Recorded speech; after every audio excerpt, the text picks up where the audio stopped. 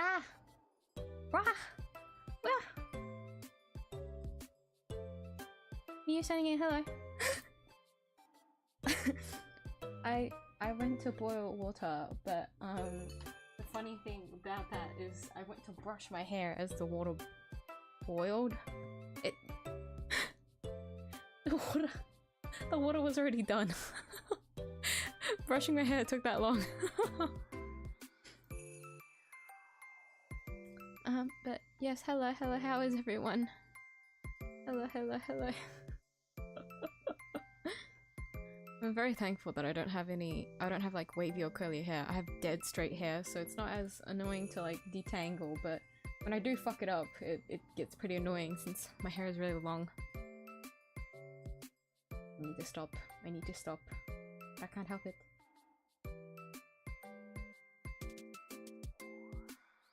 Hi Jams! What's a hi Borg? Wasn't single copy and pasta paste? Hmm?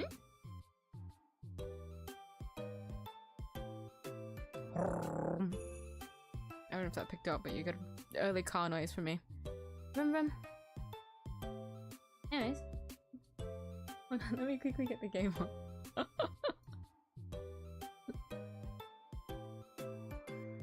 I have juice again with me today. Just a small cup. Which is funny that I have like cold juice with me, but then I went and boiled hot water. Oh well.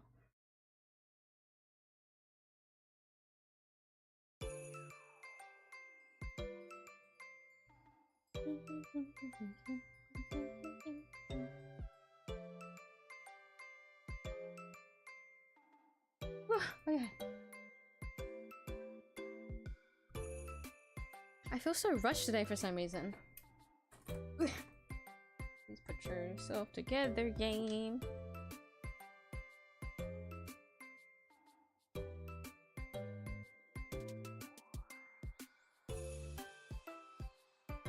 I guess you could say I had a busy day, that's why. My brain is still kind of like in overdrive, I guess.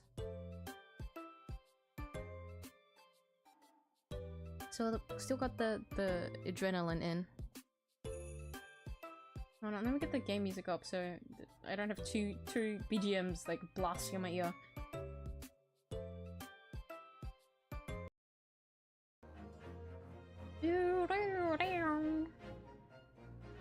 Sometimes I can't remember how to type paste. What did your message meant though? Copy and paste of what?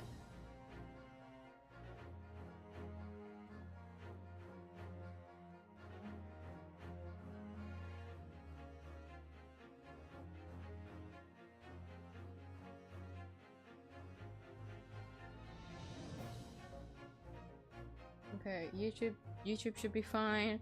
My OBS is fine. Everything feels fine. Let me get the game up too. Can't forget that. That'd be embarrassing. Can't say today too. Still sick and dying. No, you're fine. You're all good, Borg. Put your health first, alright? You can't die. I mean, if you're out of commission, that means I should be pulling on my gauges.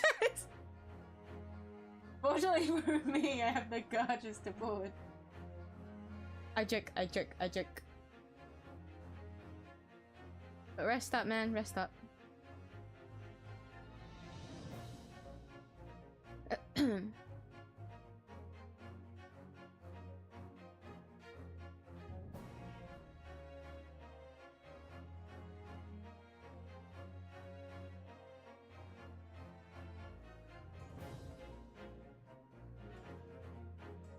I don't know.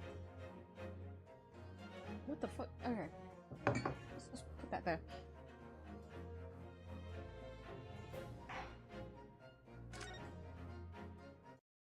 We're gonna go straight into it. Oh guys, look! Wait! Look at my cursor! Look! It's grey, so you can't really see. I feel like the visibility on my cursor is worse now though. 𝐢𝐧𝐟𝐨 cry pierced through the thick wall of fog around us. Wisps of vapor flowed over the pistols I cocked it, and I waited, breathlessly, in the stillness. The silence lasted for what seemed an eternity, until, at last, it appeared. From the shadows of the cloud, an enormous beast sprang out upon us. A hound it was, but not such a hound as any mortal has ever seen. Its eyes glowed with a smoldering glare. The whole of its ox-sized body was outlined in white-hot flames. Its rumbling pant and hideous howl, so terrified was I that I began to tremble with fear. "Look well, Wilson," Sholmes declared, gazing upon the mystical beast. "For this is the diabolical hound of the Baskervilles." What'd the dog do? Anyways, my cursor! Oh, it's still... Can I click? Okay, it's fine. My little cursor! Boom. Ah! It's clicking the game again. Stop. I swear, it's because I click out of the game, then it clicks for some reason. It's just not optimized correctly. You should see what happened last time. Like, when I left, you kept the fox girl. Yeah, I want my 50-50. Should do that more. I jest.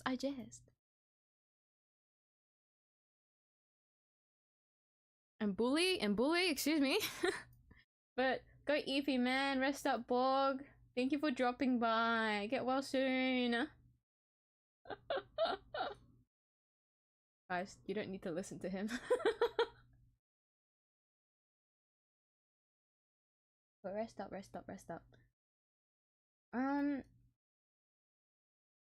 Let me see. Okay. My little cursor. For y'all that have been around the channel, you would notice that my cursor, whenever it's on screen, looks like a little bug because it's yellow and it's like very disruptive. You can just see it everywhere, like anywhere, because of how bright it is. It's because it's the Pokemon Giratina, which is my favorite Pokemon. And then I thought to myself, can I find a shiny alternative of it and then put that as my cursor? Lo and behold, I found it! And now the visibility is really bad, which like it's really bad for me, I'll be honest. Like I think I'm gonna change it in like a month if I remember. Whenever I remember, I'll probably change it because it's the visibility is really bad if it's gray. But shiny Giratina makes me happy because I've been trying to find a plushie of it and I can't. I'm trying to find a plushie of Giratina in any shape or form is hard. Point is, I'm so happy I changed my cursor because it's spirit. I'll have a shiny Giratina with me. And also for you guys, this shouldn't be as disruptive. Like you should be able to see my cursor just as much anymore. It might just be me though, since I feel like I'm someone that can't help but pay attention to these kinds of things. But we'll see. We'll see how the visibility is. If it is really bad for me where I actually can't see anything, like where did my cursor go? I will change it. Praying for my downfall, so real. No, I would never want harm upon you, Borg. That's a cool way of thinking, you know? This Miyuu wouldn't wish that upon you. The other Miyuus in question might have different opinions. The unlucky Miyuu specifically. She might I think she has a special vendetta against you, so watch your back. Keep your door locked when you're sleeping. Anyways. Continuing on with the new case we have today. The last and final case, apparently, after searching it up. Episode 5. Was it called The Adventure of the Unspeakable Truth? Something like that?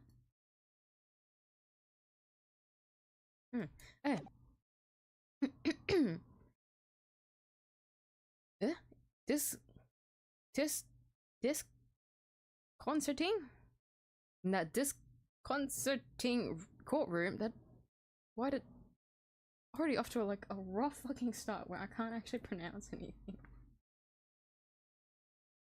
Disconcerting. Not concerting. In that disconcerting courtroom experience we were first thrown into on the day we arrived in the country, and in Soseki-san's terrible ordeal that had followed closely behind, we had emerged victorious. However, there then came an abrupt end to our opportunities to appear in court, which was hardly surprising, of course, since I was nothing more than an amateur, an unknown student of law from a faraway land. So life in our little office was very quiet. That is, until it was shattered one day by that fateful telegram.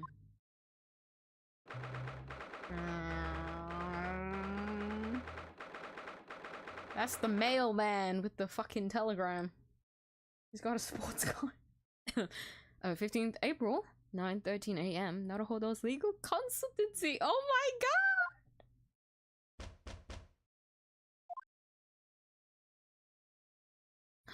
Oh my god, the Dharma is in the back!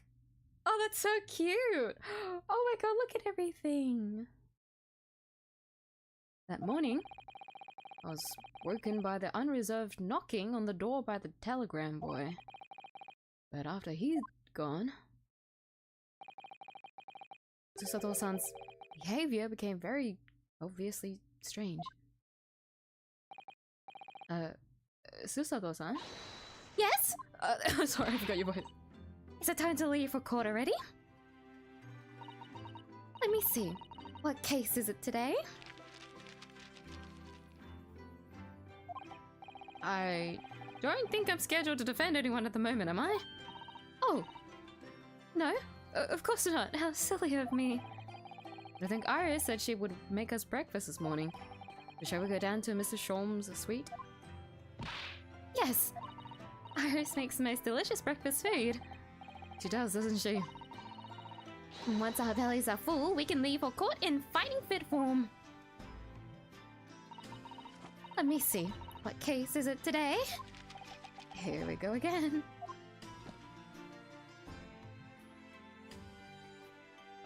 Oh my god, just straight into the... Okay.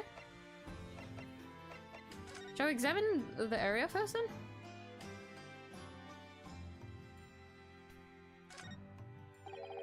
That spade has been in here since we started renting the place.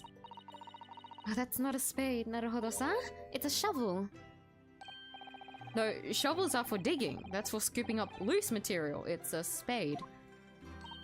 No, spades are for digging. That's for scooping up loose materials. It's a shovel. I don't want to dig a hole for myself, so let's leave it. Wait, is this the stepladder thing, but for this game? We finally have it, and it's in this... And it took the last episode for us to get a bit like that. Really? So this is the tea set that Susato-san brought with her from Japan. Let's hope she doesn't notice me slipping sugar and milk into my cup when she makes it. It's just so bitter. Tea is a drink to be enjoyed, Naruto-san. You really don't have to force yourself to drink it, you know. I don't like to see you screw up your face, so...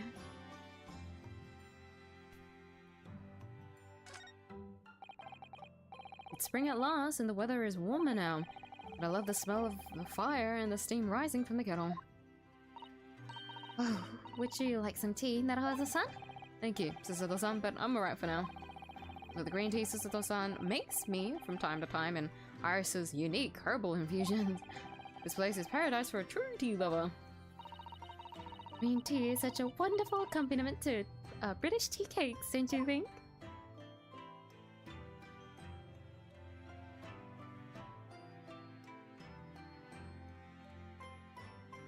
I don't think there's anything more on like this half of the... I really like this music. It is still kind of loud, but like, it's not like I could change anything about it. I think I like this BGM. It's very relaxing. Hi, Leon!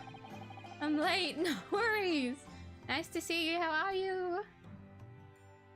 We've only been here in London for about 2 months, but my desk is starting to look a little messy already. Get tidy up once in a while. Susato-san, I always say, making a mess is a small sacrifice to pay for being able to further your studies. And time spent tidying up is time you can't devote to the same cause. And time spent on ridiculous arguments is time that could be better spent on some simple housework. She wins, but I'm supposed to be the lawyer here. We just started on the episode, so literally it's only been like a couple of minutes since I've like entered. At the moment I'm just examining the room, so there's not much of importance anyways.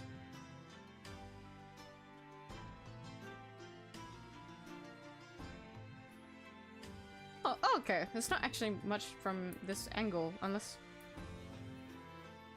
It's just the Dharma that I need to... Oh. Yeah. Oopsie.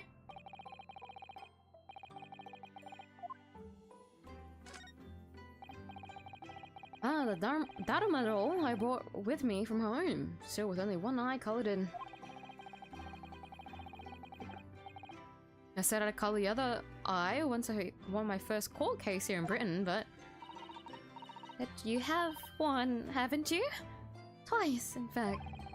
Because I feel as though I'm still lacking as a lawyer. I tell you what, why don't you color the other eye in once you think I'm a proper, fully fledged lawyer? If you insist.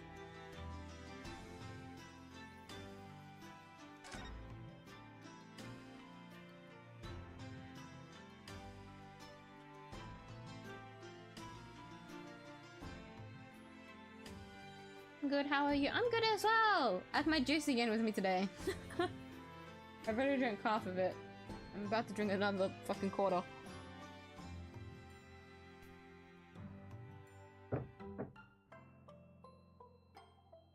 Trouble looks out of place. It does, yeah.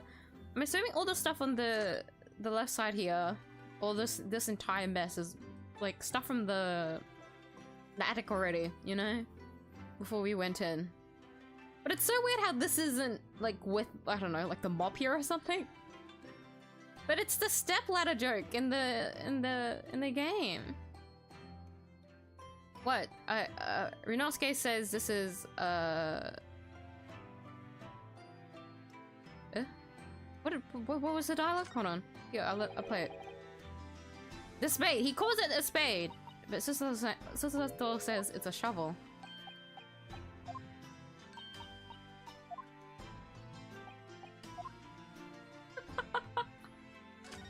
Can't believe it's the ladder, step ladder joke in the main Ace Attorney game. Oh shit, this is the telegram! No, I just wanted to investigate the table. Oh, this must be the telegram. Let's see. Ah! No, you mustn't look at that. Not under any circumstances. Alright, I won't. I'm sorry, Naruhodo-san, but you can be very mischievous at times. And put the telegram away if you don't want people looking at it. Okay, so we don't have to worry. Oh, so we're not really investigating your desk anyways. Just the telegrams now.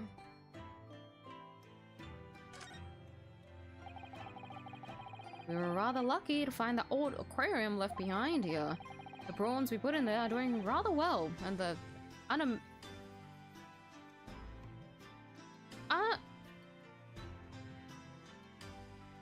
this is one of the words that I do know, but I don't know. I don't know how to pronounce it. Oh no, it's anemones. Anemones. And the anemones too. It's a wonderful invention, isn't it? The sea behind glass inside your room. Another example of Great Britain's greatness. Having to clean it out and change the water isn't so great though, is it? It's very repetitive.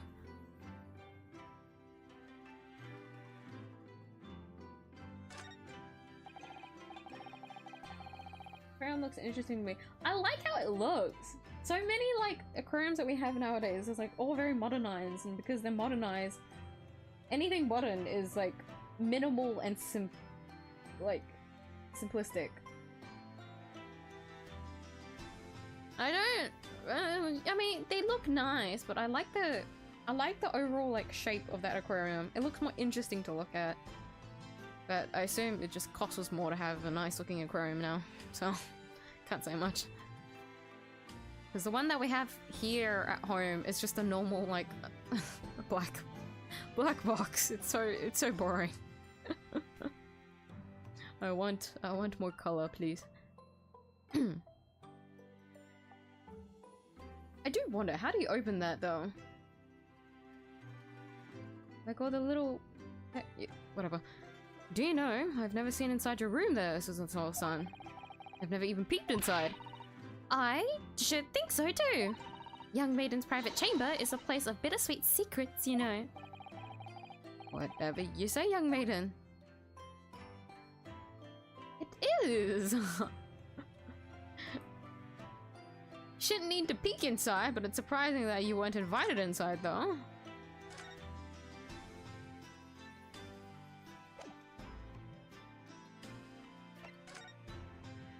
The telegram. So, what was it about? The telegram that was delivered this morning, I mean. Oh! a telegram? I don't know what you're talking about.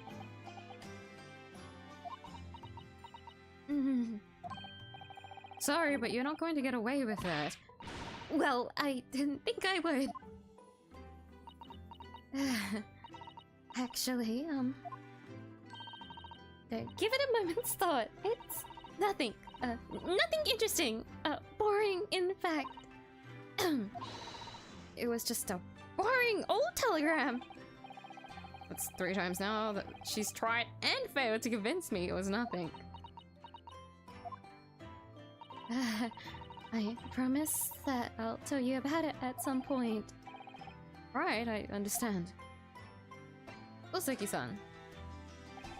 I suppose Soseki-san will have arrived back in Japan by now, won't he? Oh, it's been like 2 months, hasn't it? It's April now, isn't it? April, and then it was in February that the incident happened. Yes, I should think so. He left immediately after that terrible ordeal. Which would mean he should have completed the voyage already, or be just a few days away. Fortnight ago, we had that very long telegram from him, you remember? Complaining of seasickness. But by and large, it seems the voyage has been going well. Oh, when he was going to Great Britain, he would have just been suffering alone, wouldn't he? Oh. Is something wrong, Naruhodo-san? I was just wondering what might have become of Soseki-san that he stayed in London. That's all. You mean as regard? You mean as regards? As regards Lord Van Dyke's? The Reaper. Yes, I can't help wondering if seasickness would have paled into insignificance in that case. The Reaper. What is it? Wait, why did I start speaking as fucking... This is Susanoo-san. What is it they say? No one who stands in the dock can be saved from the Reaper, right? Oh god, lovely. We get to see a picture of this again. Like the way that nightmarish trial ended on the very day we arrived in London. Even 2 months on, the cause of that dreadful fire is still a mystery. Yes, but at least Soseki-san is safely out of the country now. Presumably, that means that the curse of the Reaper can only take effect within the confines of the city of London, perhaps. Even if that's the case, it's little comfort. A terrible sense of foreboding. The legend of the Reaper is to be believed. It would mean he wields the sword of justice himself. Come to think of it, I wonder what he's been up to these past 2 months. Surely not wielding that sword against more acquitted defendants. No, I don't think so. Apparently Lord Van Dyke hasn't appeared in court once since our last encounter. Oh? Yes, since Soseki-san's trial. He's withdrawn from judicial service again, it seems. Really? Just like before, when he wasn't seen in court at all for several years. So it's just me who has had to face him in this recent spat of trials then? Ugh, just my luck. I wonder if luck doesn't come into it. That's what I'm saying! That's what I'm saying! Ryunosuke's being set up! Sorry, what was that? Oh, nothing. Never mind. I guess we're moving down to the suite, huh? My lodgings and office, located in the attic above the suite of rooms rented by Mr. Sholmes. I call it a consultancy, but clients aren't exactly beating down the door. Furniture we've moved in recently, this place is starting to feel like a real office. So cute. When you're ready, let's go down for breakfast. Oh, this is Susanoo-san saying it.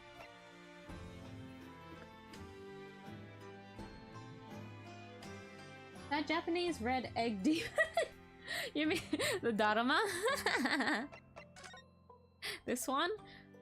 Hear me out. For some reason, it reminds me of Majima. Wait, speaking of Majima, have you seen the Yakuza announcement? There's a new Yakuza game coming out. Well, it's not really following the mainline game, I believe. It's like a spin-off, but it's like Pirate Majima! It's coming out next year. I want to play it. Anyways, the Dharma reminds me of Majima.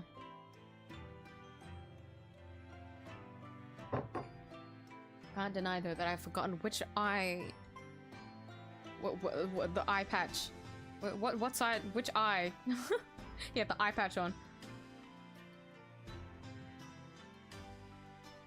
Steampunk has an amazing style. Ryan, I love steampunk.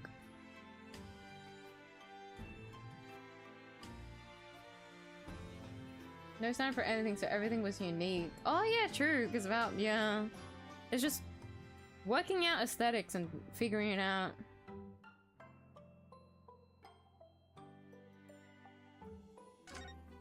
Because everything was new. I think that's what made everything so interesting to look at. When you look at like historical, how do you say, items? any very like antique items. What? There's this guy on my YouTube shorts that appeared for a bit. He's gone now, but I think it's this guy that has like a fuck ton of lighters or something. And he has like a collection of them.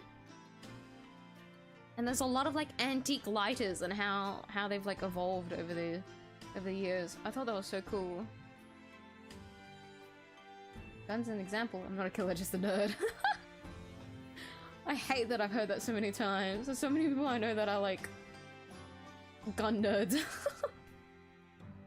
1880s to 1940s. There's some wacky looking guns. No other gun looks the same. Oh really? Hey, out of curiosity, I want to see.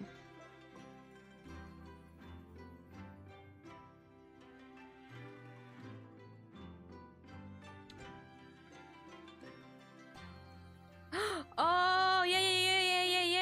The fucking handle. Wait.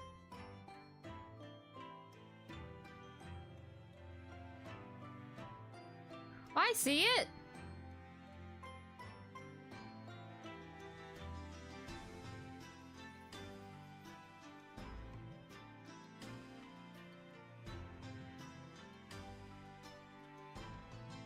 And then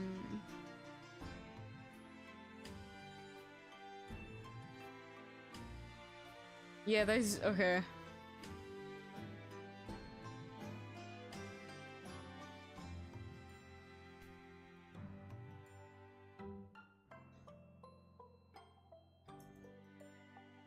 If I search up specifically this, hold on. Just so that I can see range.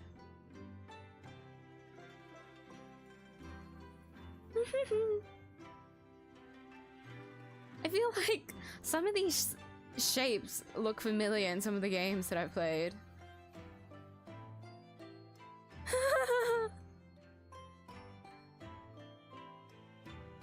So interesting, isn't it?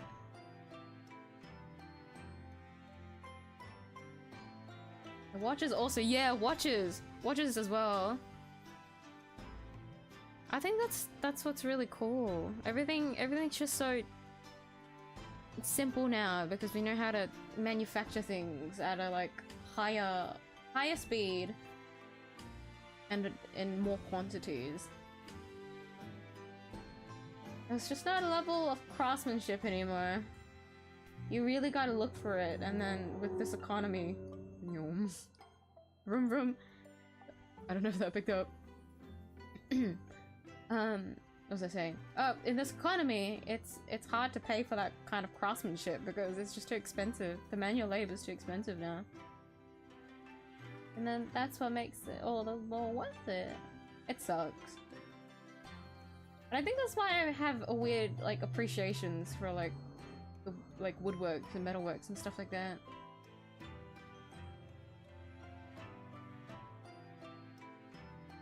Like, I get a lot of, pottery videos as well on my shorts feed. Though I'm not too familiar what pottery looked like over the years. I feel like a lot of it looks the same. It's more like the technique is changed a lot. The shape is probably, and the shapes and whatnot is exclusive to the like culture. That's That's what I was assuming anyways. But then, I think pottery is so interesting because every handmade little, like, thing a potter makes is, you know, all the little flaws and whatnot is exclusive to that one piece that they made. It's just really interesting.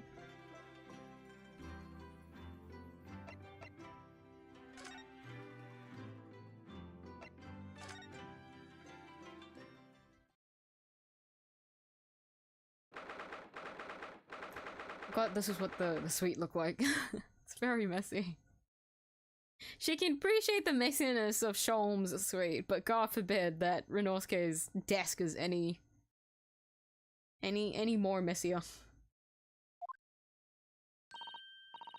Morning, Runa. Oh.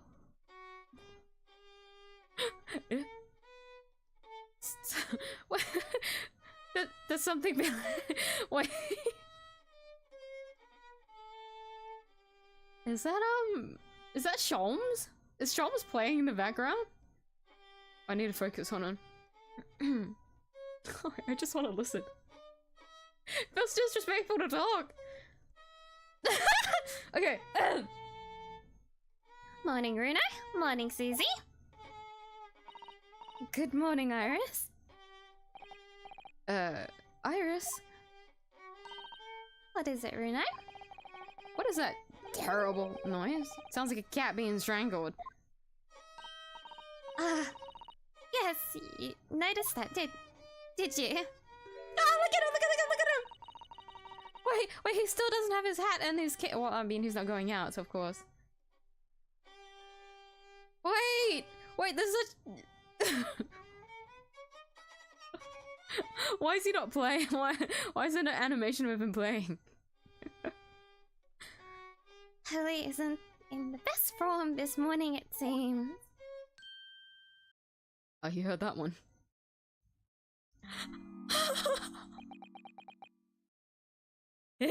What's going on? Hello?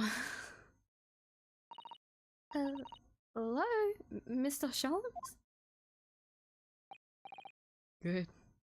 Good morning?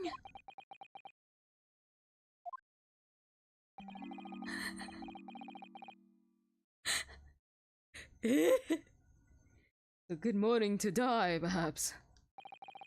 Has something happened, Mr. 𝐢𝐲?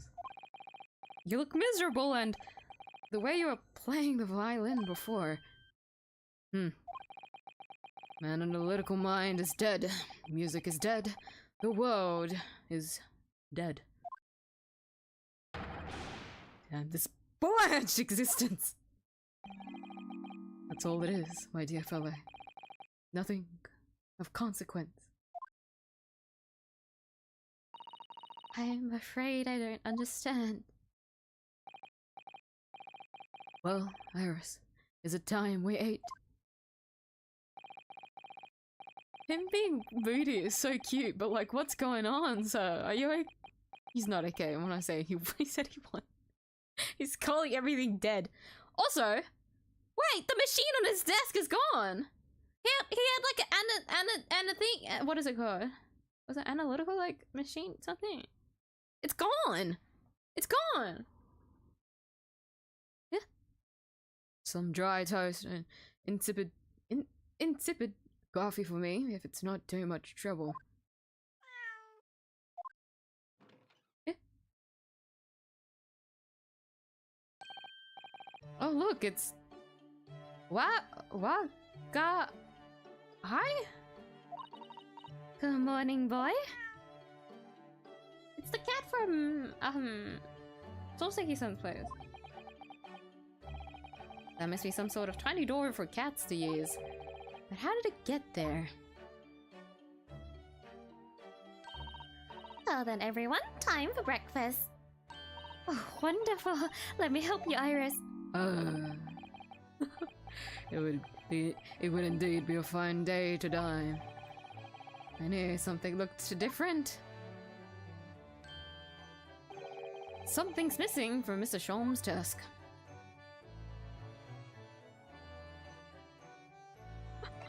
He's so cute. Look at it. Oh, Iris! Can we investigate everything again? Will it be any different dialogue? Is it all the same? I'm gonna investigate everything again. Sorry. Oh, no, examine everything again.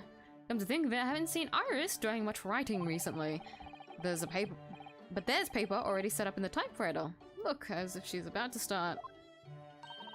That reminds me.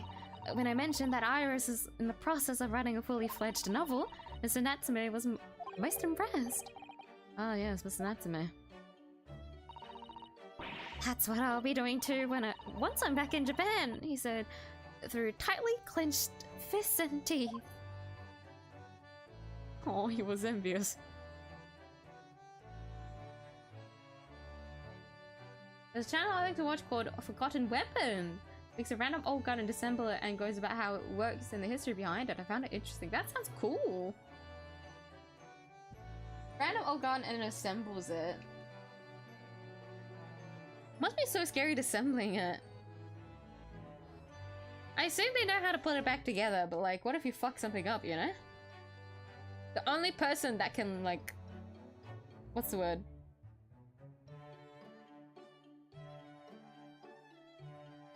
Troubleshoot it, I guess?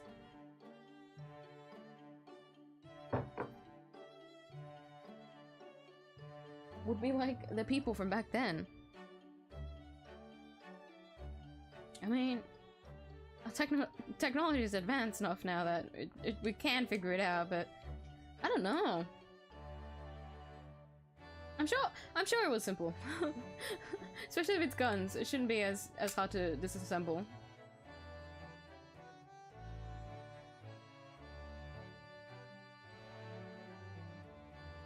His desk is empty and most of the voice is simple as fuck.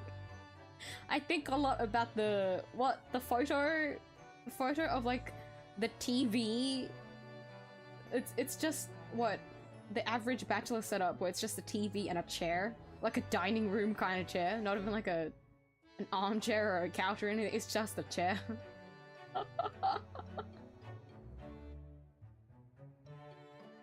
The funny thing too is that whenever I play games, I find myself accidentally making a bachelor setup before I actually start decorating anything.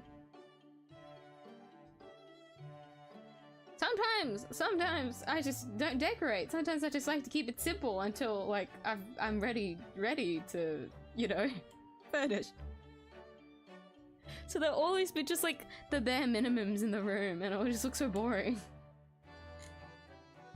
I want to deny those allegations, but it's hard. He got dumped? I don't think Sholmes gets enough bitches, I'll be honest. But yeah, it seems that it's because of whatever's on his desk that's B. That's the cause of his, well, possibly the cause of his moodiness. But it was such a big machine is the thing to me. How did it get, where did it go? You know? I remember it was really big. I'm going crazy. Iris is writing a novel too. She is the genius child, yes. At 10 years old. Writing fully fledged novels. And publishing in magazines. That's our Iris.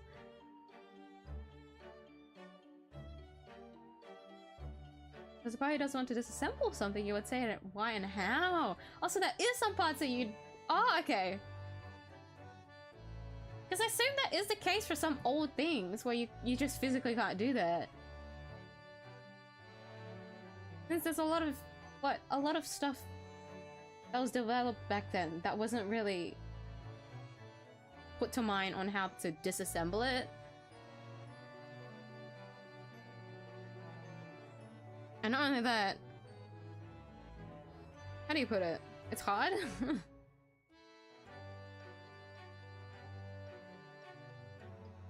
But that's cool that he also doesn't disassemble some parts of the guns.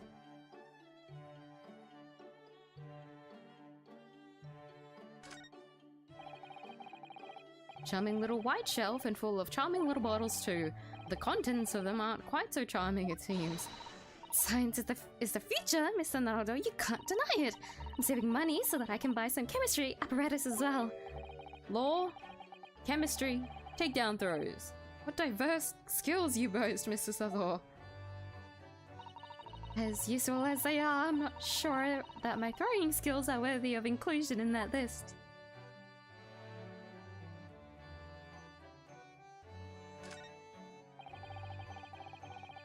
Iris's beautiful tea set is there on the table as usual. A cup of one of her special herbal blends always helps me relax when I'm feeling the strain. English pastime of tea has many similarities with our own tea ceremony customs, don't you think?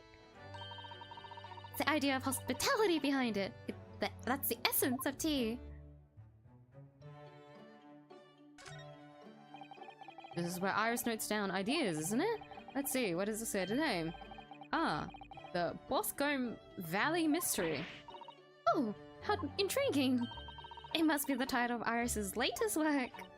My, I wonder what fantastic tale awaits us. This Isidore looks like an angel, but I bet she's dreaming of the most unsavory crime you can imagine.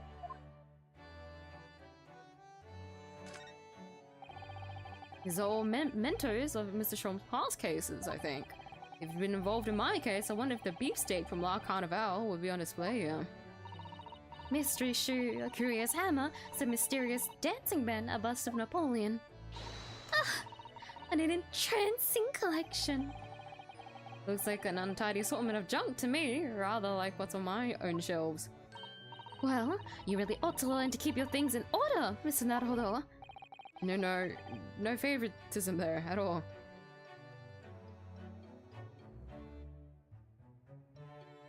There wasn't really much else to examine here. I like that there's new dialogue though. I think that's cool.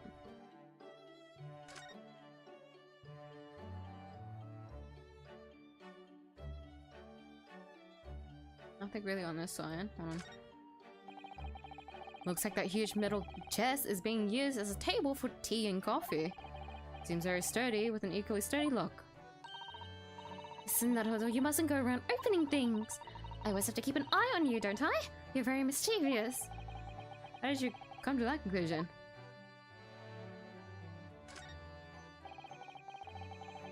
Fire's burning comfortably in the grate again today. It's a very different feeling to a Japanese hibachi somehow. Oh, look at that photographic print of a lady displayed on the mantelpiece. Could it be? Yes, it must be. It's the woman. Oh, how exciting! That's supposed to mean something to me? The woman? Question mark. I got an achievement. What does that mean? Okay. I'll talk to Iris last once I look at the other side of the room.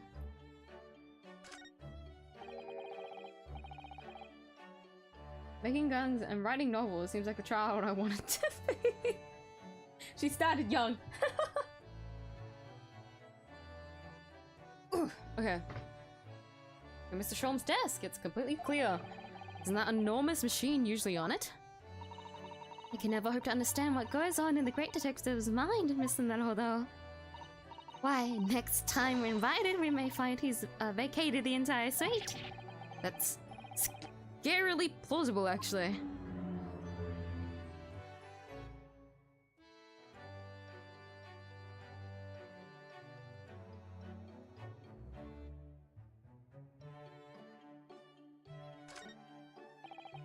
There's all sorts on these shelves. Chemistry, apparatus, books, papers, and lots of things I've never seen before. All heaped up so high, I can't help feeling that the whole lot is going to topple at any moment. Oh, it's such a charmingly untidy collection of paraffin... I searched this up before. Paraphernalia? Paraphernalia? Fernalia? Yeah. Isn't it? Just looks messy to me, like my desk. But you, Mr. Naruto, must learn to tidy up after yourself. No favoritism there, then. Ah, yes, the letters V and R inscribed on the wall in bullet holes. the initials of the queen or something. So delightful to see it in flesh, having read about it in the stories. It was so inspiring. I fired 100 arrows into my own wall at home to make the character for SU of Susato, you know? But perhaps there are some things the great detective does that you don't need to copy. How is Susato's name in Japanese spelled? Cause like, just out of curiosity.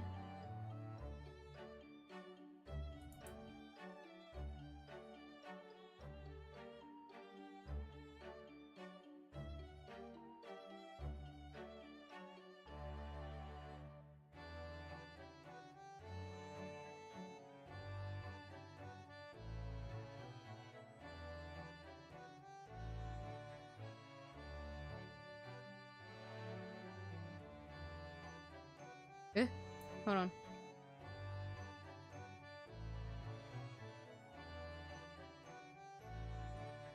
Susa. Wait, this is the character for it! Wait, that looks terrifying! She must have shot a fuck ton of arrows! I feel like that's so much worse than writing out SU in English. Oh my god. Should have been me, not her. I'll stay long again, but hello for a second. Hi, good Taylor. Take care. Thank you for dropping by. Wait, for reference, I wanna see if I can get it on screen. What the text looks like. So this is... Wait, hold on. This is Susato's name in Japanese. So this first bit, this first bit here, where is it? This first bit here is the Su in her name.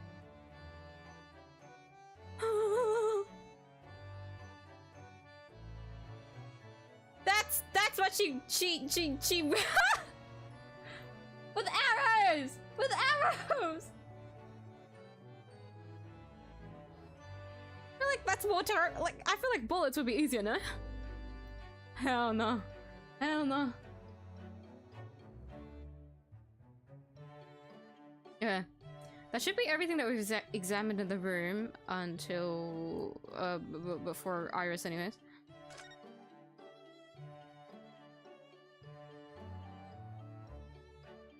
Just a quick skim because it's not really important, I feel, if we do miss one thing.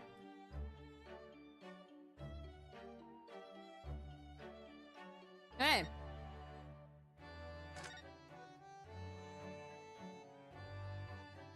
Oh, okay. Miss Natsume's cat seems to have settled in his new home then. Oh yes, and I've been very attached to little Aggie. It appears previous owner is completely forgotten to him. Cats are unfeeling creatures. Their mews are as empty as the hearts of the muses. Oh, she's holding the cat! Ah, so cute! If Miss Natsume had no intention of taking Waggy back to Japan, I wonder why he kept him in the first place.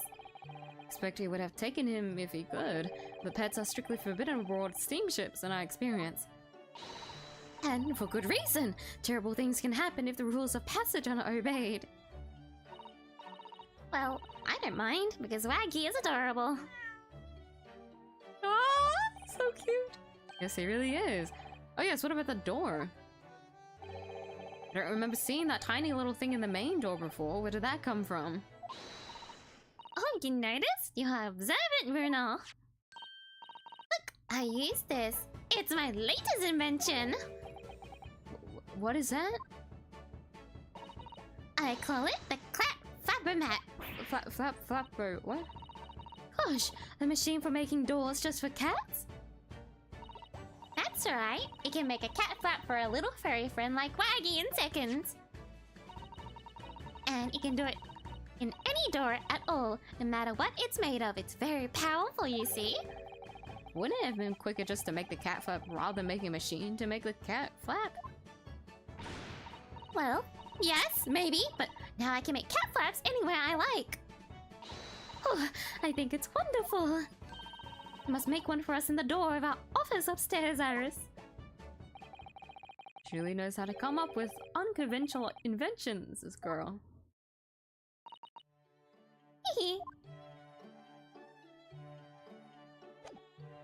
So she's talking about the cat with her. Wait! Hold on. Can I? Oh, I can't present. Boring. Boring. You can, yeah, you can only present on this screen, so I can't present to Iris.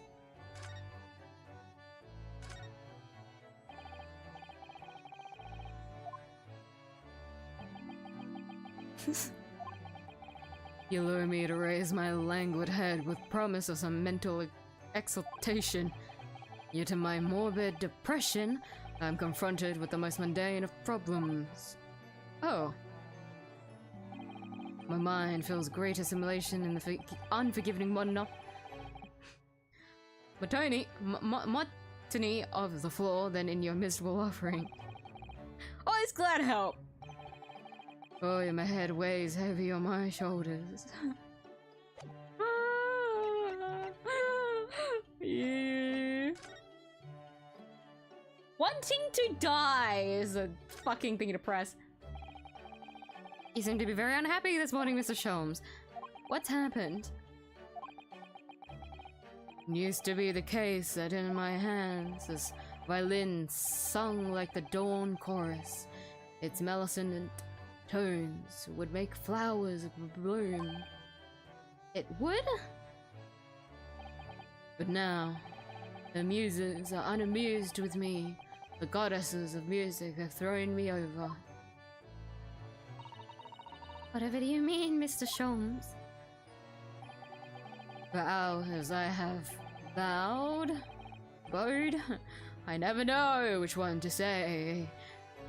But frankly, I don't give a fuck anymore.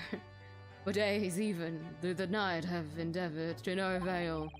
That sound, my tone is lost. That brilliant, clear, unwavering tone. Gone forever. No more recitals of unbridled emotion. Well, you haven't been practicing much lately, have you, Hurley? Don't worry, I'm sure we'll come back to you in time. Heed my words, Mr. Naruto. The goddesses of arts are fickle. One day they bestow genius on a man, the next, they unmercifully withdraw it. Oh dear. Ah! Why is this happening to me? They take the turn I have for the violin from me. What is left, for pity's sake? What is left?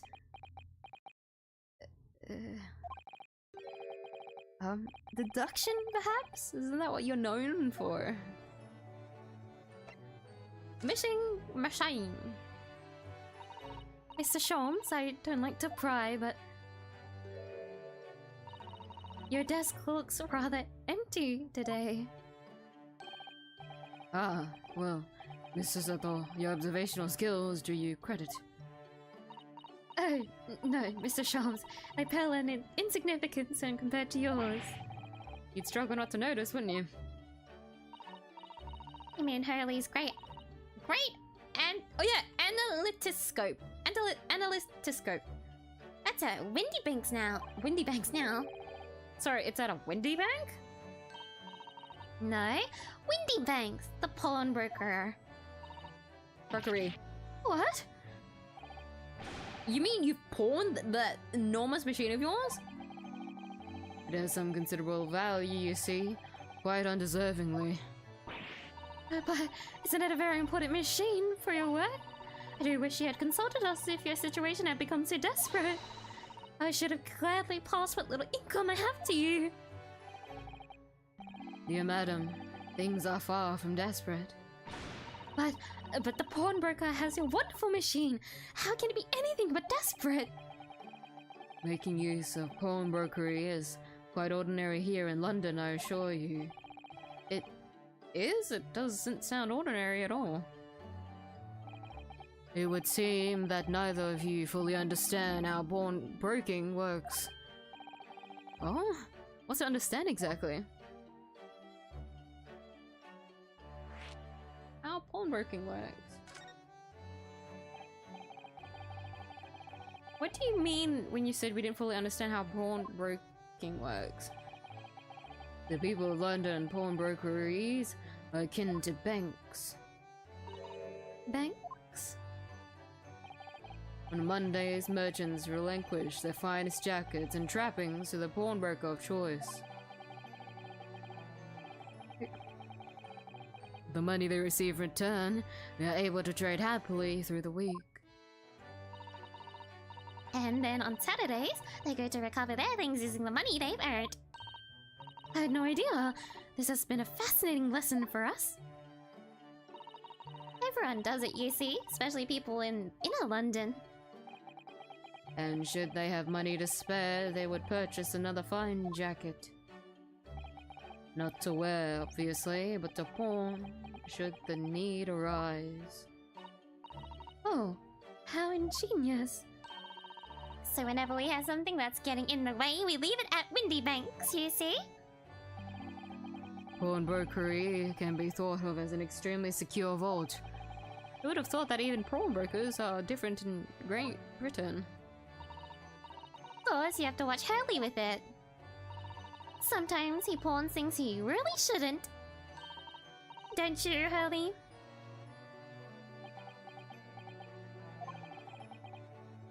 What does it matter? The world is dead to me now. This is very depressing. Oh! What was that? Bug eye?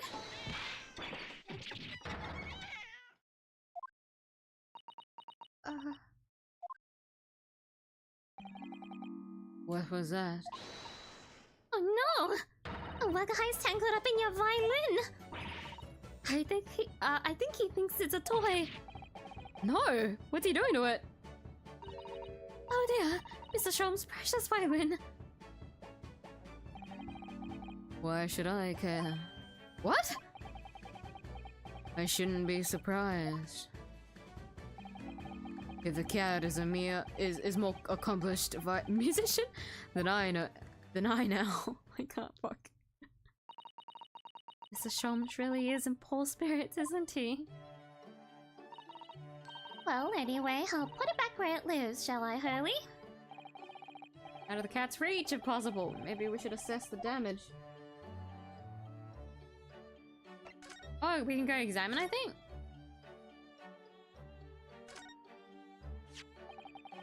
So this is the violin, is it? It's a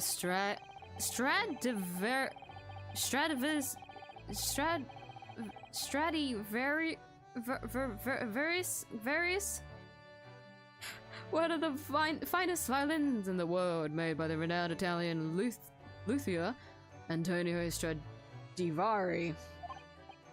Stradivarius? Oh, I see. It doesn't really look like anything special to me. Happened upon it covered in dust, languishing in a pawn shop down a nondescript back alley. The broker had no idea of its value, so I was able to purchase it for a mere 55 shillings. How honorable of you. And until today, it had been my faithful companion in every great Paganini-inspired performance I have made. I ask you, is there reason to live in a world devoid of music, to tolerate this blanched existence? No! There is none!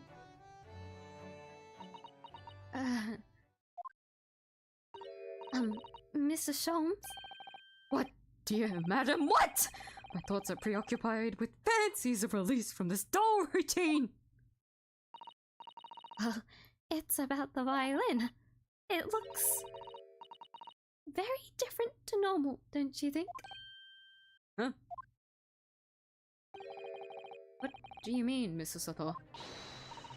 Oh, Susie's right. Yes, the tone of the wood is completely different. And that's not at all. I'm sure there was no crack here before. Wait, it's not even the right size, is it?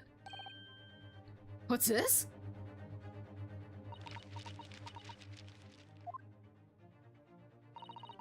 I'm terribly sorry to have to tell you this, Mr. Sholmes, but that instrument isn't a violin at all. Then what? I believe it's an entirely different instrument called Viola. That's what I was thinking. Because they're smaller, aren't they? Violas. Oh my god, he fell. His fucking animation when he falls is so damn funny. Violas are the one that's small? Or are they the one that's bigger? I can't remember. What? Oh, Mr. Sholmes, are you right? You're right. You're quite right. This isn't my faithful Stradivarius. So what? Pray is this piece of stringed flotsam? Not your faithful performing partner, then? I see what must have happened. You do, Iris? This is just a simple mix-up. Sounds like Iris might be able to tell us exactly what's happened to Bianca.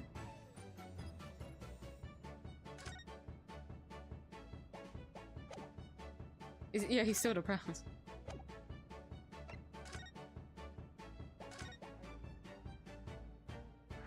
Mix up. What do you mean by mix up, Iris? Well, you see, this violin... Sorry, this viola, I mean... was at Winniebank's until last week. At the pawnbrokers. Now Mr. Sholmes will have a musical partner. There's a proverb from the East with which you are no doubt familiar, my dear fellows. Always let a beloved child travel. Ah, yes indeed. So you sent your beloved violin to the pawnbrokers in the hope that it would experience personal growth? Oh, what a wonderful idea. Last week I pawned my great analytoscope in order to release my precious violin. But it would appear Mr. Windybanks mistakenly furnished me with this tawdry fiddle instead. But my ears cannot deceive by the hollow timbre of this piece of timber. No, but your every sense was deceived by the fact that it just had strings. Can you return that though? Because it's broken now. Sure, fine state of affairs this is! And why I always say, Mr. Naruto, never trust a pawnbroker. They will try to fiddle you every time. But earlier you told us that you could think of a pawnbrokery as an extremely secure vault.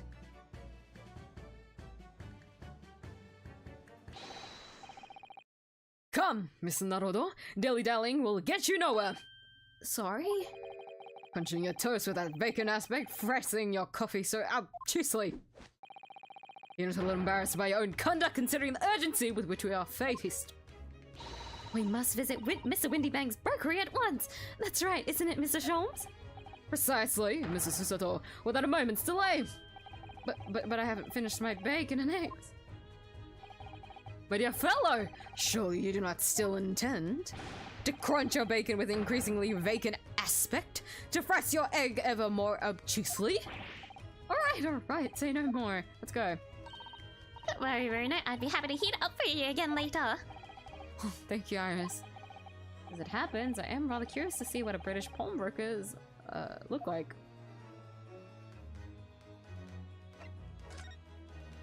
He's back in full spirits now. Guess we skedaddle. We can go to Baker Street. We can outside of Baker Street.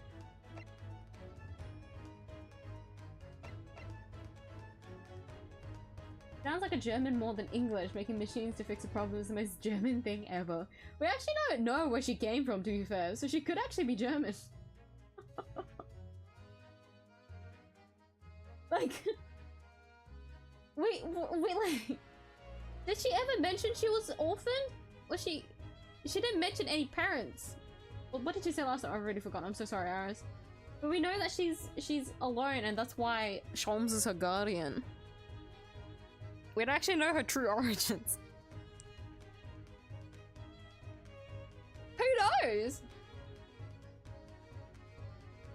If you can't take him outside, just give him a gun. I think that's like the last thing you'll want to give a depressed person.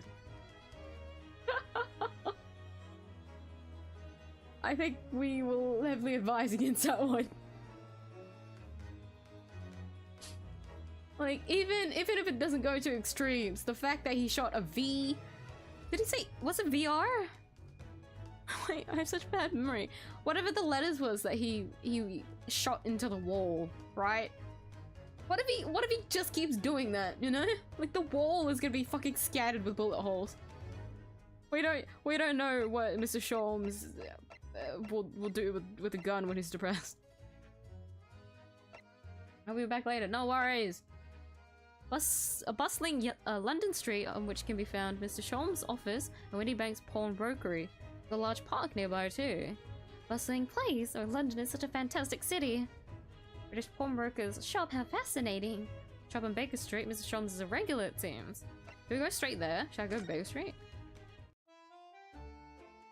Oh, it doesn't do anything. Oh, but you know what? Can we examine here? Let's examine the area since we've never examined. Look at all the different things in the window of the shop. Ah, that's Windy Banks, the pawnbrokery. Looks much smarter than a pawnbrokers in Japan, doesn't it? Yes, you're right. I find pawn shops at home rather inapproachable personally. Reminds me of tearfully parting with my favorite fountain pen. I felt so miserable.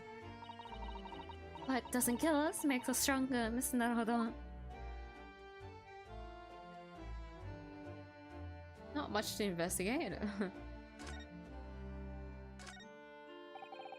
So it would have been 2 months since we started taking lodgings here above Mr. Sholmes' office. Still can't quite believe it. I never expected things would turn out like this. Oh, I know. To actually be sharing accommodation with the world's greatest detective. If I find myself before a court of law now, I will have not one regret. I don't know what you're talking about, but I'd be happy to defend you, of course.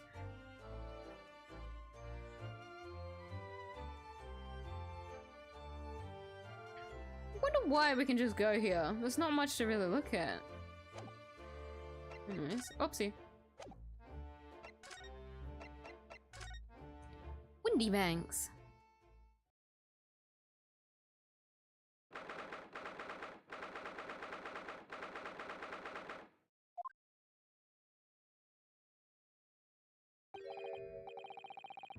So this is a British pawnbrokery. Oh my, there are all sorts of tools and contraptions in here that I've never laid eyes on before. Ah, Susato-san, and that spark of wonder in your eyes. Can't wait to scour the shelves, can you? Get the impression you enjoy places like this. Yes! I don't know why, but seeing such a lot of things I don't understand is a real thrill for me. My dear fellows, let us not forget why we're here! Oh, Mr. Sholmes! We are calling on matters of business, not pleasure. Clearly Mr. Sholmes means business too, judging from the spark of fury in his eyes. You're gonna punch Mr. Soto! Careful! Keep careful! Oh, Mr. Sholmes, sir, welcome back.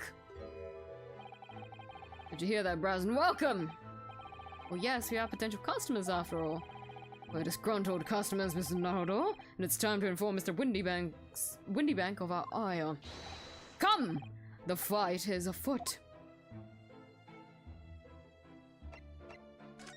We shall examine the place first, I believe. What are you doing, my dear fellows? We are not here to browse for interesting curios. We have come to teach this broker a lesson. But there are just so many fascinating items. Looks as though we'll have to talk to Mr. Windybank first before you can explore in here, Mr. Sato. Unfortunate. Violin. Naturally, you will recall this, which I received a retreat from you some days ago. Yes? This second-rate fiddle is not my faithful instrument, Mr. Windybank. The color of the wood is different, it has holes in it, and it's not even the same size. A wonderful summary of our observations, Mr. Sholmes. I'm so very sorry, sir. Utterly unforgivable of me. An inexcusable mistake for a pawnbroker. There is only one way to make amends.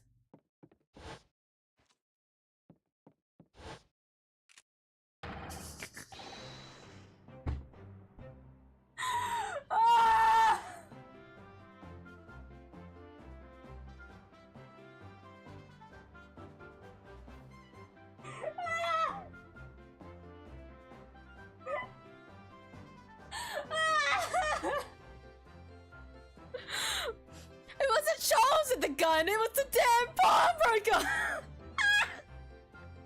Not only that, he had a whole fucking animation picking up a gun from his damn desk and then that looks so goofy, oh my god.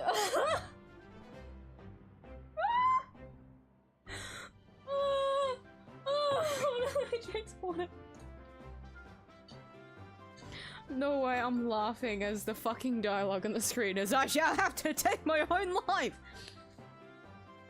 No, I'm taking this seriously, I swear. Oh my fucking god. Okay, I didn't completely fuck up the ratio of the hot water in this as well. I shall have to take my own life! I don't think that will be necessary, do you? Let me say just one thing before I pop off. Yes. It was you, sir, Mr. Sholmes, who took it upon himself to remove the item the other day. I believe. Sorry? As I recall, I entered the storeroom to fetch a violin when I heard, "Ah, here it is." You did? When I turned to controvert you, you had taken the viola taken the viola and left, sir. However, there can be no doubt that the blame lies firmly at my own door for allowing you to leave. So I shall not grumble or grouse any longer. May this guilt die with me! No, stop!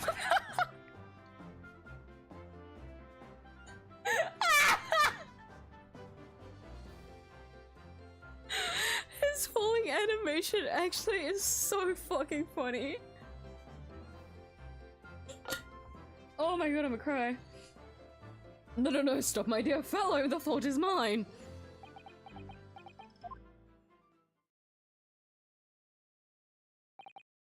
Phew.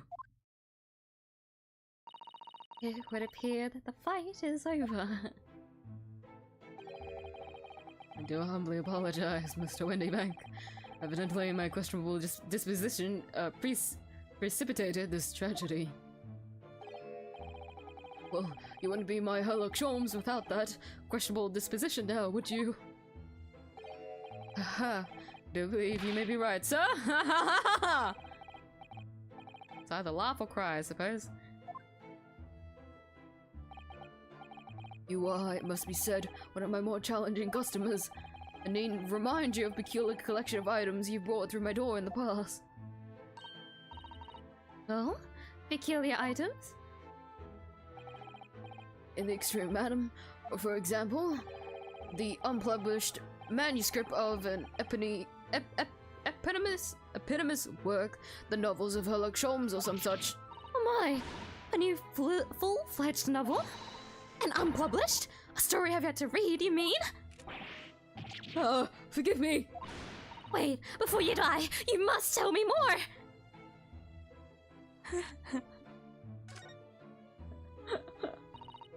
I must know more. Tell me everything. Wow, Sister of the Sun is really fired up now. Is there really an unpublished story under this very roof? Well, one day the gentleman here brought me an old metal chest, you see. I should like to entrust this to your care for a while, Mr. Windybank. For a chest like that, 1 shilling, sir, not farthing more. It houses something of very great value indeed. The latest manuscript, recounting the adventure of one Mr. Sherlock Holmes. I beg your pardon, a manuscript? You wish to deposit a manuscript? Indeed I do, for I'm confident it will be quite safe here. And that was that. As such, Mr. Sholmes' latest tale of otherworldly mystery lies dormant in my storeroom. Mr. Sholmes, is that really true? Do I sense that someone doesn't want to talk about this? Continue to pay your fee, do I not? Then kindly continue to store my belongings securely. Of course, sir, of course. They're safe and sound with me, I assure you, on my life. It's all very strange. wonder, can I ask you something? Gentleman from the east, I see. Yes, that sable suit. I suppose I could offer you 6 pence for it. Without wishing to offend, the tone is somewhat dull. Sorry? Aha! But for your splendid attire, madam, 5 guineas, no less. The colors are exquisite, the design exotic. Eastern artistry at its finest, may I say. My, 5 guineas, you say? How interesting. But I feel as though I've suffered some sort of defeat here. Actually, I was hoping to ask you about your business. I've heard it said that pawnbrokeries are used rather like banks here in Japan, in London. Yes, sir, indeed. Many of my customers utilize the establishment as you describe. I appraise their items and offer them a proportionate loan and 2 months of secure storage. If in that time they repay the original sum to me, plus the agreed interest, their items are happily returned. What happens if they don't pay you the money? The items are offered for sale in my shop, as you can see on the shelves behind me. So you never sell items before the 2 months has passed then? That's right, ma'am. That's right. Which means some considerable responsibility rests on my shoulders. Should a customer's precious belongings be lost, the only recompense is for me to end it all. Oh. The very idea, Mr. Windybank, is an absurdity. One should never talk to one's demise casually. This man who was telling us all it was a good day to die. It was a good day to die only this morning. But let us not forget that I've already helped you take measures to ensure such a tragedy never occurs. Oh, what sort of measures? I engineered a simple device which Mr. Windybank has installed here in his shop. I call it the red-handed recorder. Is that not so, Mr. Windybank? Oh. What's that deep sigh about? Don't tell me it doesn't work.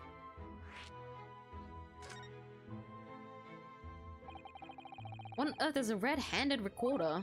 Use your eyes, my dear fellow. There are 2 just below the ceiling. I can see what appears to be a camera attached to some sort of timing device. Where? Oh, in the above this. Very astute. It is indeed a camera furnished with some 100 pieces of celluloid film. And every 30 minutes precisely, the camera automatically records the appearance of the shop. Here have an example I can show you.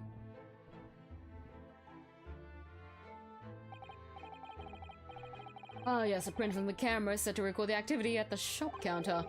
I developed a special type of film so sensitive it produces a crystal clear image even in darkness. Really? That's extraordinary. Yes, you can clearly see the counter and the door behind it. Look.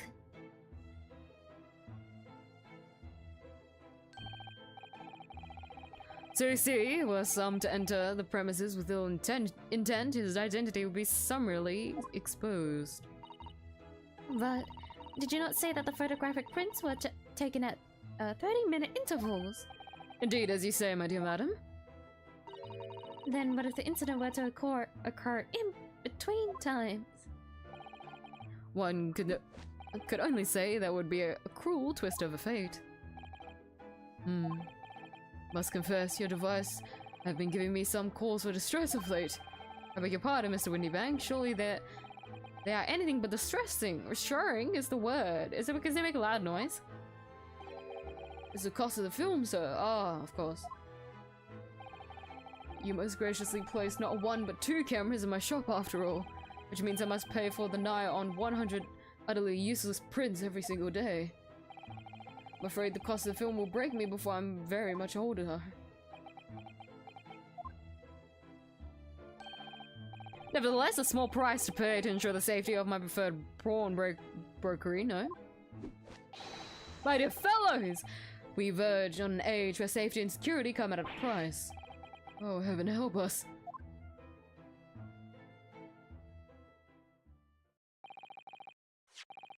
Now then, Mr. Sholmes, allow me to return your precious violin. Ah, the very thing. Thank you, Mr. Windybank. Perhaps this might mark the end of the peculiar items you try to pop, Because if anything were to happen to one of them, this would be the only answer. I really think you ought to stop waving that gun around. Someone could get hurt. Fear not. Sorry? I've only loaded a single bullet, so no one but myself could possibly be harmed. That's not really what I meant. Good day to you then, Mr. Windybank. It's been a pleasure as always, Mr. Sholmes. He isn't gonna die, is he? Alright, Miss Naruhodo. Now we can explore at last.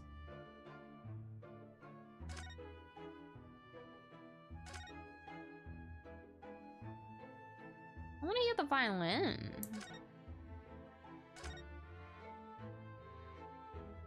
Oh, look at that enormous ledger open on the counter there.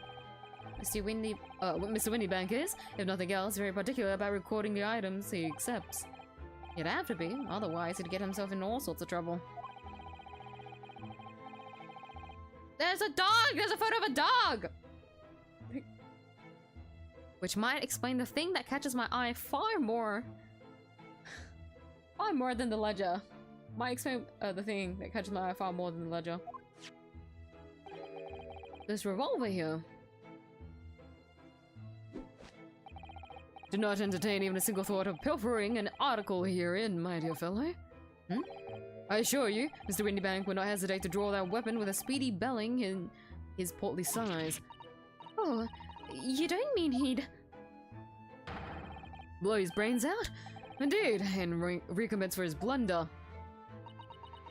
Oh my. But in any case, of course, we would never do such a thing. How could you even suggest it?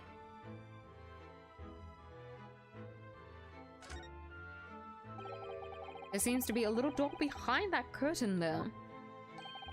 That leads to the storage room, where Mr. Windybank keeps articles that are currently in pawn. I see. There's nothing of particular interest inside. I certainly wouldn't recommend any larcenous activity. Recommend it or not, it's not something I tend to do.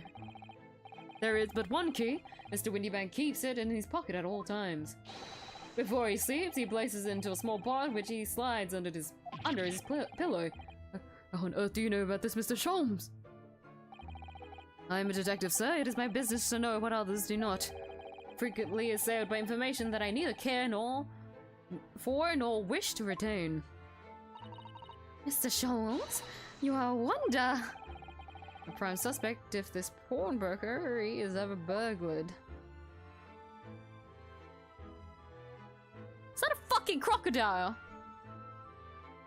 Although, wait, it's some kind of reptile.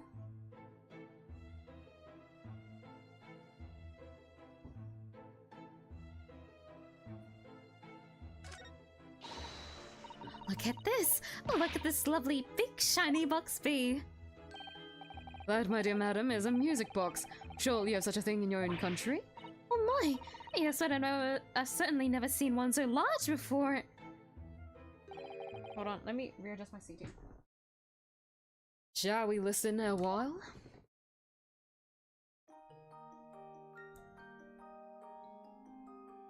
It's actually playing music. What a sublime sound. It's like the music of angels. I've heard anything like it before in my life. This particular specimen is of the larger variety commonly found in public houses and restaurants. There is a metal disc inside with which the notes to be played are recorded. Simply by replacing the disc with another, any music you care to imagine can be played. My goodness, what a simply delightful machine. Indeed, though their popularity has waned recently with the development of the gramophone, of course. Science and technology advance at such an overwhelming pace.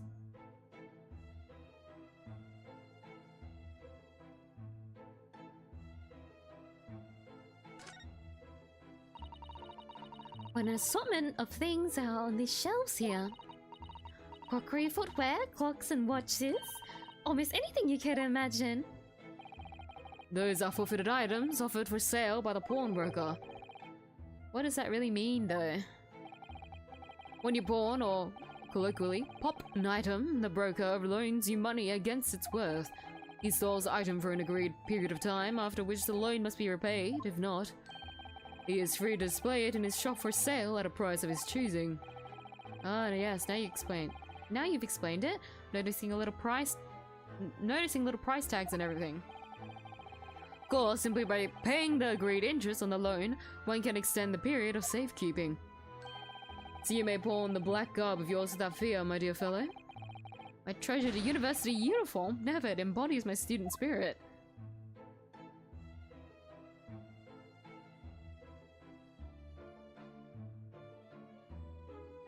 Not really much to investigate than I thought.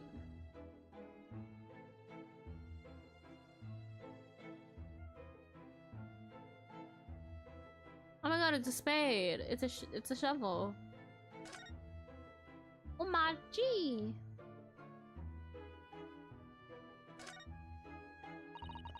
Now what do you suppose this rather enormous machine does? Seems to have two little windows for looking through. Allow me to enlighten you, my dear fellows. What you are looking at is a stereoscope. Fascinating. It's aptly named, I assure you. Look through the eyepiece and see for yourself. Oh, I should be delighted to. Excuse me for a moment while I just have a look. Just before you do, there is something I should point out. My dear fellows, in order to see the image properly, stereoscopically, as it were, you will need to be cross-eyed. However, if that is beyond you, it is of little consequence today. Alright then, I'm going to try it.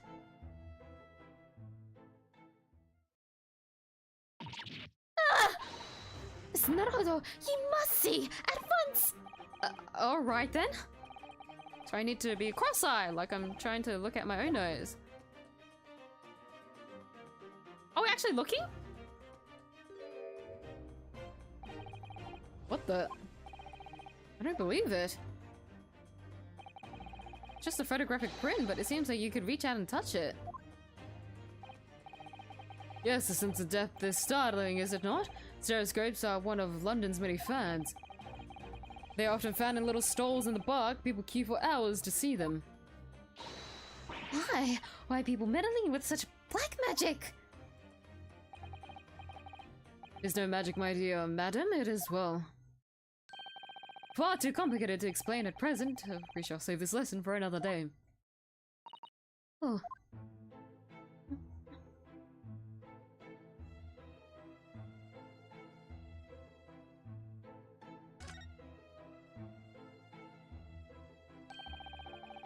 That's not a calendar you could easily miss, is it? 15th of April. Today's the date.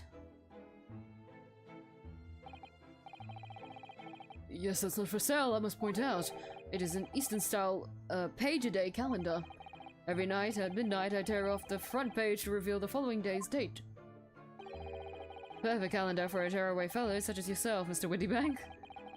Who was it who walked out of here with the wrong violin before?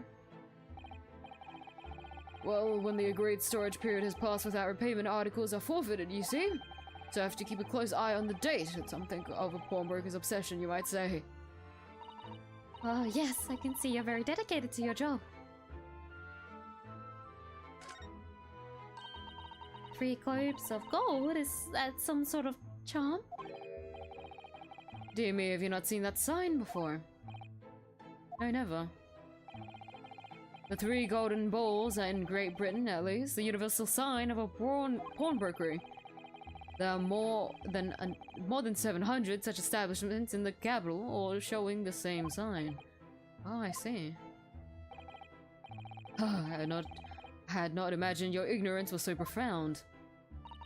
Oh, well, what is the significance of the 3 golden balls then? Does it have some special meaning? That is entirely unimportant here, dear madam. Irrelevant even. You mean you don't know? I'm curious now. Look at this! Whatever it could be used for. I have no idea. Ah. there's a small catch just here. Look. We're going to open it, aren't we? Oh my! That's amazing! Some sort of spring-loaded mechanism. Which we'll never manage to put it put back to the way it was before. What are you two doing? What? Us? Nothing? No, nothing at all. Whatever this device is, it seems to have a pair of what? A pair of little windows to look through. Why? What's wrong with my head? Realize I've seen something rather similar to this elsewhere. What? Only tuppence for it? Then fair and you know it! The article is barely worth a penny. Miss? Oh, miss, I cannot offer more. It's Windy Banks, sorry. Sounds like there's an argument brewing over at the counter. Come on, that can't be right. Have you even had a proper butcher's at it? Is this Gina? Is this Gina? Seen all I need to see, young girl. Oh my god, it is! Wait, don't we know her? Sure, I recognize her. Oh, yes, it's the young lady from Mr. 𝐢𝐧𝐟𝐨 2 months ago.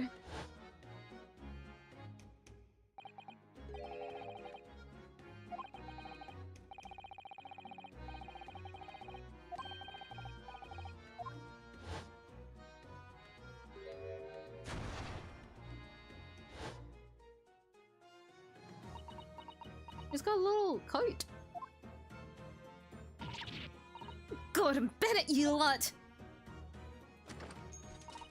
Hello, Miss Lestrade. I hope you've been well. Huh? What? You remember me, do ya? Well, I remember being completely surrounded by smoke, that's for sure. So, what are you doing here? Down now like the rest of us? None to eat? Going to pop that black weasel... sorry, coat of ya? What is it about this black uniform that makes everyone comment on it? Oh, good day, unless I'm much mistaken. You would be the young pickpocket who stole our experimental smoke grenade launcher. Oh, Mr. Sholmes! Do you have something of value to pawn, do you? Allow me to see the article and I shall negotiate with Mr. Windybank on your behalf. Pull the other one, I don't need help from some stuck-up-y. Get out of my business, go on, I'll make trouble for ya. As you wish, Miss Lestrade. I'll happily remove myself from your presence.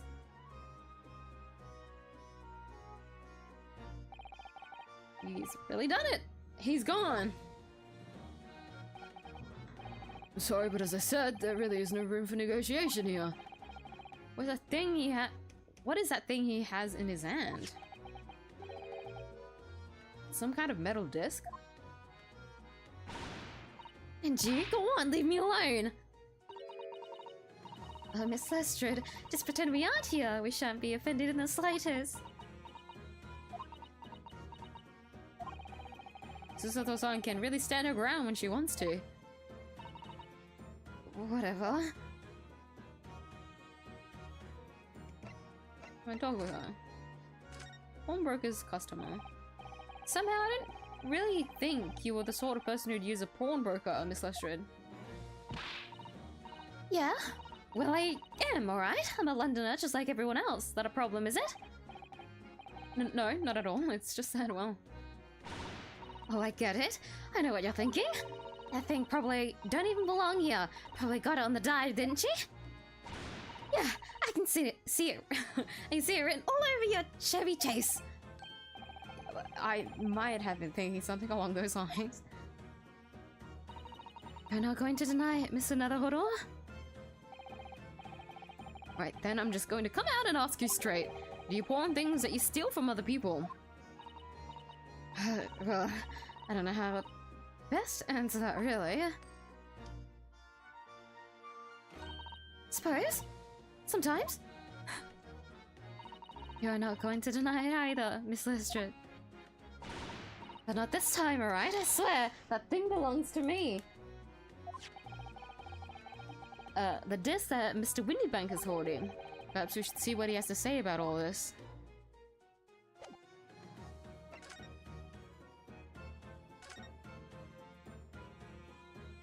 Miss Lestred's disc. Mr. Windybank, what exactly is this metal disc that Miss Lestred has brought in? It seems to have hundreds of tiny little bumps on its surface. This is a music disc, you see, for use inside a music box. In a music box. What, you don't even know what a music box is? You Easternot ain't too savvy, eh? I know what a music box is, I've just never seen one of these discs before.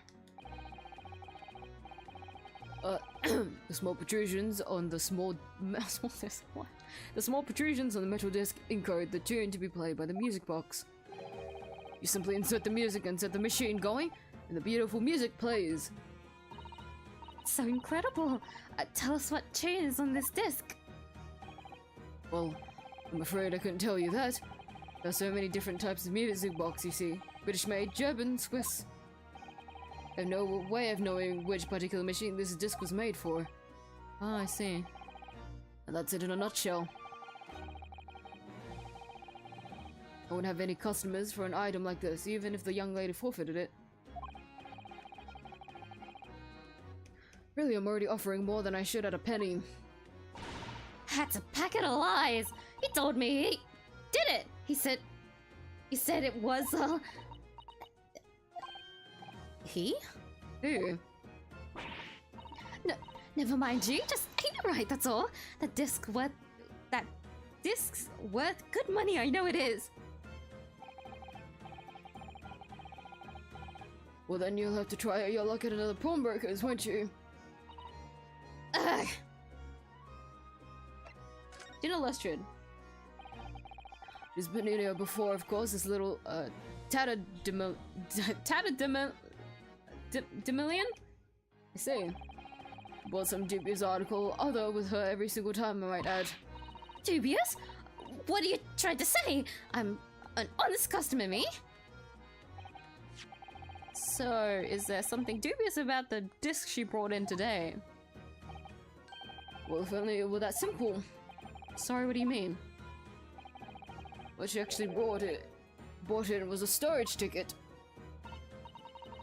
A storage ticket? So, Miss Lestred has actually come to redeem an article from you today, is that right? Yeah, that's right. A girl like me has a lot of stuff what needs storing. Alright, yes, that's definitely dubious. Article in question would have been forfeited at midnight tonight, but as she gave me the ticket for it and repaid both the loan and interest, I was obliged to return the article to her. Well, what about the article? Do tell us, Mr. Windybank.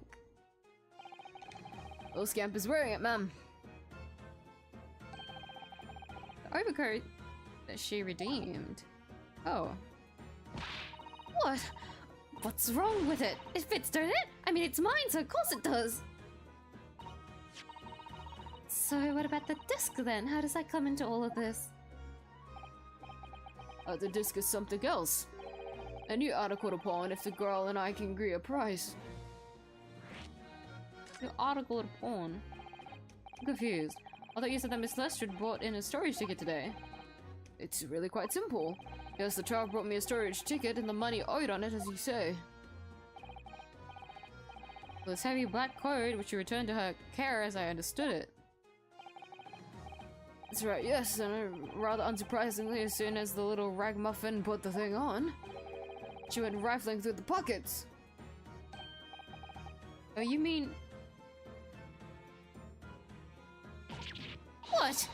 Did you know it's rude to stare at a lady? I see. So it came from the pocket of the overcoat, did it?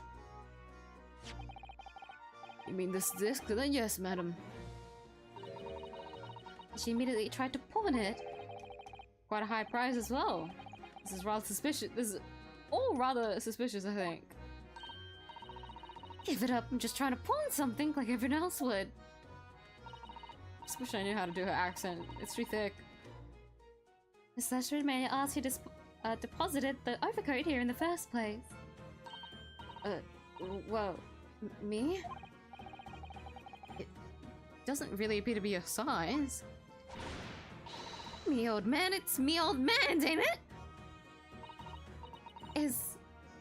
Miss Lestrade. It's definitely all rather suspicious. Let me drink water. Out of my way, please.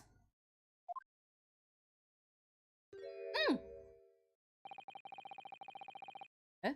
There's this picture postcard English gentleman. It really is! Why is there just a normal guy here?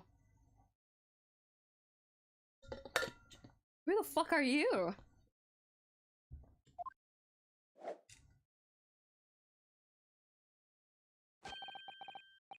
Good day to you, ladies, gentlemen.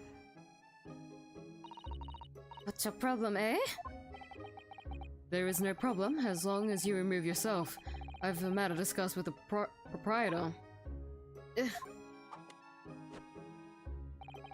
And if you intend to make a problem of it, I shall see you outside, little girl, for the hiding you deserve. Look, ain't it obvious? I ain't done talking with him yet. If you think you're such a gent, you should know how to wait in line. Well, you're an impudent little brat, aren't you? As well as a pickpocket. Eh? Who are you? How do you know who I am? Question is, how do you not know who I am? You haven't the courtesy even to remember the faces of your victims, it seems. What? You mean from you? Brocom? Yes, sir? Well, this filthy pocket thief has just redeemed an article from you, no? Yes? The article in question belongs to me. I demand for it to be returned at once. Oh my. Now that's a lie? What are you trying to pull? Give me back my overcoat, you wastrel, and needless to say.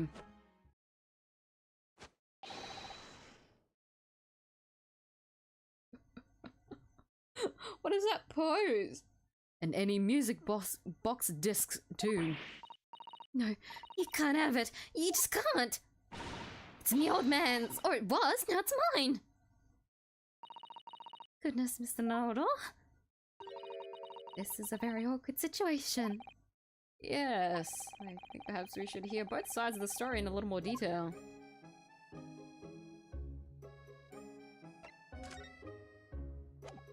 Can I see? Yeah, the man's here. He's not that tall. I thought he'd be taller. By taller, I mean like a couple centimeters. Well, he had genocide. The gentleman's accusation. Miss Lestrade, is what the gentleman is saying. What do you think? It's all lies, ain't it? Obviously. I swear on my life, I ain't never laid eyes on that dandy before. Let's hear it now, you little ragmuffin. You stole it, didn't you? The ticket you bought in here just now. No, I swear it. I swear to God. Barely an hour ago, I was walking along the street, minding my own business, when this little guttling ran into me. I knew at once what had happened. I've been robbed yet again, I thought to myself, those wretched pickpockets. Yet again? Yes, as you can see, I'm a man of impeccable style. This isn't the first time I've been targeted by these backslum scoundrels. Now then, relinquish my overcoat. Gina is very much in the wrong here. Like, I don't know how to help you, girl. I'm sorry. Come along now, Miss Lestrade, to give the good gentleman his coat back. If you're going to cause trouble, I shall have no choice but to call the police. Hold on! Why does everyone think it's me? Just look at this dandy go. Do you think I'm the dodgy one?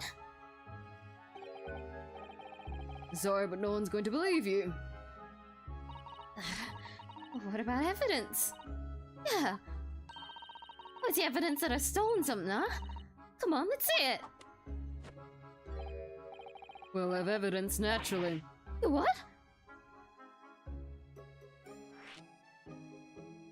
Sweetie, you're so correct.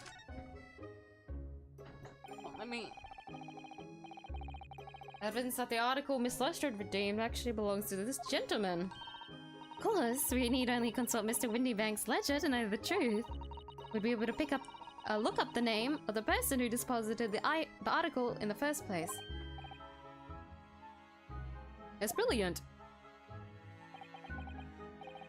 Very sorry, but I'm afraid that won't be possible. Oh? Never ask customers' names is a strict policy of mine. But why not? Well now, as you can imagine, some of my customers have circumstances to consider. A great many of them prefer to maintain their anonymity. Yes, I see. But then how can you know if an article belongs to the person asking to redeem it? It's quite simple! It's not my problem! Good sir? Might I trouble you for the watchword associated with the article in question? Of course. It's... Professor. Yes, that's right. And all the evidence we need. This gentleman is the rightful owner of the article, without doubt. Watchword? Interesting. Oh god, you're cooked, Gina. So about these watchwords, Mr. Windybank. As I just explained, I never ask customers' names when they deposit items with me. There are many reasons why certain customers would like to keep the activity secret.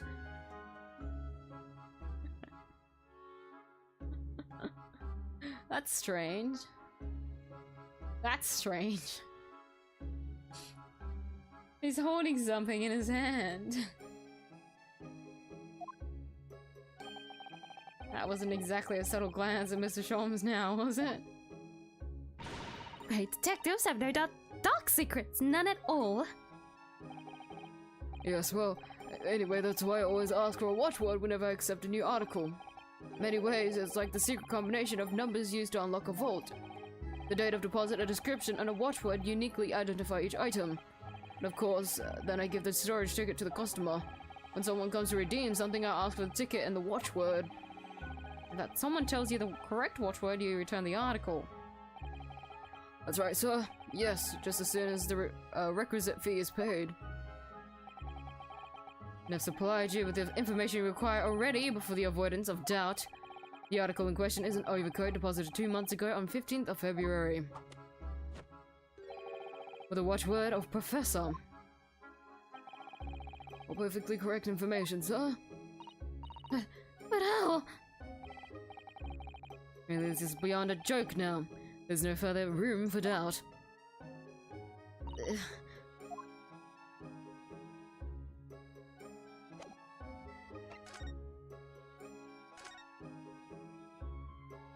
Picture postcard gentleman. Excuse me, but who are you?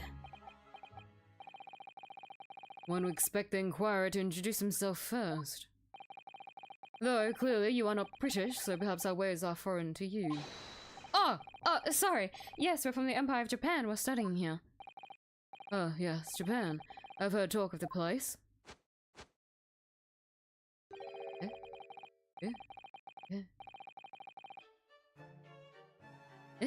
What was it? Its inhabitants live on some fiery brown-colored soup dressed with exotic spices. You might be thinking somewhere else. And what was that theatrical gesticulation about? Perhaps. Anyway, if you are a gentleman, sir, you offer your own name first before inquiring after the name of another. Of course, yes. Rinosuke Naruhodo. I'm a lawyer, well, a student of law, really. My name is Susato Mikotoba. I'm Mr. Naruhodo's assistant. I see. My name is Benedict. Yes. Eggert Benedict.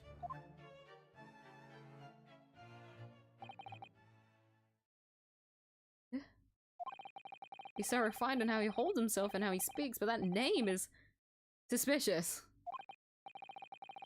Right. Now to the matter at hand. This guy's a JoJo character! Van Dyke doesn't stand a chance against this man, what the fuck? What's with these poses, my man? My overcoat, return it at once to someone with a star to carry it off. Every move he makes, every breath he takes, can't stand watching him.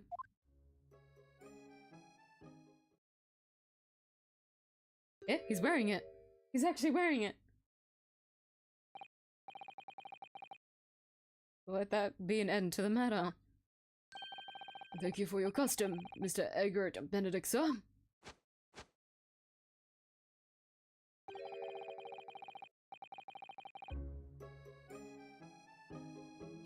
I'm so confused. Why did you put it on?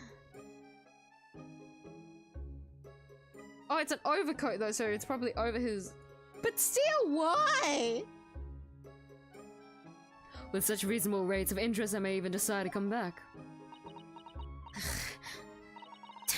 That's why I hate grown-ups. Just because I'm a diver, everyone thinks that makes me a liar. Contents of the coat pockets, if you please, Breaker. Of course, sir. Here's the disc for you. Just this one. Pardon, sir? Was expecting another, that is, I deposited another. Another disc? Oh dear. I regret to inform you, sir, that was deposited with me was... That was what was deposited with me was merely the overcoat. The disc happened to be in one of the pockets, but I was completely unaware of it until now. So, Gutterling, you're hiding more of what's rightfully mine, are you? Say, 𝐢𝐧𝐟𝐵, I don't know nothing about it. Very well. Then I shall bid you farewell. Say goodbye to style. Wait a minute, that disc is mine. What do you think you're doing, you little tramp? You've drawn blood, you filthy animal. Oh my, yes, there's blood on the disc. Because of all those stupid, what? All those sharp little bumps. The man must have scratched his finger on him. I found it first, alright? I mean, it belonged to me, old man. Yeah, so you're not having it. Oh, you take it. Me? Yeah, hang on to it. They'll have it off me again, so you keep hold of it. Besides, should I? Why is this disc so important to her? Music box disc. A metal disc used to play music in a mechanical music box. A piece of music which remains unidentified is stored on the disc by means of small protrusions. You there? In the black livery. Hand the disc to me at once, please. No, don't. He's lying. Grown-ups are all liars. What do I do now? How am I going to resolve this? Oh god, I have to talk to them. Why are you wearing your black overcoat?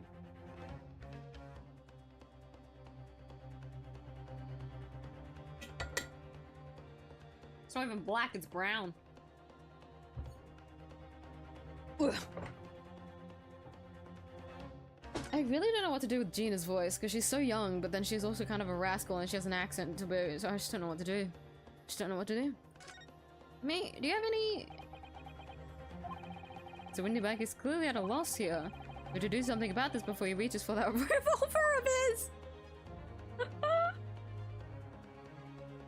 Let's talk to Gina first? Wow, Miss Lester is really looking daggers at that mysterious gentleman. We need to do something to calm things down before she loses control and attacks him again.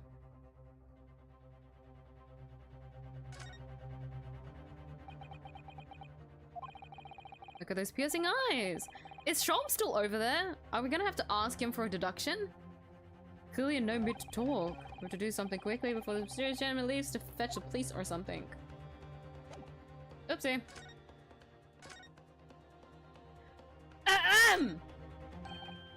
Mr. Sholmes? What are you examining with such keen interest, huh? As you enjoy a bar of caramel, I see? Oh, it's caramel he has in his hand. Uh-oh.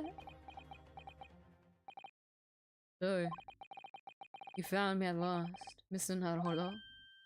Sorry? After that young pickpocket sent me on my way, I was forced to lurk in the shadows. Cruelly ostracized as the rest of you partook in the jovial atmosphere of fellowship. I had nothing to occupy my mind. I was too ashamed to let society see what my downfall had done to me. The vain mock interest, I pretend to examine the tedious trinkets in this desolate place. Whilst, as you surely observe, knowing on the only friend I have left, the 7% solution of caramel. Charles? Caramel? Pray, do you claim to understand the depths of my despair, Mr. Naruto? But how could you? I was so lonely, so desperately lonely. Then why on earth didn't you join the conversation? Things have gone bad to worse here, you know. Yes, I overheard much of your conversation. Or rather, in my craving for human contact, my ears devoured every word that was uttered. You really were sad, weren't you? Oh, Mr. Sholmes, I feel simply awful for you. It would seem that my inferences are correct. Oh? Surely you're not about to tell us that you've solved the entire case once again? My dear madam, sometimes I do wonder where my genius for deduction to be commoditized? Commoditized? How much could I pawn for it? It seems Mr. Sholmes has had another of his flashes of inspiration, but who knows if it will help to resolve this situation between Miss Lestrade and the mysterious gentleman. So you still call him mysterious gentleman, even though we know he's called 𝐢𝐧𝐟𝐨 Benedict. You just, I mean, to be fair, same. I don't really trust that name. What's the right thing to do here? This introduction, leave it. What do you mean, leave it? Oh, you mean like to explore the area. This is like a yes or no to proceed. I think you examined everything in the room though. Oh, accidentally. I don't know. If Mr. Sholmes starts on one of his wild rambling deductions now, it could just fan the flames of his argument. I think it would be sensible to try something else. Naruto, what are you saying? The great detective has made one of his great deductions. He's sure to cut straight to the heart of the matter. That's what I'm worried about! We don't need any more cuts around here. Seem decidedly agitated. Clearly I have to take the reins. Yes, please do, Mrs. Sholmes. Looks like we're going to hear this deduction whether I like it or not. It was not a yes or no, it was an illusion of choice. Lovely. Well, Miss Lestrade, it would appear you find yourself in think of a predicament. Where the blue blazes have you been, eh? Pardon? The lady's in trouble. A true gent's supposed to be there to help. Straight away!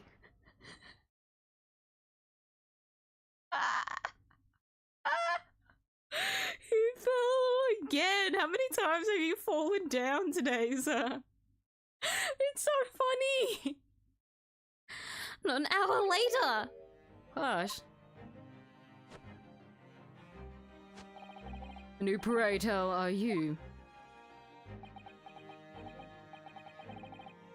Mr. 𝐢𝐧𝐟𝐨 Benedict, you have in my eyes a veritably an encyclopedic array of curiosities about your person. Nevertheless, there are two immovable conclusions I have drawn. I beg your pardon. The first is this. The true reason for your visit to the pawnbrokery today is something you have not yet revealed. And the second is this. A considerable crime is in contemplation, one you will orchestrate with intent to steal a vast sum of money. Well, Mr. Benedict, what say you to my deductions? How? Sun as white as hard-boiled egg. It would seem that once again, Mr. Sholmes has made a flawless deduction. So who do you think you are, sir? Ah, yes, as I hoped. That is precisely the pain expression I was looking for. Large sum of money? Does it have to do with the disc that Gina's mentioned? That we have in our hands now? So, shall we begin? The time has come for yet another 𝐢𝐧𝐟𝐨 Sholm's logic and reasoning spectacular. A great deduction. The game is afoot. Topic 1. Mystery Man's aim. First of all, we must ask ourselves on what business you ventured to this pawnbrokery today. You claim to have followed this pickpocket here, having had the redemption ticket stolen from you at the street. But that is most certainly a lie. The real truth is something quite different.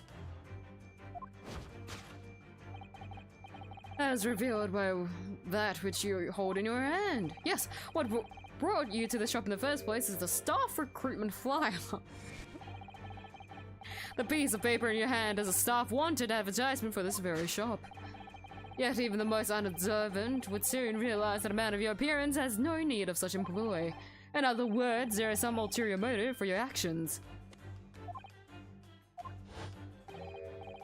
The cane, which you unwittingly clutch to your person, exhibits an incontrovertible contradiction. What utter rot! I've had this cane for years.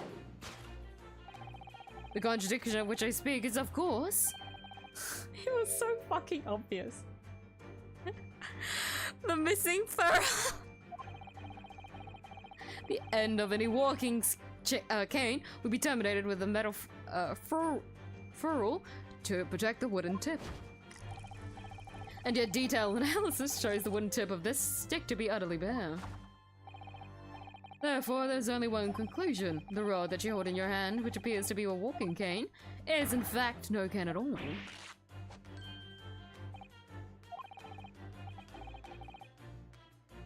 Wait, he recoiled again!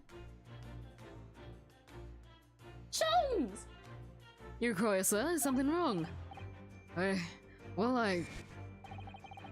in your recoiling, you inadvertently facilitate the answer of the next conundrum to present itself. That's 3 in a row? Namely, what is the truth behind this rod you bear? Yes, your reaction betrays the truth. The handle, which you conveniently would like to conceal, is the key to understanding this riddle, you see? For the moment I saw it, my suspicions were aroused. What walking cane demands such a stout handle, mused I. But of course, as I said, this is no walking cane. No, that rod...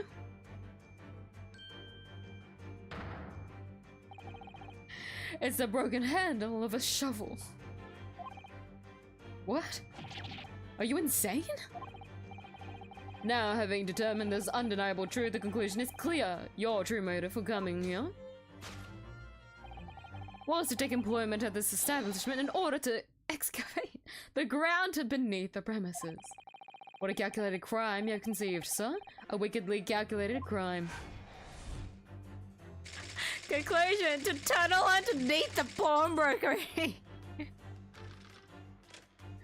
so that's 3. Oh, that's long. Topic 2, great crime. Okay, I'm interested in this one specifically. Now, Mr. Benedict, let us continue. We must expose the details of this elaborate crime you have been planning. This is utterly absurd. You suggest that I, a gentleman, intend to excavate the ground beneath this pawnbrokery with a broken shovel?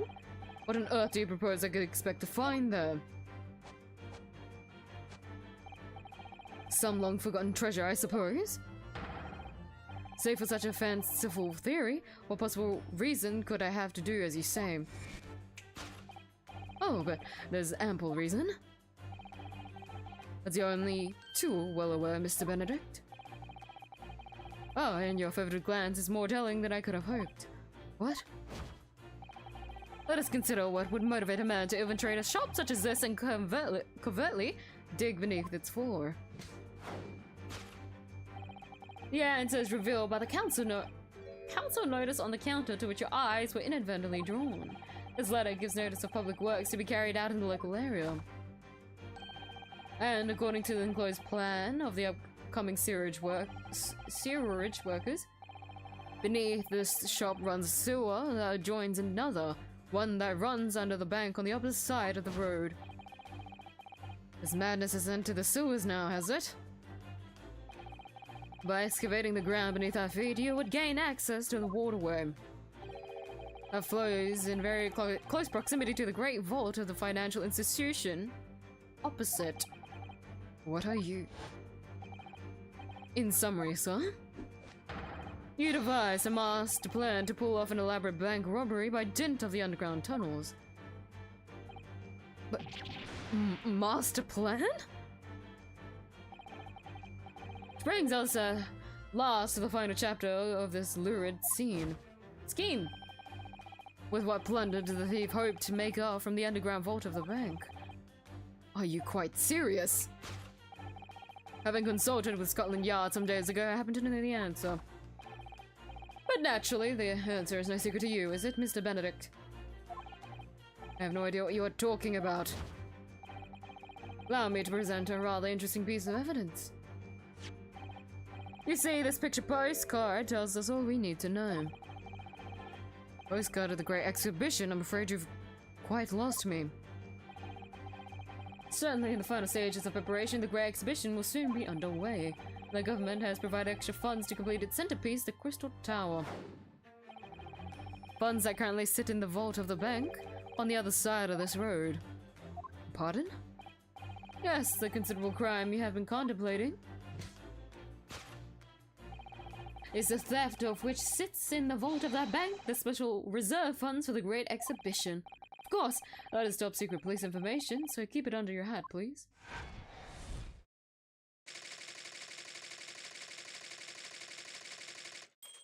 Still, the Great Exhibition's reserve funds is the conclusion. Thus concludes Herlock Sholm's great deduction of this pawnbroking puzzle.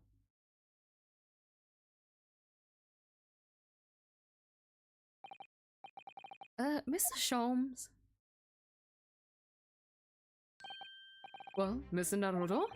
An impressively upbeat deduction for a detective racked with loneliness, would you not agree? Was it true what you said about the bank over the road and what it has in its vault? Indeed. Though few know of its existence, it is one of the government's most closely guarded secrets.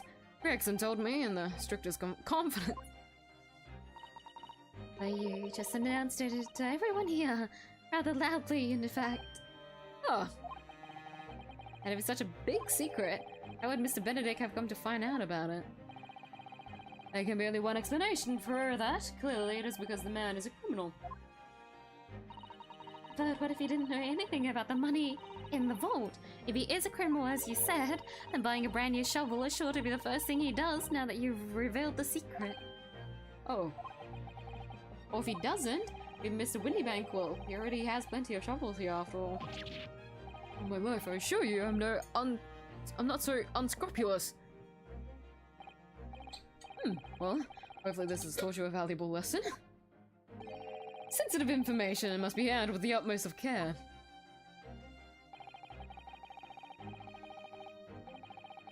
Let me drink water. One can never be sure that someone privy to secrets won't disclose them, and once the word is out, it's out. Perhaps I'll think twice before confiding in you next time, Mr. Sean. Excellent idea, Mr. Nahaldon. Excellent idea!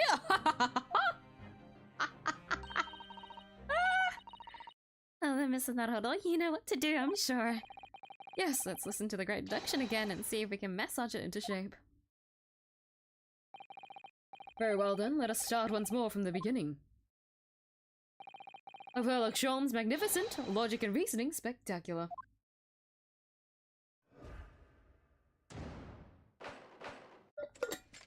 Course correction! Hold it, Mr. Sholmes!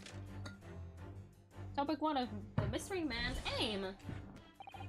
I can't wait to what's the word?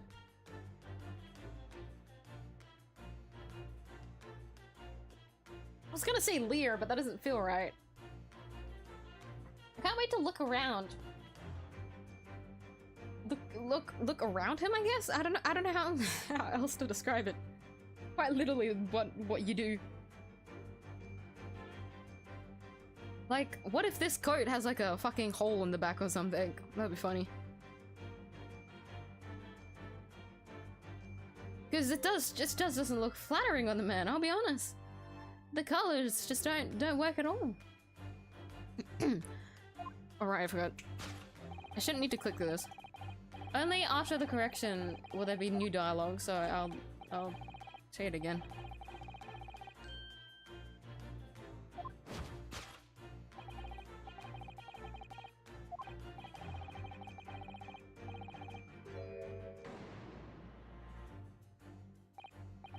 So by Mr. Sholm's reasoning, I need to slow down. Hold on, let me. Mr. Benedict came here in order to apply for a job so he could dig through the floor? Yes, in an attempt to tunnel into the sewers to gain access to the money in the vault of the bank across the road. But he wouldn't get very far with a broken shovel, would he? No, I think it's fair to say his motives lie elsewhere. Question is where? What did Mr. Benedict here? What did bring Mr. Benedict here at this particular point in time? Reading today is like at an all-time low, so please don't expect much from me today. Ah ha ha ha ha ha ha. I see there's something there.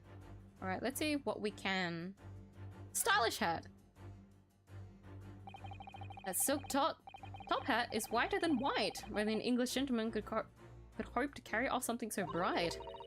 It looks so incongruous with the black overcoat, don't you think? Perhaps it's the latest London fashion? I mean, that's just guesswork, of course. How about it, Mr. Naruto? I think you look very fetching in a white top hat. Well, you know, I think it might look rather incongruous with my black university uniform, so... Cane. That's a proper English gentleman's cane, isn't it? Look at the beautifully polished brass on the handle. Yes, but Mr. Sholmes is right. It's not the sort of handle you usually see on a cane.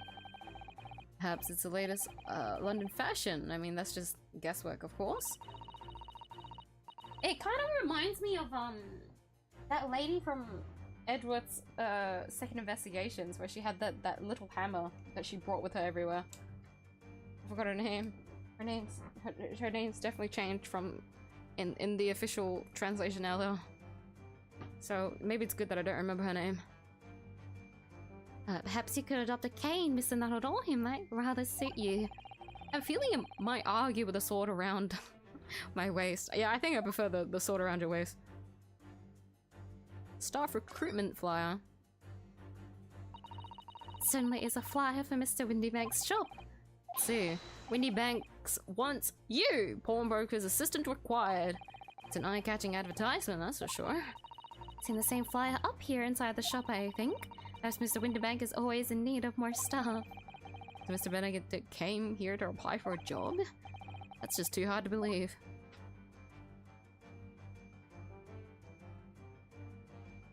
Now his coat doesn't have a hole in it. It looks very, very normal. That's unfortunate. Well, we have seen him like twirl around. Maybe there's a hole at the bottom. No. Scribbled writing. Ooh. Look at all that scribbled notes on the back of the flyer here. I don't believe it. What is it? Listen to what it says. Name, Gina Lestrade, height 5'2", green cape, scruffy waistcoat, grubby white shirt, blue satchel ragged. It's a detailed description of Miss Lestrade. Goodness! There's even a sketch of her, hat and all. Although if he showed it to her, she'd fire that smoke grenade launcher in his face for sure. Look, the details of the shop have been written down here too. Windybank's Pawnbrokery, Baker Street, redemption deadline 15th of April. Which is today's date! Why'd Mr. Benedict have all that information scrawled on the back of that piece of paper? Info about Miss Lestrade updated. Take that!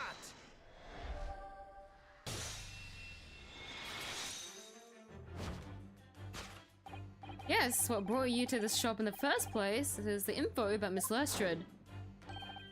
Quite so, my dear fellow. It would appear that the writing and sketch on the reverse of the flyer pertain to the pickpocket Miss Lestrade and to Mr. Windybank's pawnbrokery. You originally told us that you had merely given chase after Miss Lestrade stole the redemption ticket from you. But that, sir, is a thinly veiled lie. It is the information on the back of the flyer that led you here today, by which I mean here to Windy Bank's pawnbrokery, and today the redemption deadline of that overcoat. See what outside for the young girl matching the description you have written down to arrive.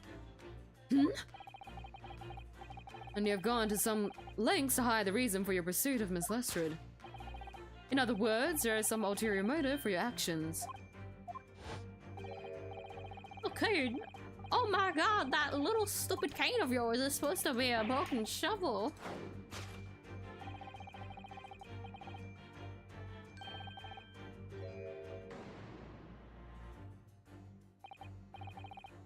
What's a ferrule? It's the metal cap commonly found on the end of a cane, Miss Naruto.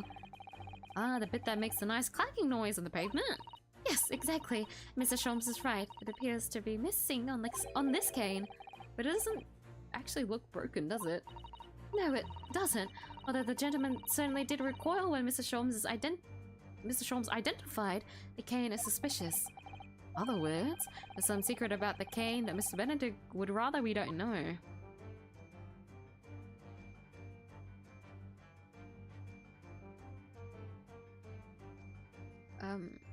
We kind of have everything though. Missing curl. The end of this cane is just bare wood. Yes, and according to Mr. Sholmes' deduction, this is where the shovel blade would have been attached. Can it just be that the tip fell off? Sorry, Mr. Naruto, but I couldn't possibly speculate.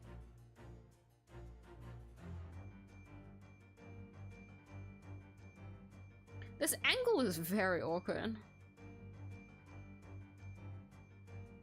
Guess we can only...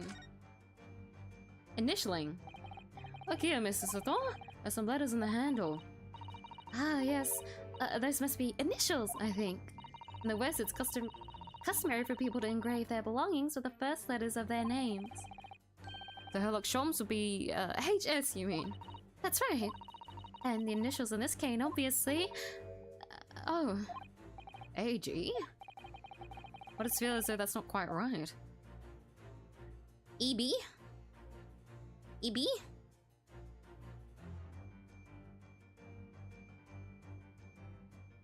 Is that what I pressed? Just the initialing? Because that's what I thought, but like...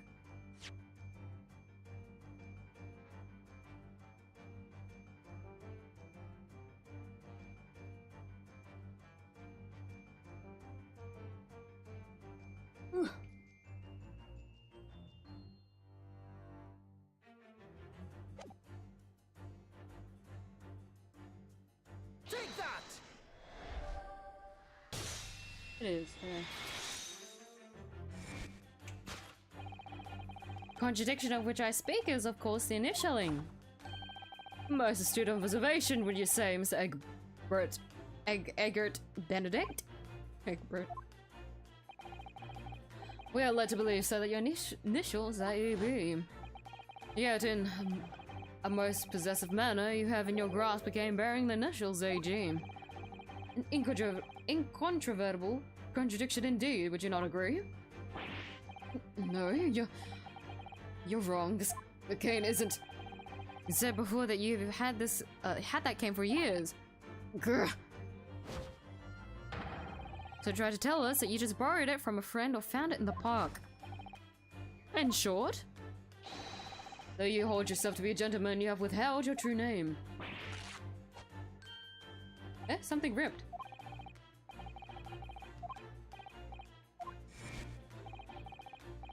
Recalling it of edifices.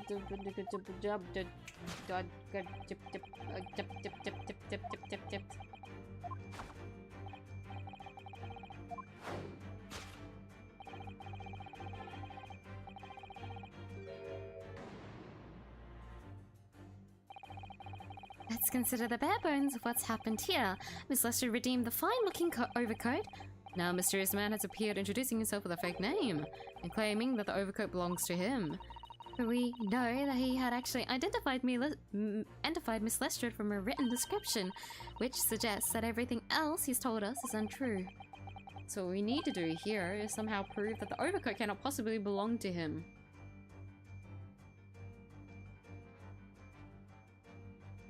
Oh, that's what ripped.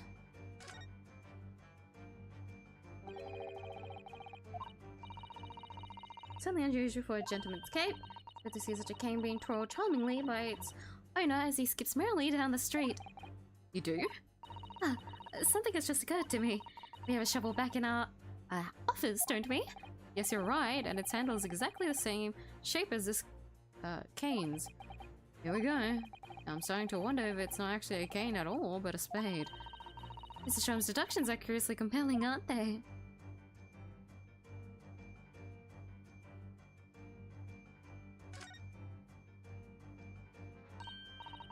Oh, the seam on the shoulder there is coming apart. Look! So it is. Do you know, a minute ago when Mr. Benedict was surprised by something that was said, I thought I heard him make a rather strange noise. It sounded a bit like a tiny growl. Now I think it was probably the sound of the seam ripping open. If you look closely, there seemed to be a very tight fit. The sleeves are stretched to bursting, and he wouldn't have hope of fastening it at the front. If he were to run around in it, I'm sure the whole thing would fall apart. That I'd like to see. Sorry? So how can we make Mr. Benedict run around? She's really giving me some thought. Take that!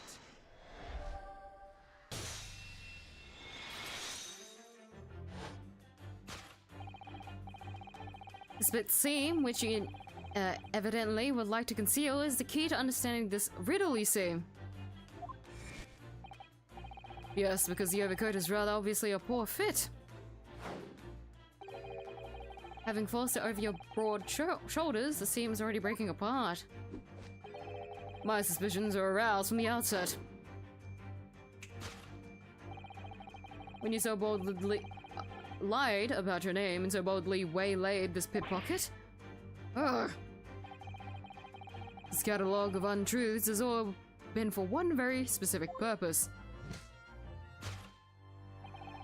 Distill the article that the young girl redeemed from Mr. Windybank. Ugh! What really irks me is this. The considerable crime initially imagined has been considerably curtailed. Conclusion: to abscond with a redeemed item.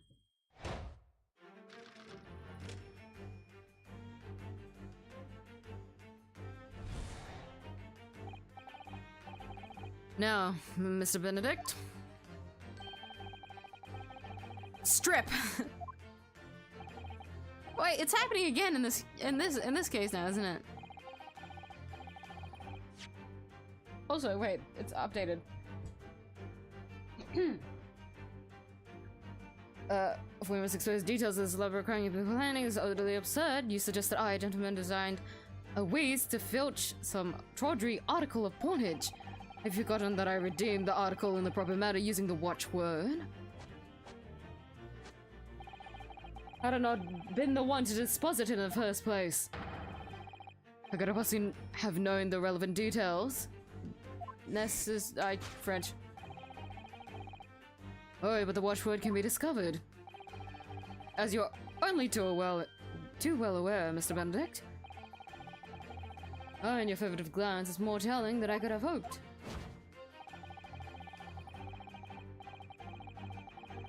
One property of another. Accounts and notice. The direction of the deduction must change rather dramatically now, I think. No more talk of tunneling into the sewers, which is a pity because it all sounded rather exciting.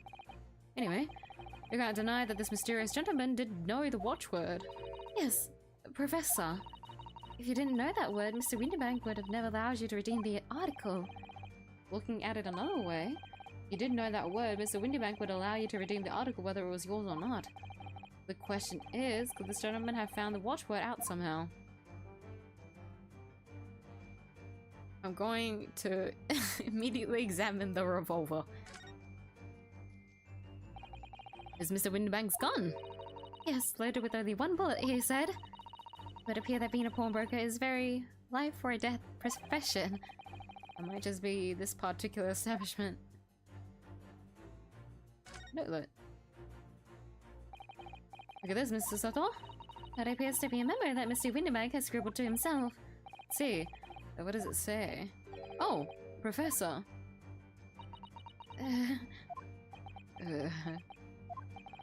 So Windibank must make a note of the watchword his customers give him, right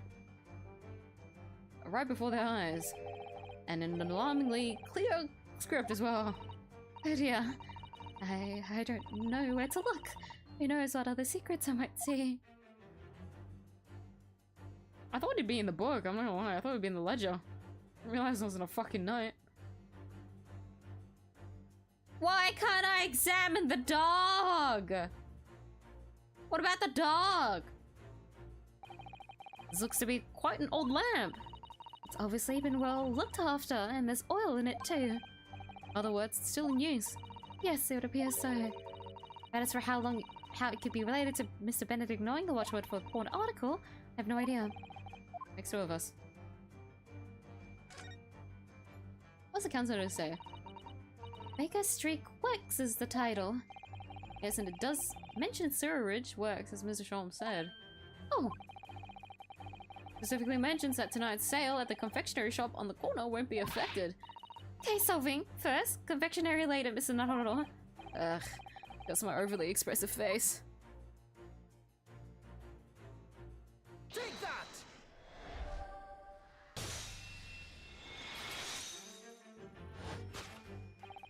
The method is revealed by the notelet on the counter to which your eyes were inadvertently drawn.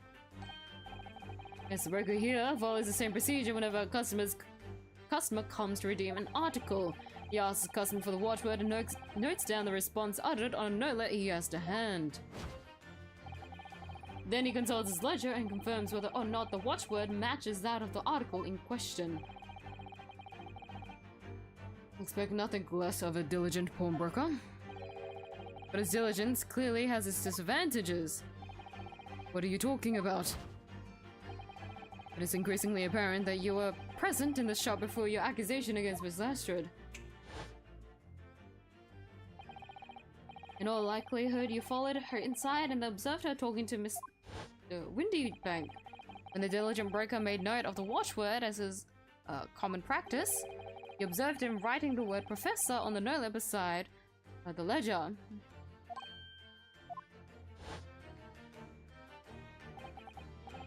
And that, sir, was the master plan you devised to steal the pawned article from the young Miss 𝐢𝐿. My mouth is so fucking dry. Like, I'm drying out a lot faster today for some reason. Not only that I can't speak. Today is fumble land, alright? It's a fumbling day. Also, hi Phoenix, how are you?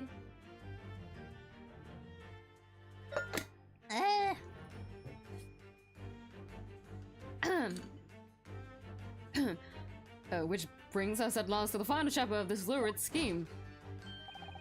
Why would you go to such lengths to redeem that particular article from this pawnbroker? Are you quite serious? An ill-fitting overcoat hardly seems to justify the effort, much less a worthless music box disc. Naturally, you had a very good reason to make them yours, didn't you, Mr. Benedict? I've no idea what you're talking about. Allow me to present a rather interesting piece of evidence. You see, this picture postcard tells us all we need to know. Articles we're talking about are the overcoat and the music box disc that was in one of the pockets. Which, according to Mr. Windibank, isn't even worth a penny. Yet this man went to such lengths to steal them. Why? I wonder if perhaps we already have the evidence we need to explain it, Mr. Naruto. Could we? Can we? I have a thorough look through all the evidence we've collected so far. I was gonna say, if you said that, that means I have to examine it, and I haven't examined it yet. Hold up, my hair! I keep pulling on my hair. Ah!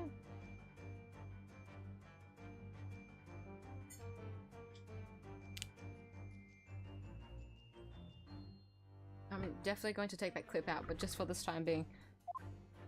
Keep it tied up.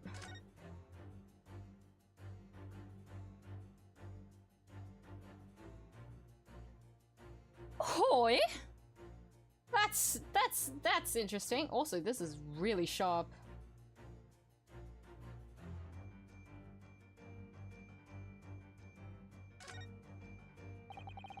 Look at all the little bumps in the disc. They're so tiny. Yes, the protrusions are called pins, and they pluck the teeth of the comb to make notes. And just on the edge, there's a small amount of blood. Yes, the blood of the mysterious Mr. Egbert Benedict. And Miss Lester tried to grab the disc from him. The pin scratched his fingers, it seems. Like when you're grating some daikon radish and accidentally catch your finger. Ouch! Just thinking about it hurts. Puts me off eating radish.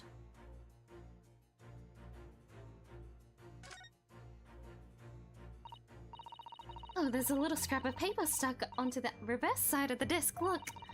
And a scribbled word or two. It looks like somebody's name. For McGilded. McGilded? It couldn't be! But it is Mr. Naruto. A name I shall never forget for as long as I live. But why? Why is his name on this? A metal disc used to play music in a mechanical music box, or the reverse side. On the reverse side is a note that reads for McGilded. I'm so used to saying Mr. McGilded. So if that happens, that's just a me issue. Take that! Music box disc. You see, this music box disc tells us what we need to know. What's that on the back? It reads for McGilded.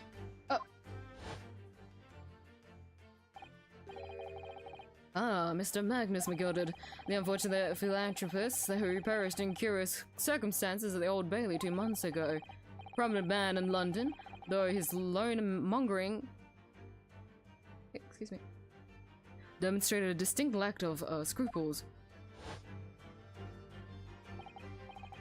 So you're an associate of his, or perhaps a subordinate. Mr. McGilded was a man of unusually small stature, in fact. It's precisely the right size for that overcoat that you've squeezed yourself into.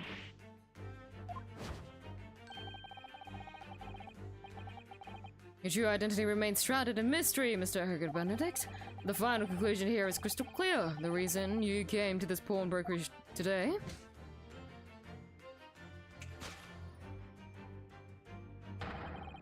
was to retrieve an article left behind by the late Magnus McGilded.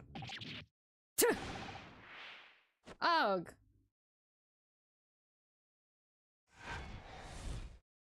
Conclusion.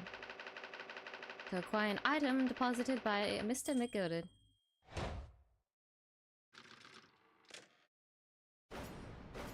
Deduction complete. Elementary.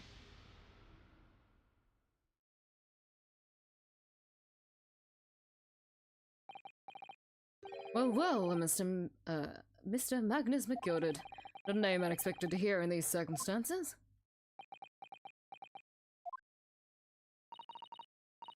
Mr. Sholmes, I'm afraid there's something very troubling on my mind. Pray tell, Mr. Sato.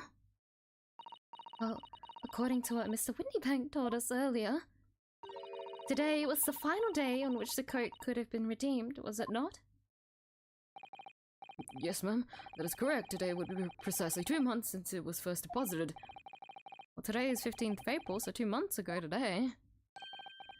Would have been 15th of February, sir. That's right. It's all carefully recorded in my ledger. Deposited at 10:30 p.m., I see. What? But that suggests... Yes. 15th of February is precisely the day on which the omnibus murder took place. And 10:30 in the evening. It's precisely the time at which the terrible events were unfolding. Suggestive is not the word. It would seem the matter is entirely beyond coincidence.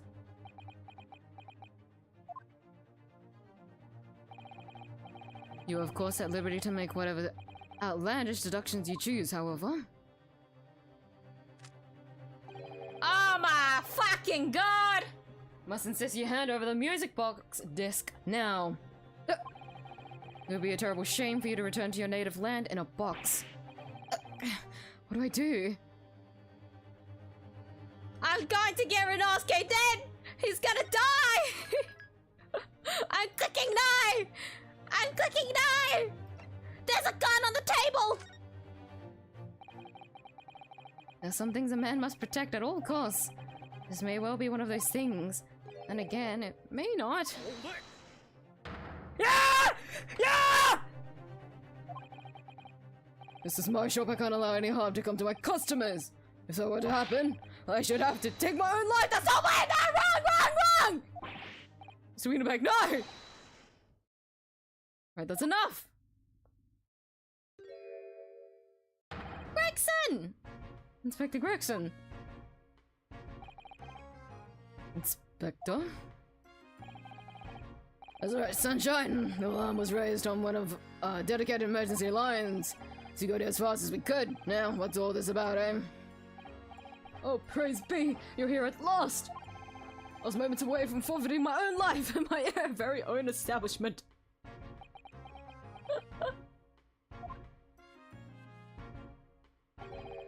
Would seem you have the upper hand. I took it off! Well, you lot have some explaining to do. I don't appreciate being bothered with some petty arky-barky. Petty? Mr. Whitney Bank very neatly met with his end. Very, very nearly met with his end. Everybody's own gun as far as I can tell. Oh dear. Your Britain could meet with its end if I don't get to the bottom of the case I'm supposed to be working on. What? What on earth is the case, Inspector? Try to details, Gregson. I might have said a little too much. No matter, it's nothing to do with you lot. Anyway, sir, you're gonna have to come with me down to the station. Oh, he's eating his wedges again. But of course, Inspector. He's getting away! Get after him, lads! Where's the other beat officer, Joe? Sir! He's running from the police. I can't believe he just fucking swabbed his way out. It's been a spat of thefts at pawn shops around here recently. So fitted emergency buttons underneath the counters for brokers to let us know when there's trouble. Oh, Inspector, I was very worried there for wow, very worried indeed. Now then, Mr. Pumley in mourning. Oh, yes? I'll be taking that whatever it is of McGilded's down to the yard, thank you very much. To hand it over. Oh, yes, of course. No, don't give it to him. It's mine. That is mine.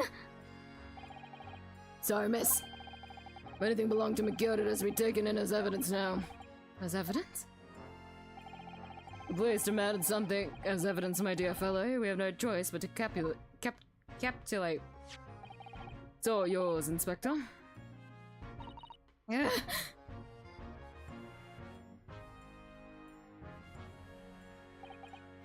And so we handed Mr. McGilded's disc over to Inspector Gregson, and were summarily turfed out of the shop and onto the street. That was an eventful day.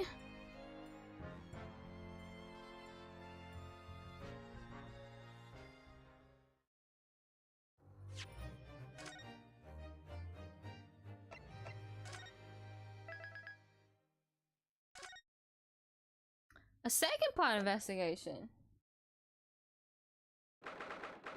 Well, I mean, we can't really go to trial. There's no one to trial. I don't know why I got surprised. Yes, of course. 15th of April, Baker Street.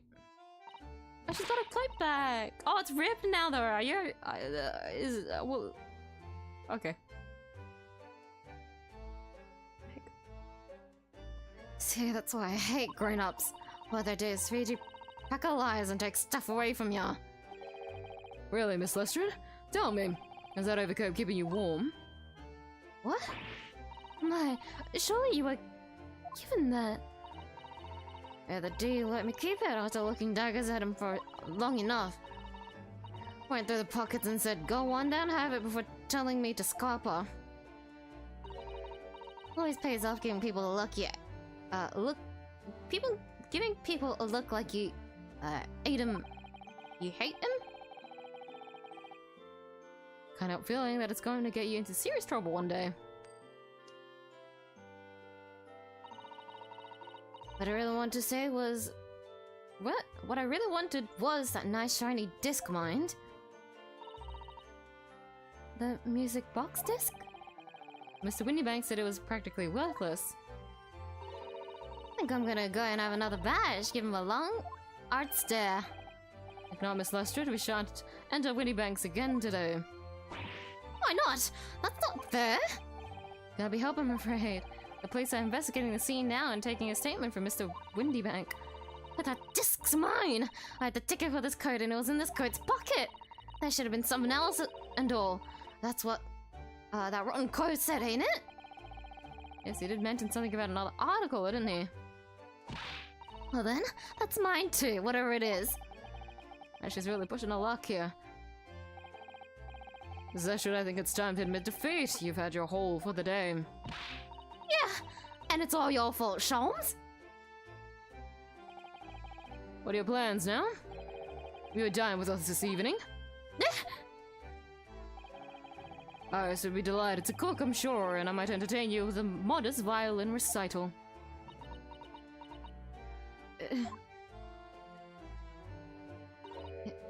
No. Oh. Oh, is Sean's gonna get depressed again? He got rejected for the second time!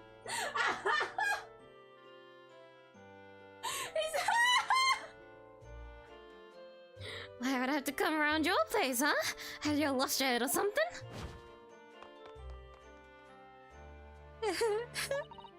Oh dear, she's gone. Having reviled on me quite unnecessarily, I might add. I can't help wondering. Perhaps she might turn up anyway. Interesting. Once she's had a chance to calm down, I think there's a good chance she'll decide to come. Very well then. I'll inform Iris to set a place for our potential guests at the dining table this evening. And one more thing. I should be glad of your company later too. Sorry? But I believe I will have a rather splendid surprise to show you. Oh, how exciting! What is it?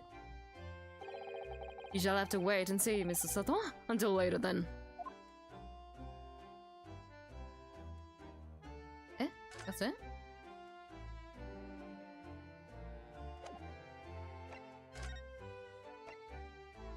Fortunately, we can't get access in the moment while Scotland Yard are investigating.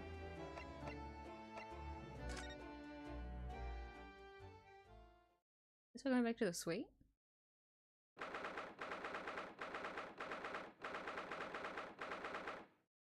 3:46 p.m.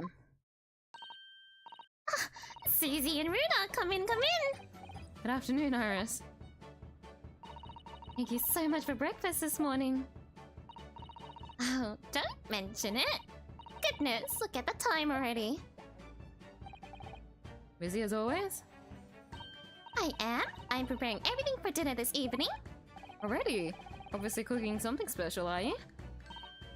Yes, after all, we have a special guest joining us. Guess who it is? Go on. You'll never guess. Look at those little eyes of hers shining. Lydia, it is awkward when you already know the answer, isn't it? It's Ginny! Isn't that exciting? Oh, what a surprise! Yes, that's wonderful news. Wow, Iris seems overjoyed at the idea. I can't wait to learn some pickpocketing tips from a real professional. Oh, yes, that does sound like fun. Not sure that's entirely appropriate, are you, Mr. Nahador? By the way, Iris, what's Mr. Sholmes up to?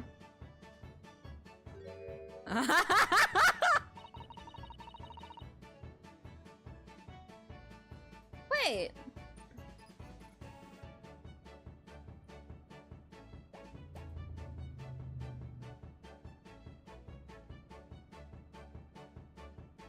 Viola's are bigger! It's the violin that's smaller! I never remember. The violin is smaller, so it was too big on him. Because it goes to your forearm. I definitely knew that. Not gonna lie, I really can't tell the difference. So violin is smaller. Violin is smaller. Okay, I need to remember that. Maybe if I heard the sound of a viola, maybe I'd remember more. Anyways. I was laughing at Sholmes and I got distracted by the violin. I forgot he had a red violin. Anyways. Hurley? Oh, he's been like that ever since he got back. Hello, Mr. Sholmes. I beg you won't speak to me. Sorry? I don't know who you are, but kindly take your leave.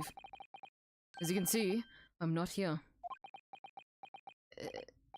I don't know how to respond to that. I do apologize. When it gets like this, he's completely oblivious to everything.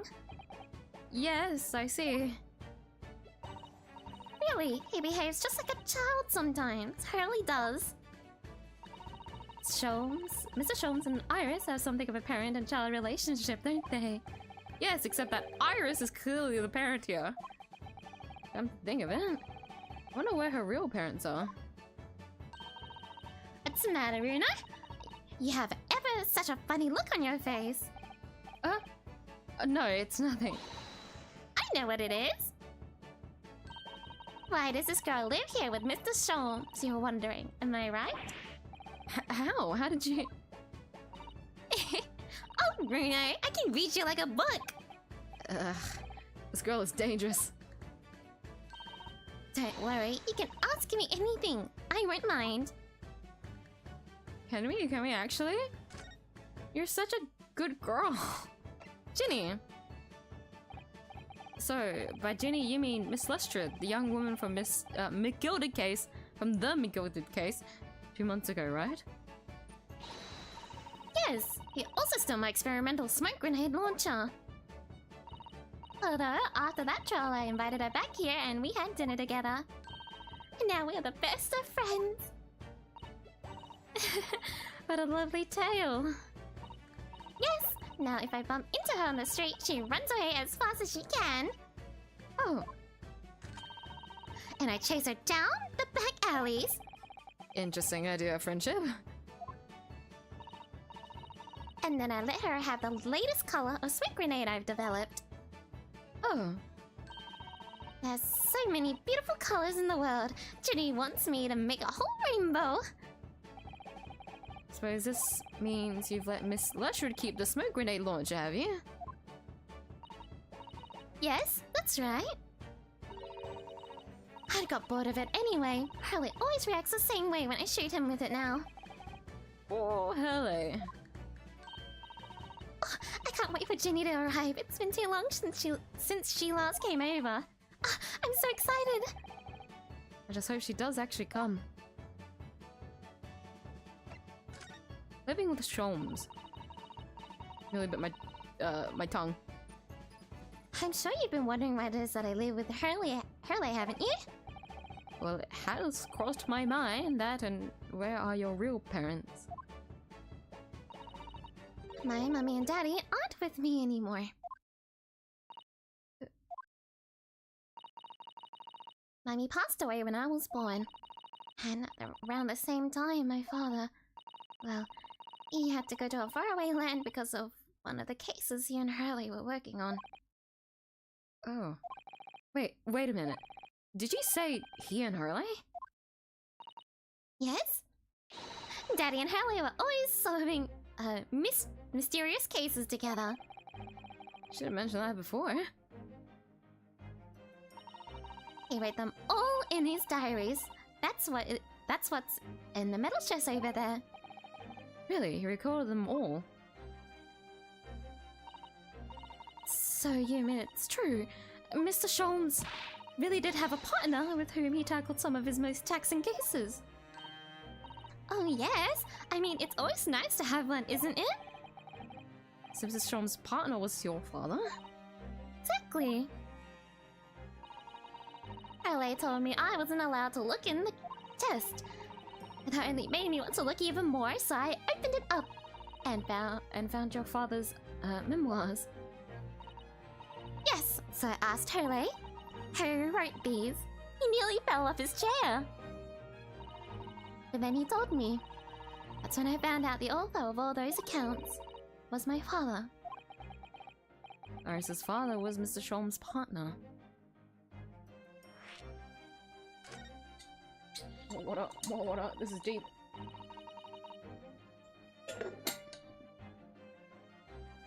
I practically lived with 𝐢𝐧𝐟𝐨 all my life. I was tiny when he took me in. So, it came as quite a shock when 𝐢𝐽𝐼 told me he wasn't really my daddy, I mean. Must have done. I wonder why Mr. Sholmes chose to tell you, and at such a young age. 𝐢𝐽𝐼 says it's because he wouldn't have been able to hide it from me. Oh? Well, having lived with 𝐢𝐽𝐼 all these years, you might say that his ways have rubbed off on me. There are some things I can just see. Especially lies. I almost know when people are lying before they open their mouths sometimes. Right. Anyway, I was so fascinated when I read Daddy's diaries.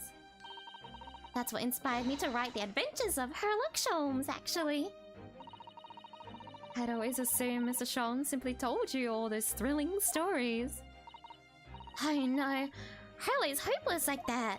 He forgets everything. As soon as he solved a case, it all vanishes from his mind. Oh, I see. The other day, it was so embarrassing. As usual, he totally forgot about the case he just solved. So the very next day, he gathered together all the people involved and proceeded to solve the case again. It was quite a shock for everyone. You can say that again. You share your father's surname, don't you, Iris? That's right, Wilson. Daddy is Dr. John H. Wilson. I learned from his diaries that he's a doctor of medicine, you see. That's what prompted me to study and study so that I could earn a doctorate as well. Iris's father went to some distant land, and is a doctor by the name of John H. Wilson.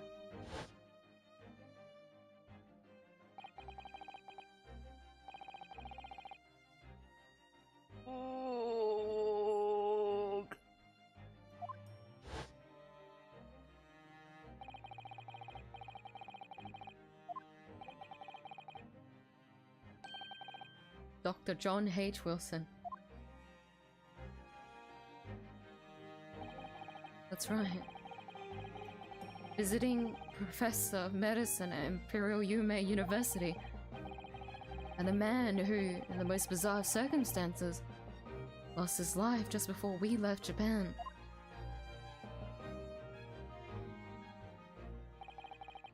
Mr. Sato? Yes? Perhaps we shouldn't pursue this conversation any further at this time. I think that would be for the best. Ah, my dear fellows, how good to see you! Mr. Sholmes! Where of it?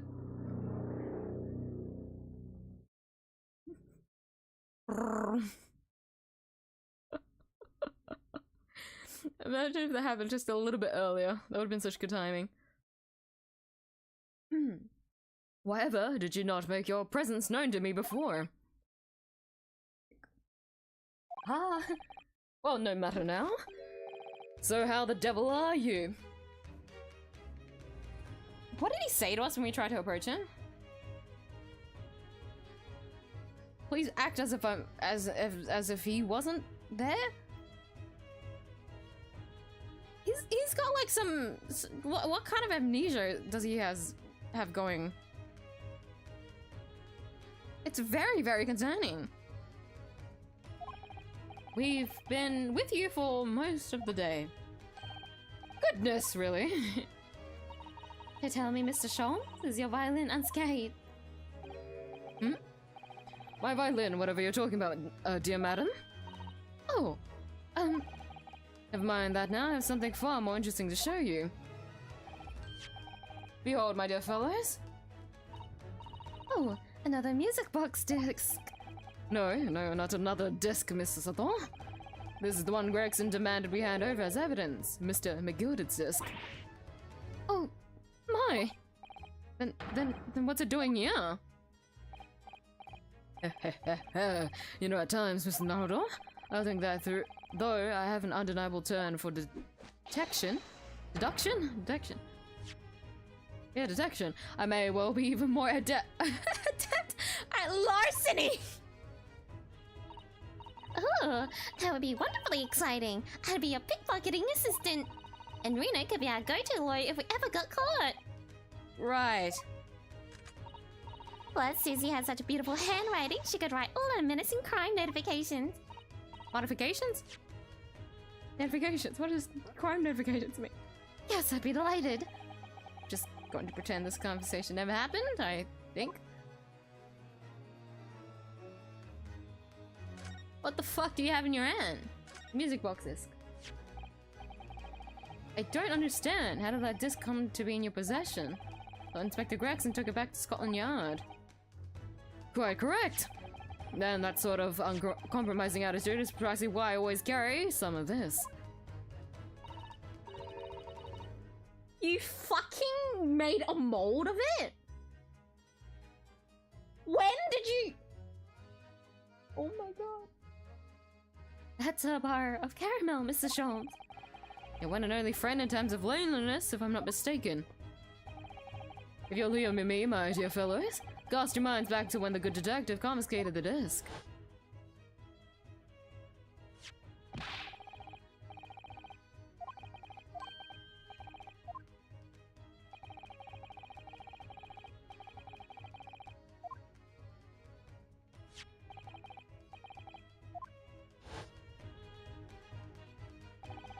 For the briefest of moments, I've had the disc in my hand, did I not?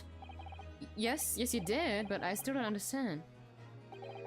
It was at precisely that moment that I summoned my one and only friend into action.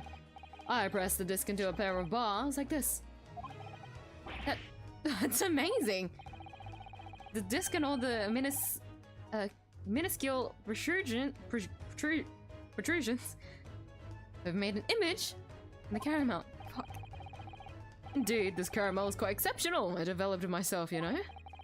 Suitably soft for making impressions, but resistant to melting, the result of a precisely controlled solution. How extraordinary. Carrying a pair of these on one's person frequently proves very useful indeed. Take a house key, for example. Simple press and its unique form is duplicated. That's scary. I can enter anyone's property at will, and never without high sucrose nourishment. Yes, it sounds illegal. From the image, I was able to create this. I confess I was most curious to know what manner of music would issue from the disc when played. The music on the disc! Play it! Play it! Play it! Do we have the music box for it? Tell us then, Mr. Sholmes, what music does a disc play? Well, unfortunately, I have no idea. No idea? None whatsoever. Are you familiar with the workings of a music box, my dear fellows? I'm afraid not. Goodness, you don't know, Bruno?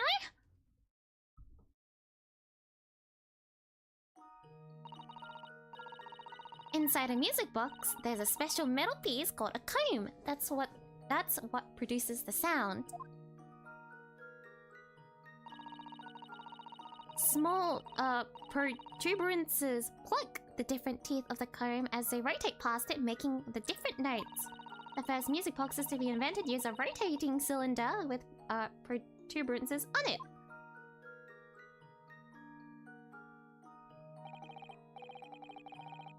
But over time, a new type of player was produced, which uses discs such as these. With that development, the popularity of music boxes spread far and wide all around the globe. Why exactly? Because the discs are easy to produce and can be interchanged to facilitate the playing of different tunes. There are a great many firms in Europe now manufacturing music boxes as a result. I can't read. My mouth is particularly drier than usual today. It is all going downhill. At least it's just investigating. At least we're not on a trial. I think I would have gone like extra crazy. It is wonderful to be able to enjoy music even when no performer is present. But it's the very success of the invention that means we now are presented with an insurmountable problem. What do you mean? As you may imagine, the construction of one firm's music box does not match that of another, and we have no way of knowing in which music box this particular disc was designed to be played. There's no resolution to this problem, I'm afraid. It's quite intractable. I see. That's why. Naturally, I tested the disc in those few music boxes I have at my disposal. As you can hear, to no avail. The results were equally unsatisfactory in this one. So, I am presently engaged in acquiring an example of all the music boxes ever made in Europe. Every single one? That's 𝐼𝐴 for you, always taking things too far. But my dear girl, an unresolved riddle is quite repugnant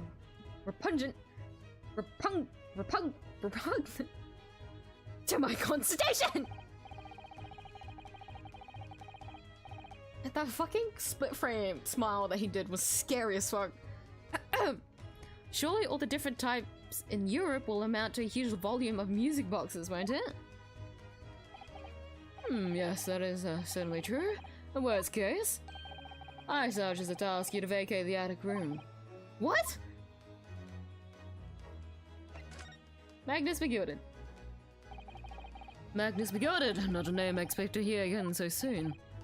Yes, it's only been 2 months since that grisly case.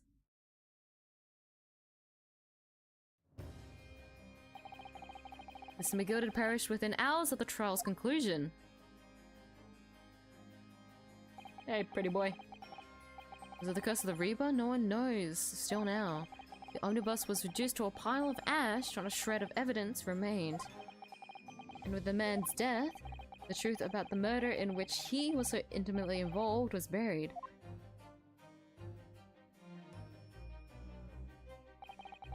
Even though we successfully established Mr. Begilded's innocence in the trial, Newspapers are still claiming that it remains an unsolved case.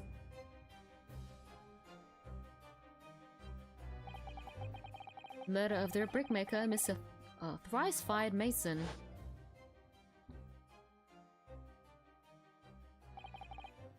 In the end, the truth of the matter remains a mystery. We still have no idea what really happened that night.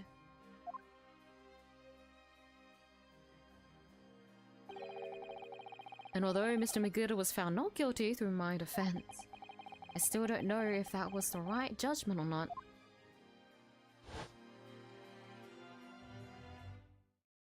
It would appear the case is not yet closed.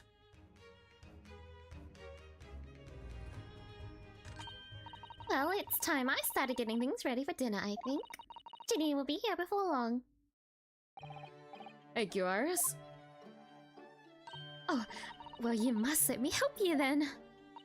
Of course, Susie. There's plenty to do.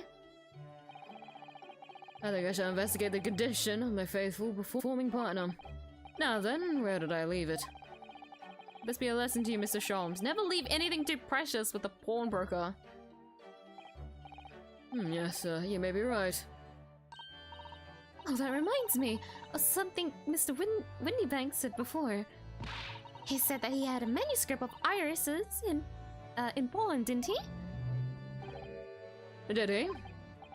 Yes, he definitely mentioned it. Mr. Sholmes' latest tale of otherworldly mystery lies dormant in my storeroom, were his words, I believe. It might be connected to Iris, I think, and John Wilson. So you heard about that, did you? I expect you were as incensed as I was. Oh yes, the idea of such a wonderful story languishing in the Mr. Windybank's storeroom, gathering dust. My dear madam, I'm quite sure I told you already. The pawnbroker's storeroom is the safest place for it. More secure than a bank's vault. And what about your Stradivarius 𝐼𝐴? Was that safe and secure? Well, there may be the occasional mix-up caused by a certain impetuous someone not too far from me now. You have any idea how long it took me to write that Baskerville story, 𝐼𝐴? Oh, Iris is the one! It sounds so exciting! The Hound of Baskerville! I should love to read it!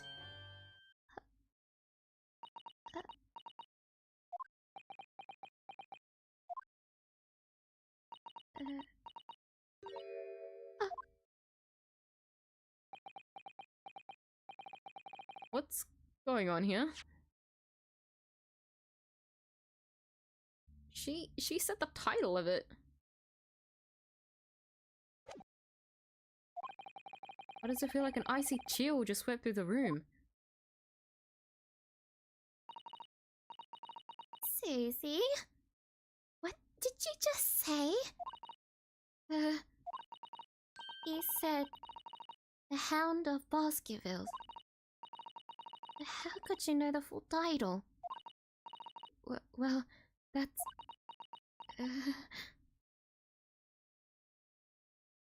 It's the telegram. That's because Mrs. Latour is such a great fan of all the stories about Mr. Sholmes, of course. Bruno, the Hound of Baskerville has never been published. What? And I showed 𝐢𝐧𝐟𝐨 the manuscript. He told me that I wasn't allowed to publish it yet. I don't understand. That's why he said he'd keep it safe. Until it was the right time for the story to be made public, you see. That's why the manuscript is at Windybanks. And yet, how could Susie here know its title? Well, 𝐢𝐽, what's going on?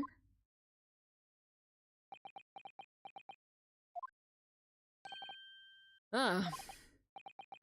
What is it, Mr. Sholmes? It would appear our guest has arrived. Miss Lestrade!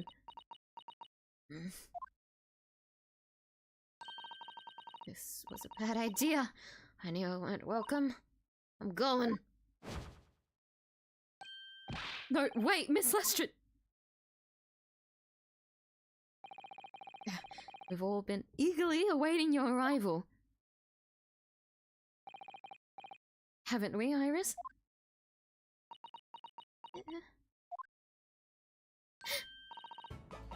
Yes! Just wait there, Ginny. We'll have everything ready in a jiffy. Come along, Susie. Right, of course. It's a pleasure to see you here, Miss Lestrade. Please, make yourself at home. And stand in the doorway, my dear girl. Come along in. What say you? What say you to some meddlesome? Oh, I won't take no for an answer. Meddlesome it is, then.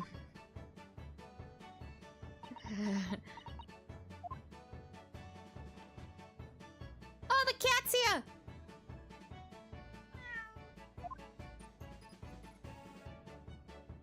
Who else? That evening, Iris prepared us all a meal that was even more delicious than usual. Mrs. Sholmes' violin performance was in no way meddlesome, and Gina... Excuse me, sorry. And Gina, as they came to call her, taught us all how to steal things from one another without being noticed. Everyone thoroughly enjoyed themselves, well, into the night.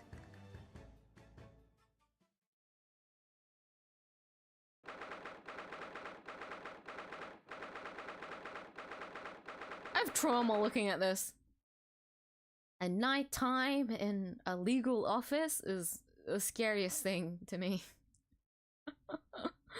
First game trauma, I'm sorry, I can't. 9:34 p.m. In the legal consultancy. It was a very enjoyable evening, wasn't it? Ah, yes. Iris's cooking was truly divine. I feel as though I can still hear the enchanting strains of Mr. Sholmes' violin even now. Best of all, I bet I could steal the glasses from his lordship's face next time we're in court.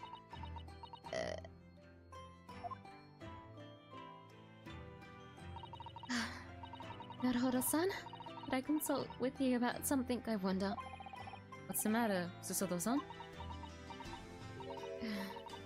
It's about the telegram I received. Oh. The one that arrived first thing this morning, I suppose. I've been summoned. What? Summoned? What do you mean? Telegram was from the Lord Chief's office. Excuse me. Lord Chief Justice's office. Lord Strongheart has asked to see me. Lord Chief Justice? When? Tomorrow morning. What? Then we have to start preparing at once. Oh, no, that won't be necessary, Naruhodo-san. I've been summoned alone. Alone? What on earth for? I have no idea. I suppose I shall find out tomorrow. What's all this about? Whatever it is, it's making me feel very uneasy. Oh, who could that be, I wonder? Good evening, friends. Iris, hello again.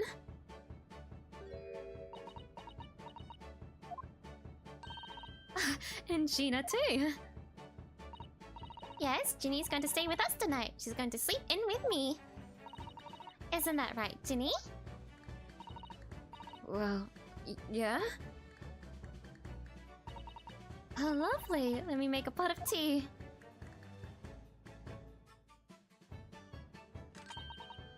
You know, I've learnt so much today. Oh? What in particular? Oh, those things Ginny showed us. Wasn't it wonderful? Oh, you mean all these pickpocketing techniques? We had fun trying them out on each other, didn't we? I think I've awakened a natural talent. I could earn a living from it. You might be getting ahead of yourself a little there. So it brings you up to our humble quarters at this late hour. Well, you see, I came to return this. Wait, what?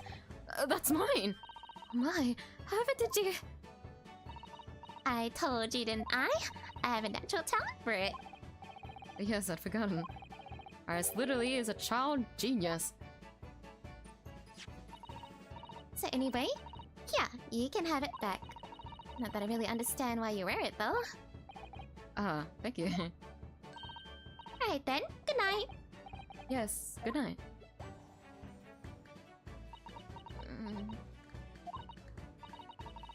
So this is your office, is it? What do you think, Ginny? I think I wouldn't fancy me chances with a lawyer. What lives in a place like this? Yes, me too! It seems as though Iris here still has something she'd like to talk about. I suppose she probably wants to talk about the manuscript. Yes, I suppose she probably does. The music.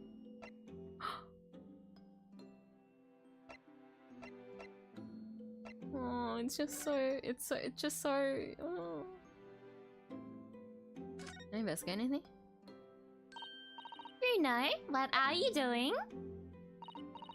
Look, I'm not gonna steal nothing, alright? It's all just junk anyway. Charming! Suppose I should engage, I guess, in conversation, really. Respectfully, makes sense. The manuscript.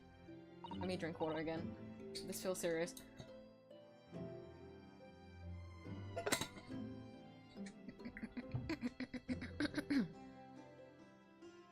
Iris, I suppose you're hoping to talk about the manuscript, aren't you? Aren't you going to tell me? I'm so sorry. I need a little more time, please.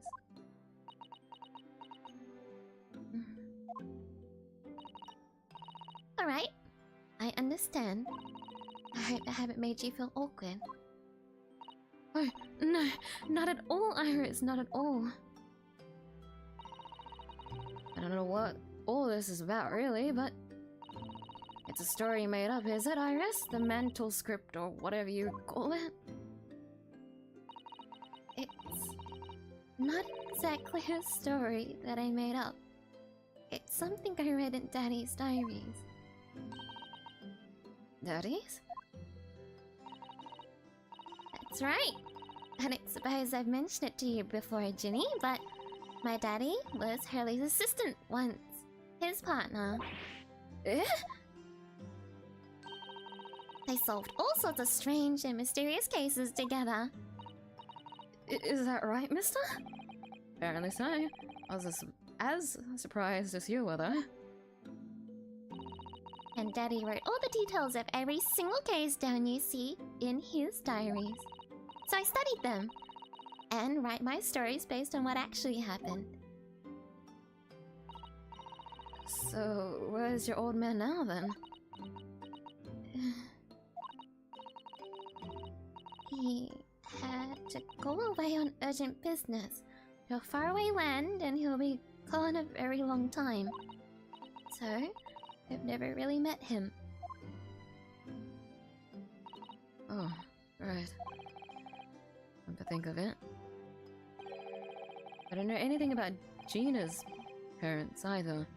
Perhaps we should ask her?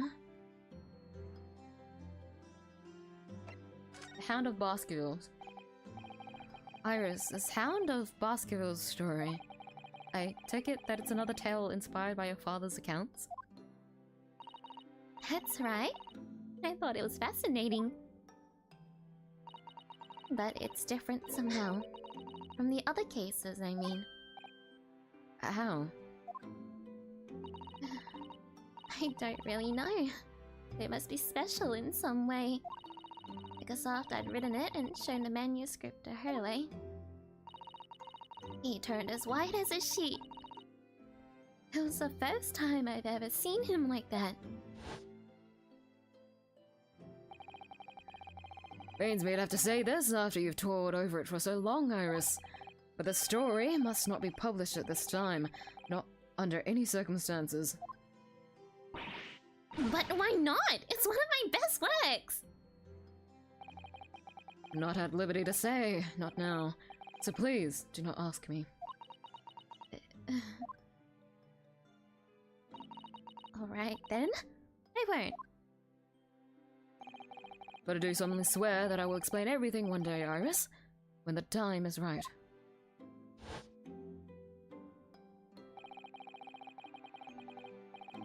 And that's how the manuscript came to be with Mr. Windybank, is it?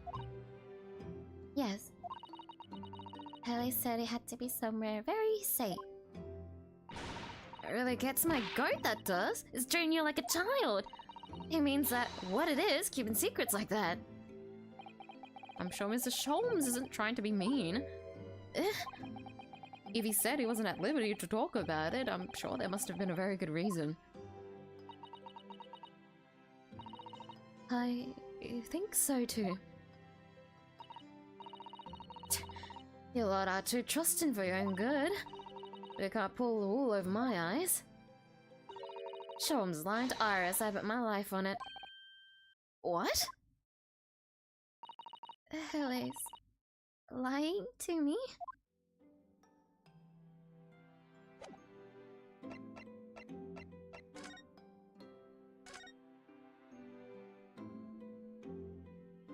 This music makes me so emotional though. Your parents. I realized that I don't know anything about your parents, Gina. I ain't got any of I. Never did have. Never did have. Oh. Look, the East End's full of orphans like me. No one's nothing to do with us from the minute we're born, not even our mums.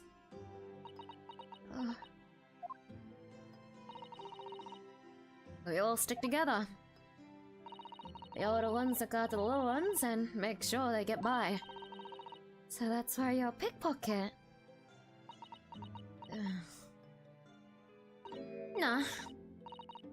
Right, diving's my life. I love it. I get a kick out of it every time I lift some pompous idiot's purse. That's how we afford to eat. I'm like Robin Hood, ain't I? That's how I see it. Oh, Gina.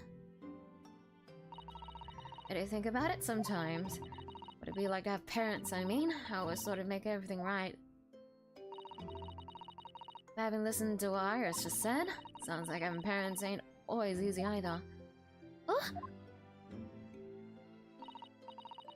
I mean, if you knew you know Adam, you don't feel like you always wanted to meet him. It's true. I do want to see Daddy. So much. Oh, Iris.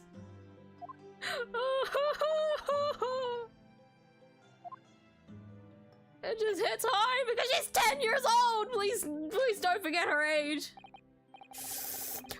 She may be a child genius, but she still is a child. The child is in front of the genius for a reason, okay?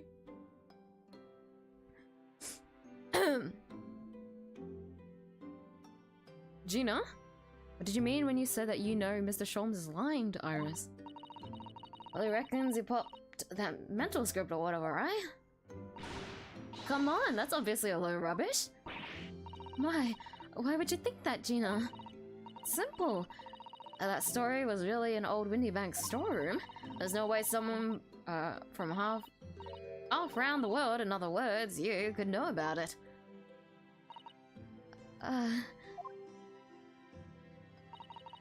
Sorry, Iris, but if you ask me, he sold it. Without telling you. But Hurley would never do something like that. I'm sure of it. Grown-ups do a lot worse than that, believe me. Barefaced lies, a lot of them. Can't just realize that yet.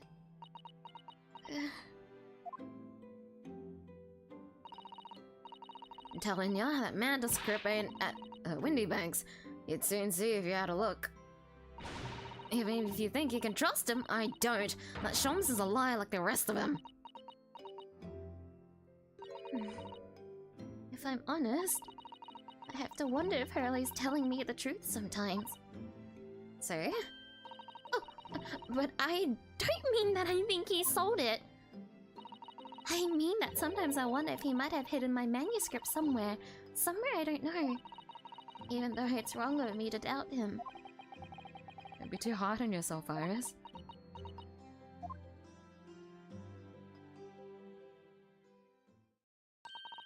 Oh my goodness!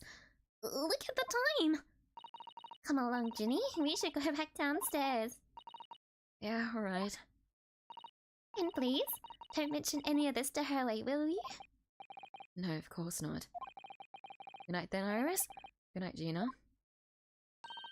You must let me make you breakfast. Huh? Make breakfast for you tomorrow morning, I insist. Oh, yes, please. I can't wait, Susie. Good night, then.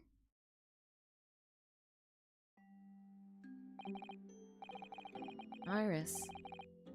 It sure is easy to forget, isn't it? Sometimes she speaks just like an adult. But deep down, she's still just a child. Well, I think it's time that I turned in for the night too, little son.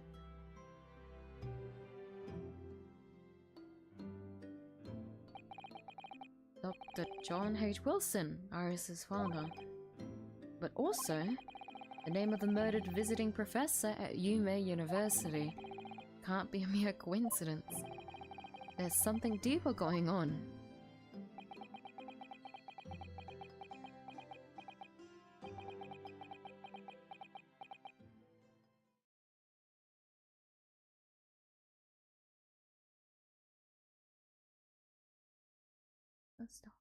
Naruhodo.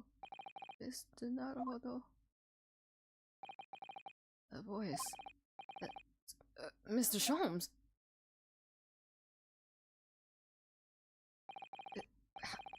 What's going on? It's the middle of the night. It's Miss Lestrade. She's gone. Gina? She was supposed to be sleeping in Iris's room, but her bed is empty. Well, she's an independent young woman. She probably decided to go home, no? I think not. From speaking to her before she retired, I received the distinct impression that she was looking forward to breakfasting with Mr. Sato. No, I don't believe the girl has gone home, but I've been waiting for over an hour now. Over an hour? Oh. If you indulge me, look out of the window, my dear fellow. What's this about?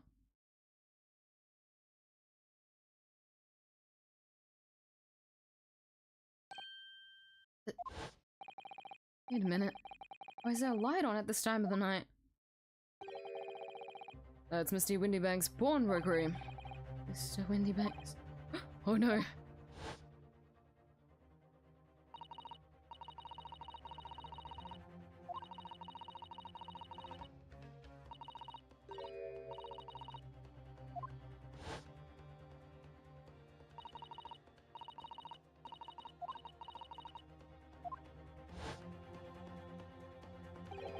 Could Gina have gone...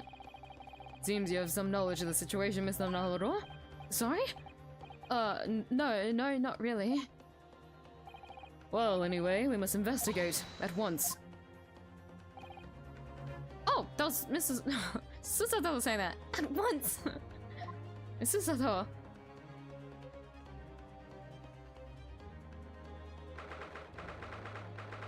16th April, 1:14 a.m. Door to Windybanks, it's open. And the lamp is burning. Must be Gina, mustn't it? Let us hope it's nothing more sinister. What? Come, there's not a moment to lose. Clearly something is afoot inside.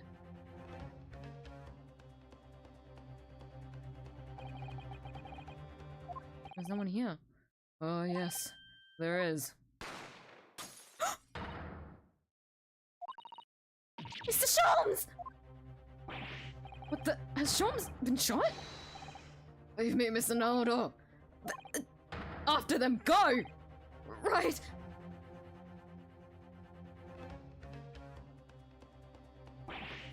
Lost! I've lost them! Hello, over here.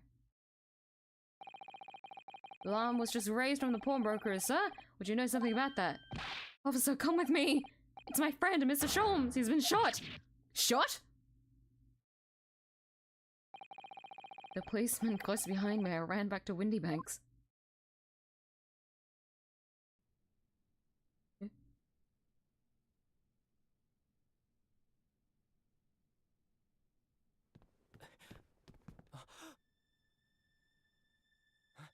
Mr. Sholmes! Mr. Naruto. How bad is it? Never mind me, but there's much at stake. Behind that door. In the storeroom. Hurry!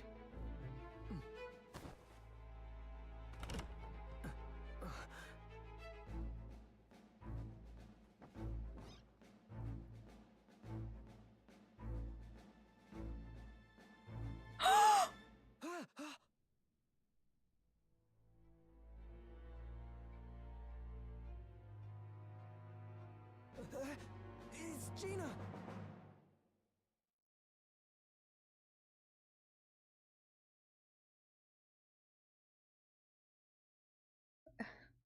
When I said that, when I said the guy, when we met the pawnbroker, and I was like, is he going to die? And then like his whole stick with the gun thing was like, okay, well that was like a bit, and then he's actually dead. Oh no. Not gonna lie, the only reason I had confidence is because they fucking, what? Kazuma died? Fucking Kazuma died, even though he was so important that they gave him a 3D model. At that point, I was like, you know what? They can dispose of anyone, can't they? Well, actually, I'm just assuming he's dead. We actually don't know. Up! Continue.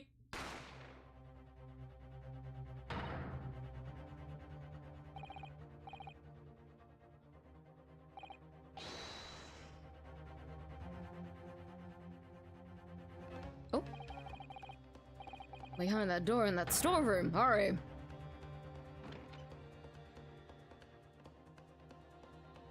Are you gonna see the 3D bodies? Ah. Oh god, she has the gun in her head! Oh! No! Gina!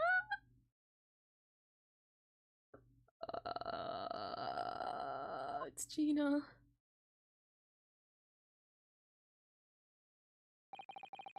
From that moment, Windybank's pawnbrokery became a crime scene. Everything that followed happened in a whirlwind of activity. The arrival of the police, preliminary investigation of the scene, and the questioning. It was just before dawn before I was allowed back to my lodgings at 2221B. So, welcome back, Leon.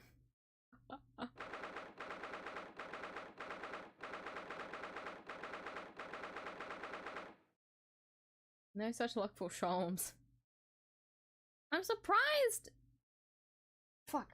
There was 2 shadows, wasn't it? And they had a gun.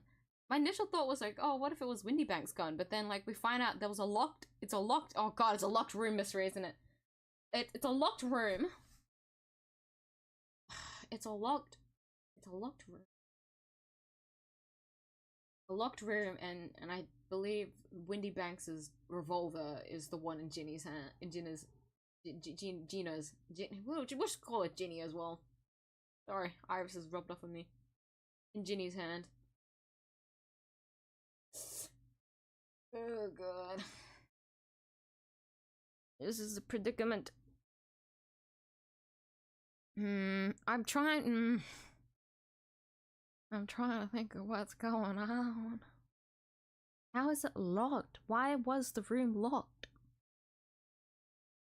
Because how would have Gina gotten? Anyway, 16th of April, 6:21 AM. Home. Oh, there's hi. Hi.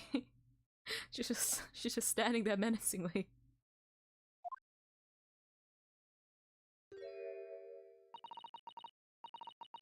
Telegram came. All it said was wait at home. Oh. Yes, we asked one of the policemen to have it sent. Simply impossible to come back. When I woke up, I was all alone. Harley and Ginny were gone, everyone was gone. What happened, Reno? Poor Iris, she's trembling. Is Susato at the Justice's office right now? Like this early in the morning? Because that means we won't have an assistant with us. She's obviously trying very hard not to let herself get too worried. Explain everything that I know. Something awful has happened, hasn't it? Yes, I'm afraid so.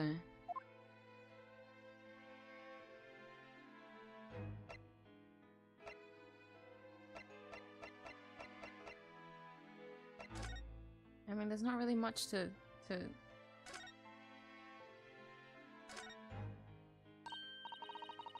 Oh, this looks like a telegram. Oh my god, wait, from her, wait, okay, I was gonna be like, is Radowski just giving it one to like, examine things, and he'd be like, oh, I can finally read it myself. No, we're also got Iris dialogue, so that means I should examine the entire room. It is, but you mustn't open it, not under any circumstances. Alright, I won't. Now then, let's see. No, what did I just say? You mustn't open it. Don't worry, I won't. With this special concoction I developed, I'll be able to see through the envelope without having to open it.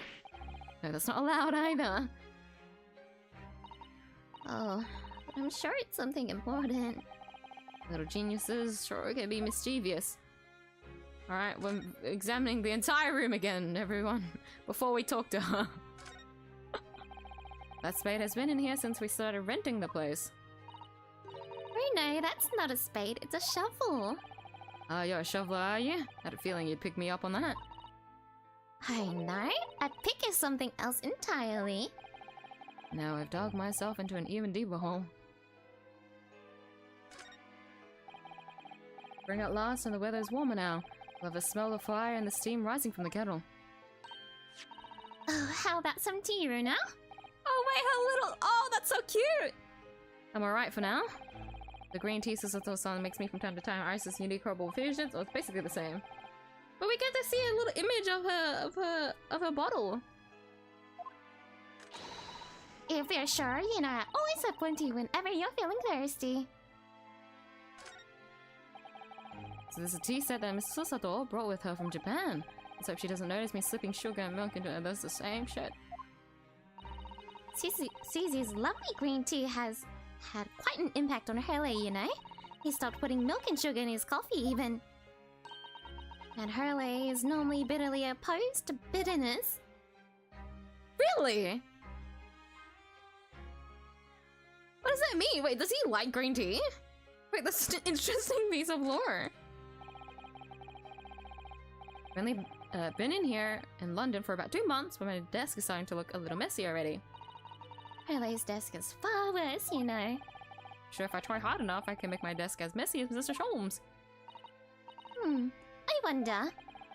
You don't think I can? Well, it takes a certain genius to reach that level of disorder, you know. Huh. Path to true mess is long and arduous, it seems. Now the Darmador brought back with me from home, still with only one eye colored in. I said I'd color the other eye once I won my first court here in Britain, but... That's cruel, only letting it have one eye. Yes, but it's because I don't consider myself a good enough lawyer yet, you see. Once I become a fully fledged lawyer, Mr. Sathor will color in the other eye for me. Well, in that case, why not color in the other eye now? And then every time you win a case, give it an extra eye. You can never have too many eyes, you know? Call me crazy, but I never considered that.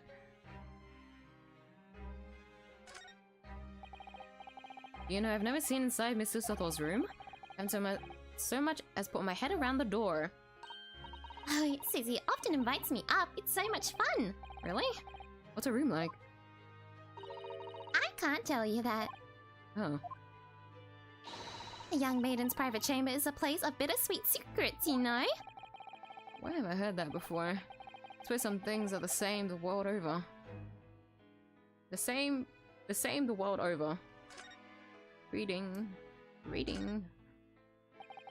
We're rather lucky to find that old aquarium left behind here. Prawns who put in there are doing rather well, and the anemones too. Apparently, tanks like those were very popular in London before I was born. Oh, you mean they're not anymore? I think people discovered it was too much effort to clean them out and change the water all the time. I can believe that. Prawns and enemies are fun for a while.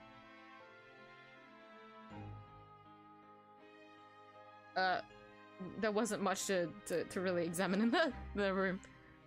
I think it's the guy that treated the MC earlier? Huh? Oh, threatened.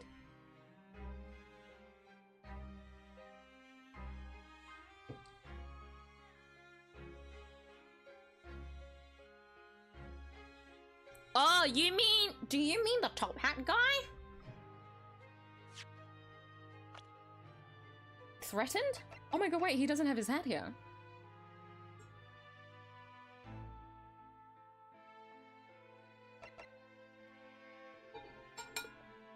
The proprietor of a pawnbrokery on Baker Street that is regularly patronized, hey, wrong word, patronized by Mr. Sholmes. He was shot dead by an unknown assailant.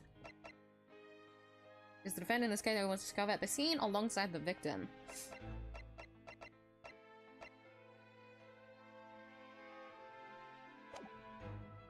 Alright, we'll finally talk to Iris. Events at Windybanks. I'm so sorry to have to tell you this, Iris, but Mr. Windybank is dead. He was shot. We discovered it in the early hours of the morning. Oh, yes, I had a feeling. You did? Well, I saw all of those police carriages pulling up outside his shop, so I knew something must have happened there. When we entered Windybanks in small hours, we disturbed a gang of 2 thugs. They ran out onto the street and I chased after them, but they got away. So it was one of them who shot Mr. Windybank, I suppose. I don't know, but that's not what the police believe at the moment. Huh? Why not? They've arrested someone else as their prime suspect, you see. Gina. Ginny? But why? Well, the thing is, No, Ginny wouldn't do something like that. I know. None of us think she did it. Then why did they have to arrest her? Sorry, there was nothing I could do. Sholm's situation. So where's 𝐢𝐴 then? Is he still there investigating the scene? He really ought to have some breakfast. It's not good for him to miss meals. Okay. I don't want to worry you, Iris, but I have some news about Mr. Sholmes. He was taken to the hospital this morning. What? Well, when we entered Winniebank's, a gun was fired and he took a bullet. 𝐢𝐴 was shot? It's alright. His life isn't in danger. Really? Are you sure? Where is he? Which hospital? He's at St. Sinner's. They're tending to him there. I must see him at once. Sorry, Iris, but you can't. Why not? That's not fair. I'm a family member. I should be allowed. No, I mean, nobody can see him at the moment. He's not allowed any visitors. They're preparing to operate, you see. To operate? Oh, poor 𝐢𝐴. Injured Sholmes. Poor Iris is just taking one hit after the other. The poor thing. At least Ryunosuke came back home. It was the two thugs who were in Mr. Winniebank's shop. They shot Mr. Sholmes when we disturbed them, you see. It was pitch black inside the shop at the time. My mind went totally blank, I'm afraid. I just froze. After that, I ran out into the street, but, well, they were long gone. I shouldn't have hesitated. So sorry. It's my fault. I let them get away. I think that's a very good thing. Sorry? Well, if you'd seen which way they went and chased after them, you might have been shot as well, Runo. On top of everything else, I couldn't bear that. Oh, Iris. Oh, I feel so bad. All I'm giving her is bad news. Oh, this is a horrible day. Where's Susie, Runo? Sorry, that was Iris. Where's Susie, Runo? She's still at the police station. Huh? Why? I expect she's still being questioned. The police said they wouldn't be finished for a while. Why aren't you there then? Well, I didn't get a good look at the criminals anyway, so they weren't questioning me for long. Mrs. Sato stayed behind at the scene to tend to Mr. Sholmes, so they didn't get started until later. Ah, I see. Besides, one of us had to come back to be with Iris. I'm glad Inspector Gregson agreed to me leaving early. Oh, at least it was Gregson. Gregson likes Iris, so he would have understood. I'm glad. Should have let me know and I would have come to the station. I don't understand why they arrested Ginny. It's not fair. What about the two thugs that were on the scene? Why aren't they the prime suspects? After all, they shot 𝐢𝐴 dead, didn't they? No, I mean, Mr. Sholmes isn't dead, Iris! Ugh, this is all so horrible. Thing is, Mr. Winniebank was found on the floor in the storeroom where he keeps all the deposited articles. The storeroom door was locked from the inside. I see. But he wasn't alone in there. Gina was found next to him on the floor as well. I know. And according to the detectives who investigated afterwards... Don't tell me. There was no one else in the room. Yes, exactly. How'd you know? It's the only explanation. Yes, the only explanation indeed. What do you mean by that, Runo? Well? What could I say? I'm damned if I agree, damned if I don't.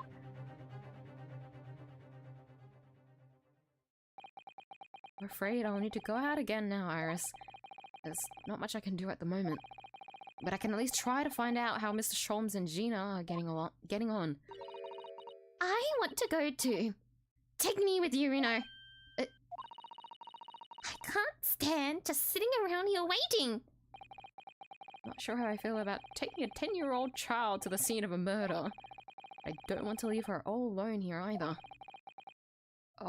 Right then, Iris. Perhaps you can help me? Yes, I'd love to. Gina's at the prison. Mr. Sholmes is probably in his hospital bed. And don't forget, we have to visit the crime scene. We need to conduct a thorough investigation. Ah, I can see you're ready for action. I imagine Iris would appreciate going to the hospital sooner rather than later.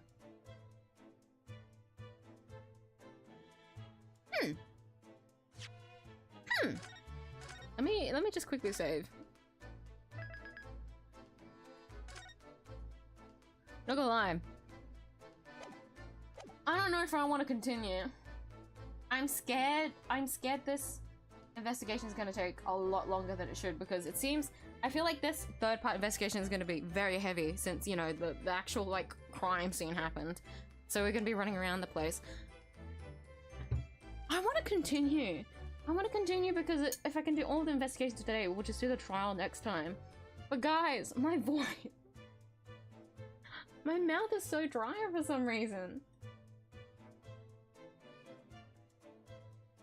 And I want to continue.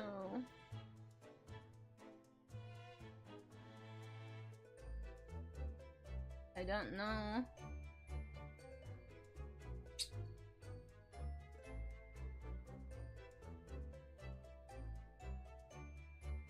I was thinking of Benedict, because Gina will be out of fit and Benedict will come forth as a witness and will end up being a killer because he wanted the paper from earlier. Oh, the fuck, that whole deduction that we had, that's true, that's true. About the, oh, do we still have it on us? No, we don't have anything on us. That music box disc. This feels like it's gonna be a very, very, very long case. Because it's tied to McGilded. And Gina's like back and involved now.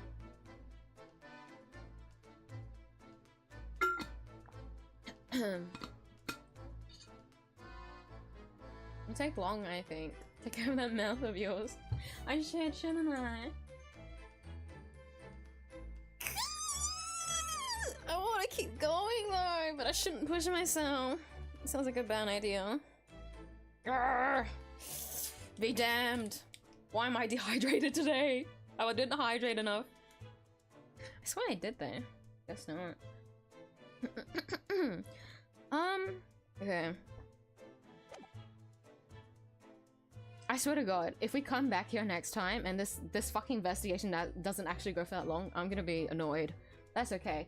Because if it is a trial, like, immediately after, I'll have, like, all the investigation, like, I don't know, details fresh in my mind. I want to do an extra stream this week, but I don't know how I feel about doing 4 streams. Because, guys, this week, mentioned yesterday, my fucking channel anniversary is gonna be, it should be falling exactly on this Saturday. I have to check. I have to check my own thing. Hold on. What does it say? 29th. Okay, never mind. Joined 29th, but because I know that I either made I mentioned the reason why I made this channel, right? I made it on the same day as when Sino's first like banner came out, but I don't know exactly. I always flip-flop remembering which day. Since 28th is the anniversary of Genshin Impact. Global release of Genshin Impact. But then that's also the same date as I believe when the banner fell, but I don't know which region specifically. if it was actually the Asian server or the NA server. No, I made my account on the 29th, but since I stream on the Saturday anyways, which is still a day early, it's the same thing. It's fine. It's, you know what? It's a leap year this year, isn't it? So we have one extra day technically this year. So if we wait. I was trying to be so smart then. I realized, wait, if there was an extra day, you would take it off, meaning it would have been the 27th. You're so fucking stupid. Ah! Doesn't matter. Point it. Can't be clowning myself like this.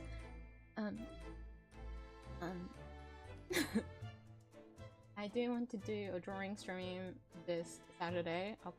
I'll make a post about it. I don't know if I'm gonna. I don't know what kind of drawing I'm gonna be doing specifically, but it might just be normal, like this, my usual requests again. But I'll have to prepare for that. But I do want to do an extra stream this week to make up for last week, missing out Saturday last week. But also, actually, because what's the word? ZZZ's new patch is coming out. I need to do the pre-install for that. I completely forgot about the pre-download.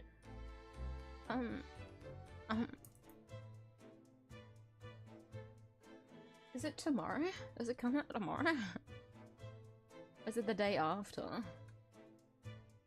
Is it the day after? ZZZ 1.3? Release date?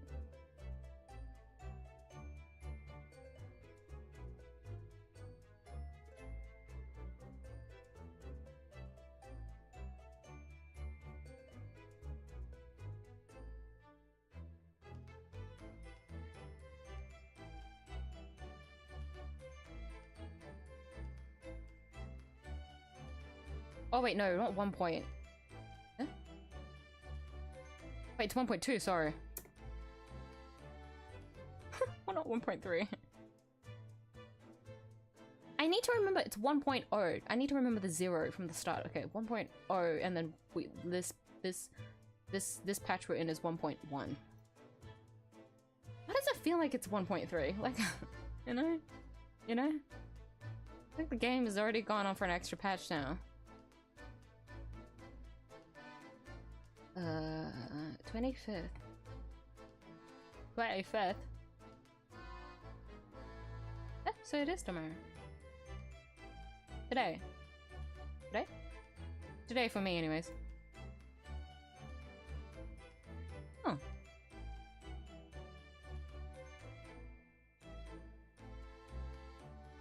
You could do Star Rail stuff. Oh, I haven't finished the event, yeah.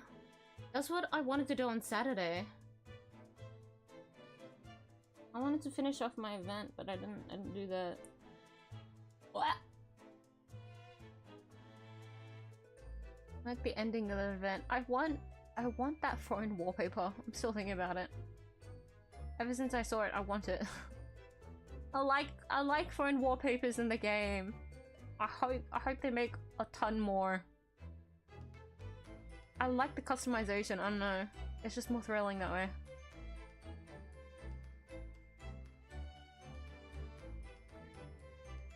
Might be later for me since I play on PlayStation. Oh yeah, true. It's always hard to figure out which date it is. Since any dates that I see is like, oh, but that's for the Asia server, so they would already have it out, you know? Or something like that. But isn't maintenance the same time for everyone?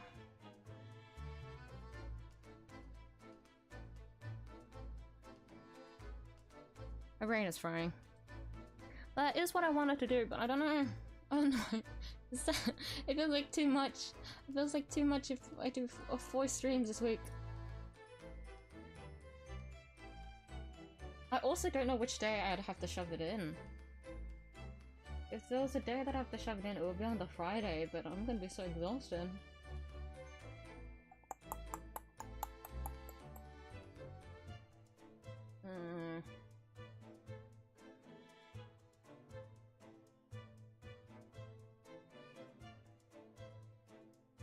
if I ever do something with 𝐢𝐧𝐟𝐨, it's either I manage to shove it in this week, or I apologize, but it's gonna be like a full ass until next Saturday that I can touch on whatever the story. I'm definitely gonna be going into it on my free time though.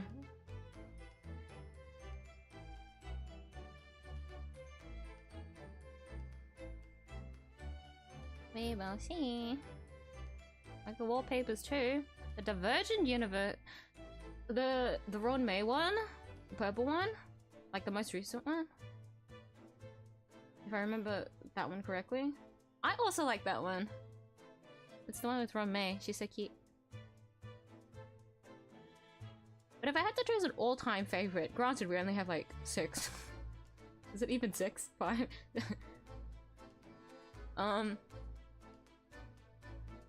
The wallpaper that I probably like the most is the one from from 𝐢𝐧𝐟𝐨's event. The one with tails. I think that one looks really pretty. I just really like the colors in it, I think. But at the moment, the Ron May one is the cutest to me. I love Ron May. It's the only reason why I grinded Divergent Universe, not gonna lie. Because I'm still missing a few Jades in there, but I wanted... I tried hard just to pick up the wallpaper, and then I stopped taking it seriously. Maybe if they put another wallpaper for this new update one, I'd consider, but I also understand why they couldn't do that, since the event has the new wallpaper, so, you know, can't be picky. Just take the day off. Maybe I won't push myself, we'll see. Because I really like doing, like, patch day streams, but I just can't stream on, like, the Wednesday, Thursday. That one's really dependent on whether or not I can make time.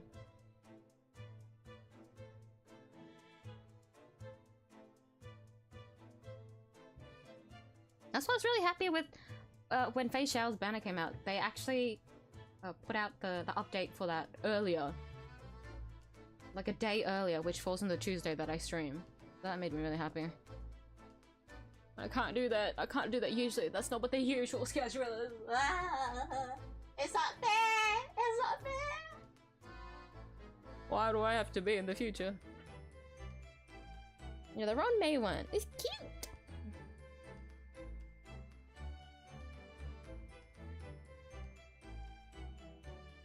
I don't grind it for that, I grind it for the weekly rewards. Yeah, I do that too though. It's just so much more efficient to do Divergent for your weeklies.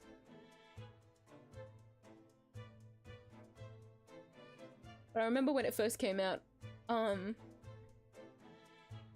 pretty sure I didn't really know about the wallpaper, the phone wallpaper, until like a little bit later. And that's when I actually took it seriously and started grinding. Because guys, when Divergent Universe came out, I got really annoyed with the whole character mapping thing. The one where it increases your levels and changes all of your relics. The relic changing thing pissed me the fuck off. And then I didn't touch it for a while because of that. I thought they would update it, but they haven't changed it at all, so I just had to suck it up. RIP, my relic EXP, but alas, it is what it is. It's fine.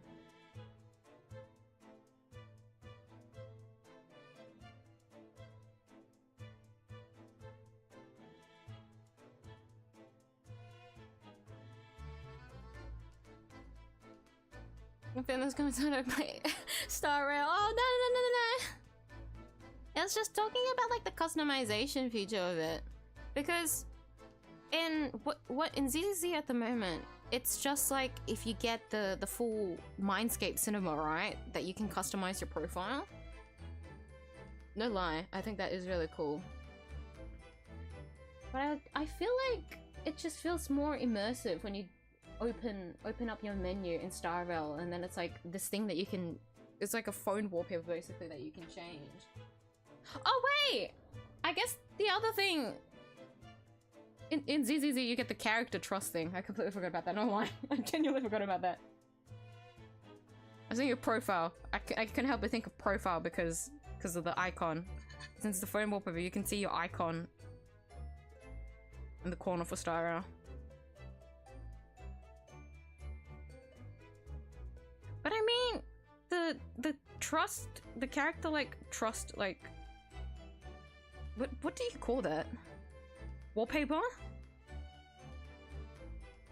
The wallpaper thing is cool, like don't get me wrong. But the background thing, I don't know, I just really like it because it involves the UI. Like the UI in 𝐧𝐶 is all the same to me. I get it because I want to go for the minimalistic look, but it's just all black to me.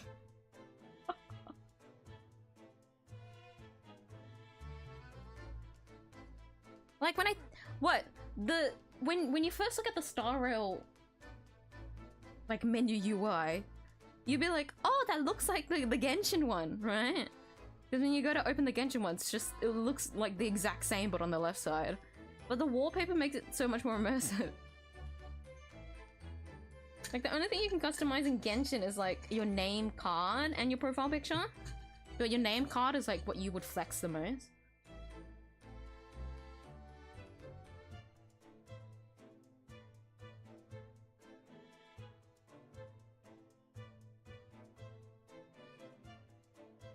The thing about this is taking Jane to movies. It's so hard getting her trust up, bro. I finally got her first trust thing, but it's at midnight, so I have to.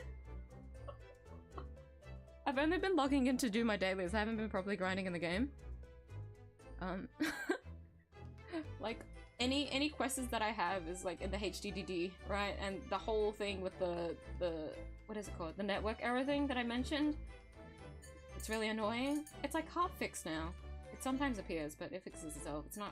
It's not always occurring like it did before Jane came out.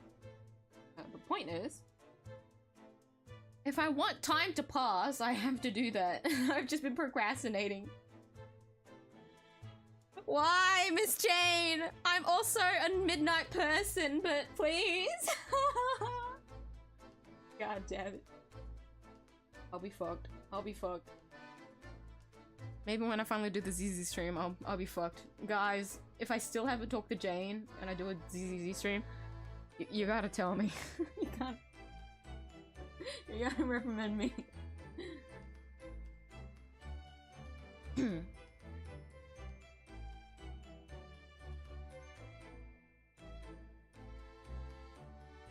Oh, so many more level 60s than you. Mainly level characters and skills and core skills and ignore most other things. Oh, really? I think that would make more sense, yeah. I'm very steady on how I level things. Because I don't do it in that order. Like, what? It's dependent on how many Denny's I have at the time. Because God, the fucking W engine being like 200k or something to upgrade it from level 50 to 60. Jesus fuck. I do not have that money.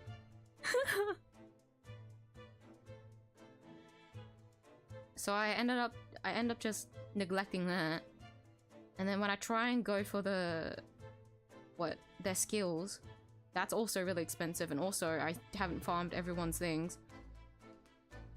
And then when I try and go for actually leveling up the character,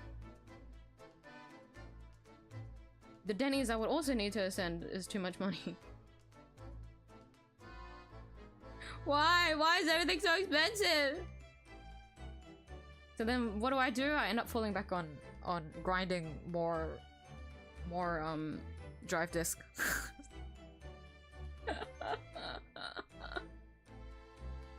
I can't help it. I can't help it. I don't have money, so I might as well fucking use it on grinding up drive disk until I get Denny's again to use on other things. If I can't use the money now, I might as well wait and grind other stuff. Really bad system, but you know what? If I've cleared my 𝐢𝐽. That means I'm fine, no? The only thing that I can't full clear is the last stage, I'll be honest. I'm just outscaled. Like, makes sense. I don't have any matching fucking engines, but like Lycon. He's the only one with his matching engine.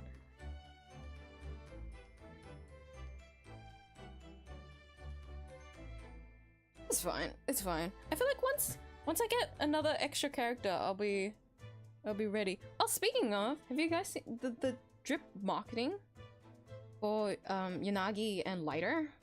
Lighter! He's real! I didn't think they'd do it. I thought he'd be like a 4-star or something, but no. There he is in flesh. I'm excited. He's a stunner as well. I want him. A fire stunner. Pauletta, you never came home, so I'm sorry. I'm gonna have to go for Lighter. I'll have an excuse to use Lucy. I can't deny I'm very considering Bernice, but Bernice. I'm very considering Bernice because I need a fire like a DPS. Is she a DPS as an anomaly? Most anomalies are pretty DPS, aren't they? Most anomalies, we have 2 in the game. Oh, 3 in the game now.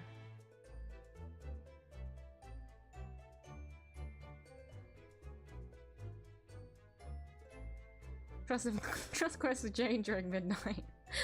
Sign me up. The little midnight rendezvous, am I right? Nothing could go wrong. Also found Denny's though in the dungeon things. I feel like that's such a waste. I have done that though, I won't lie. When I got really desperate for Denny's. But it feels like such a waste of stamina. It hurts.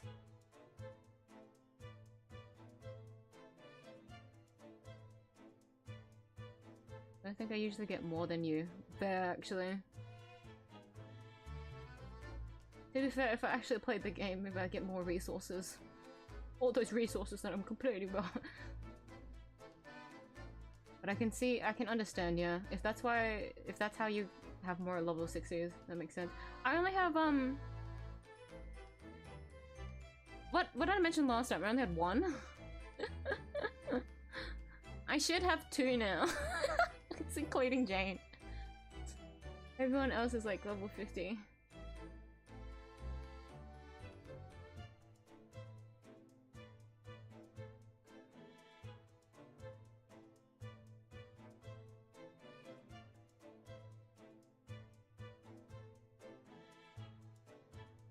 Can go for the new mommy. Oh, 𝐢𝐧𝐟𝐨? The one that's gonna come out like once maintenance is done, right? Once the new patch is up. 𝐢𝐧𝐟𝐨? Is it what's her full name? 𝐢𝐧𝐹 King? 𝐢𝐧𝐹 King. I wanted her, but she's a tank. And a physical. I unfortunately cannot really accommodate for her range. I need more elements. I apologize.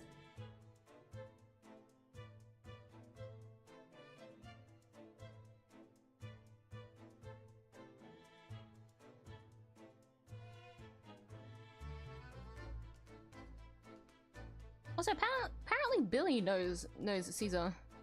That's gonna be interesting. Interesting dialogue.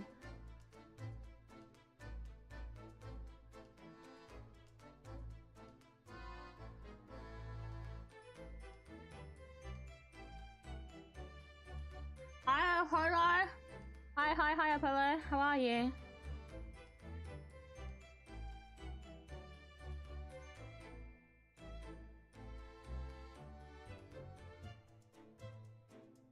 Don't do that. Ow! Fuck, sorry, I was leaning on my fucking water bottle. Don't do that. Don't do that. Tempted to get Bernice. I'm also tempted to get 𝐢𝐧𝐹. The gems, I can only get 1. Right! The thing is, so now that I'm knowing that, Lighter is coming out, I'm scared that if I lose my 50-50, I'm not gonna have enough pools. Even though I really want to try for Bernice. I think I'm gonna go try and Habana. If I don't win the 50-50, I'll just say the guaranteed. I think that's my current gamble. If I don't get a fly, it is what it is. Okay. I just hope that Soldier 11 comes home, I don't know. Fate will decide its course, alas. We will see. I'll be active in the stream for a bit. A late night call with Crawford. Yo, that's fine, dude. If anything, I think I'm, what's the word? I'm wrapping up the stream tonight, so. Thanks for dropping by anyways. Tell your girlfriend I said hi.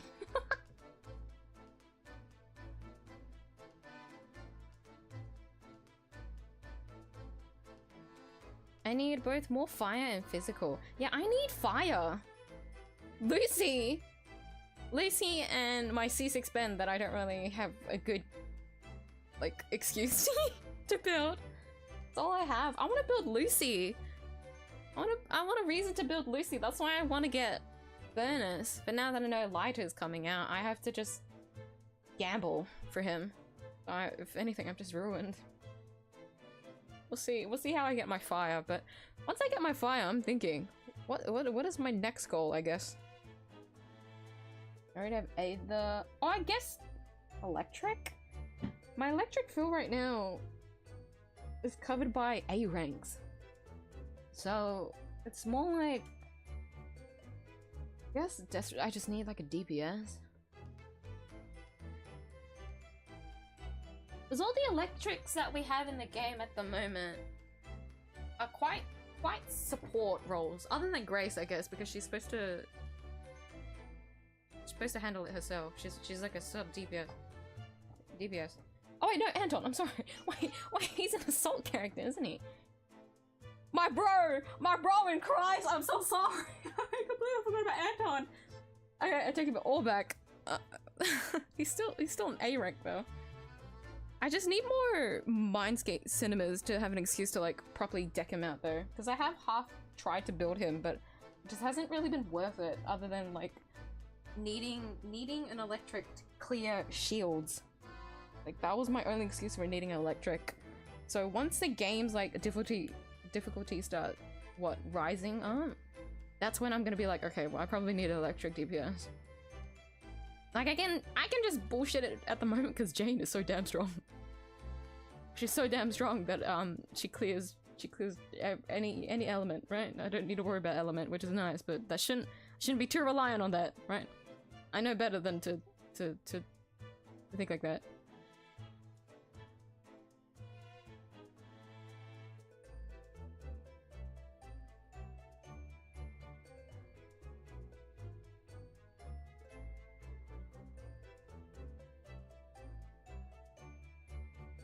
I built Lucy because she is cute. Yeah, for the piggies, that's why I want to build her. They just don't have a good enough excuse because I'm already complaining about my resources and the characters that I have built. I will build Lucy, I swear! Even though she's like C0, I don't care! Or she's C1, I don't know. I think she's C1. C1 or C0, either way. Every other character I'm like, okay, they're cool, but like I have to think about my resources first. Lucy's like, I want to build you, but I just need a reason to justify it. Like extra bangers on the field, right? It's so cute watching them run around the place. Have you seen the video where someone did a slow-mo of all of her animations? Well, I think they did like a good slow-mo of like most ZZZ animations, but I saw the Lucy one pop up in my feed and it's so cute how her little balls are like helping her if she like falls over. They like stack up on top of each other. You can see it more clearly in the slow-mo. And like if she falls down, they all like lay flat to pad.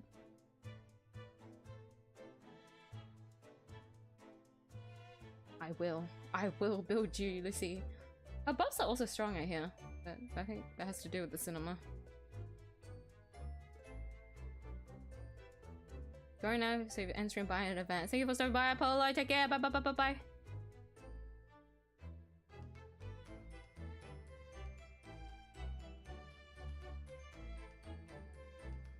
Gotten 𝐢𝐧𝐟𝐨 banner for her and Nicole copies. Yeah, I wanted more Nicole copies. I did get a good amount though. Like, I am very happy with that, but I need to properly build Nicole. I don't know why I've neglected her for so long.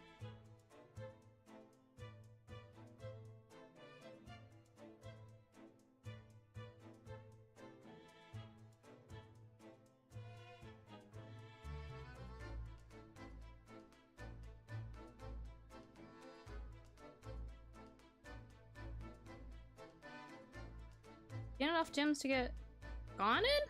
Guaranteed?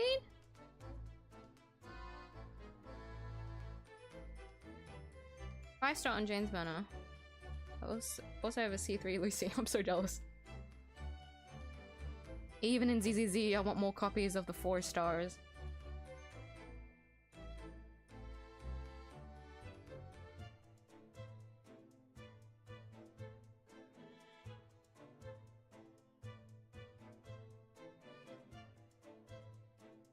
Piper animations are well thought out though. I haven't seen Piper's one yet. Have I mentioned to you guys that I finally got Piper on a standard roll? My first copy of Piper finally came home. It was so sudden, I didn't know how to feel. She's home! She's finally home! Seriously, she did not need to take that long to come home, but it's too late. I feel like if she came home on day 1, I would have built her already. But it's too late now. The economy is rough, my girl. Maybe if I can get some whoa, wait. Is it Lucy? Lucy with Burnus and then Piper with Caesar? Ah, fuck. Maybe. Well, at least I don't need to worry about getting one copy of Piper.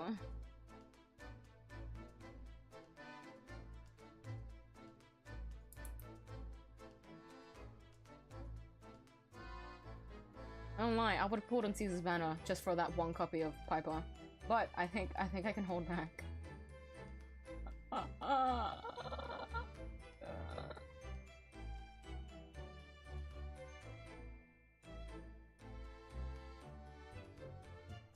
It's Nicole! It's Nicole, okay. Maybe I can get my last 2 copies of Nicole when I pull for Burnus. That'd be a good enough excuse.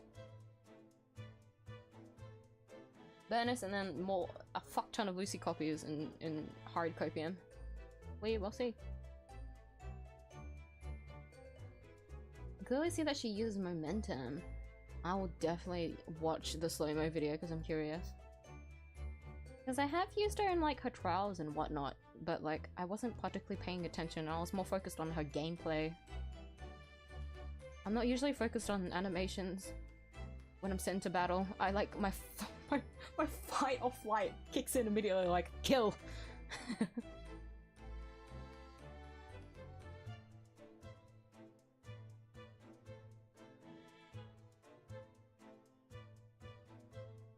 Piper, I haven't touched her yet. I was gonna build Piper with the Jane. No point of building her at all. Right? It's literally only if you have... What? In my situation, I don't need a reason for her because I have Necromata built already. So even though she doesn't particularly work in, what, the Seth-Jane combo, it's more that she's there because of my Bangbu. It's not her best combo, but to be fair, I don't have a properly built Nicole, and I haven't built Lucy at all, so I don't have a good multiplier for Jane anyway.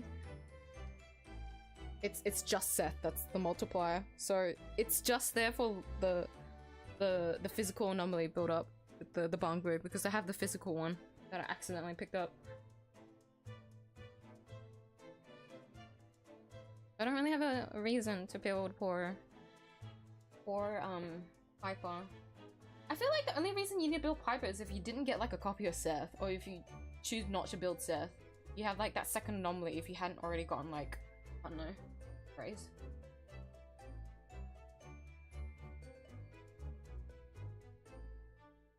It's just for Jane's support, because she needs either anomaly or someone from the criminal investigation team, isn't it? I believe that's how it works. I don't need to worry about that because she's always with Seth, and then if I just throw in Nekomata, it just works out.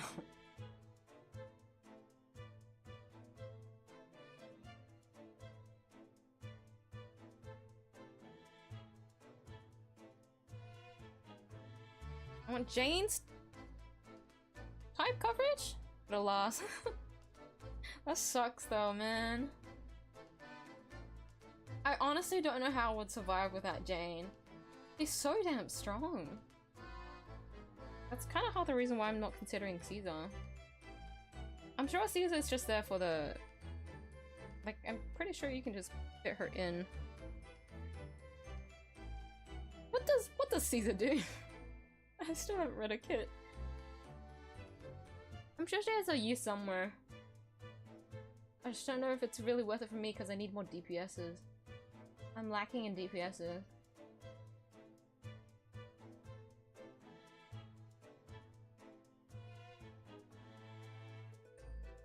I can see animations. Jane dodge when she crawls back so satisfying. Right? So many of the wipeout, like, frame cuts of Jane. So damn good.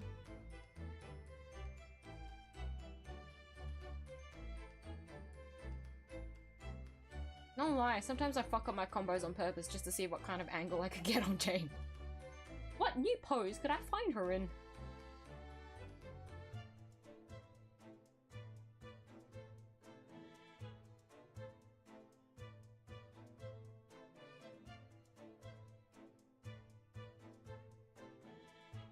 Looks like a flex option. Shield is strong as far as I think. I think that might be an interesting meta. Because shield is really strong. After finally using, like, figuring out how Seth's, like, wombo combo works. Not that I do it efficiently, but, like, it works out. I can see it. Even if I do try and go for Caesar though, I only have, like, 50 pulls, guys. Like, not even remotely close to a soft pity, so I only have chances at Burnus. That's my only chance area, and then any other characters after that, and what I can conjure up. I'm sorry, Caesar. I'm sorry, Caesar. I'm just not. If I get too cocky and start losing my 50-50s, it'll be the end for me. It'll be fucking. It'll be like my Star Rail account all over again.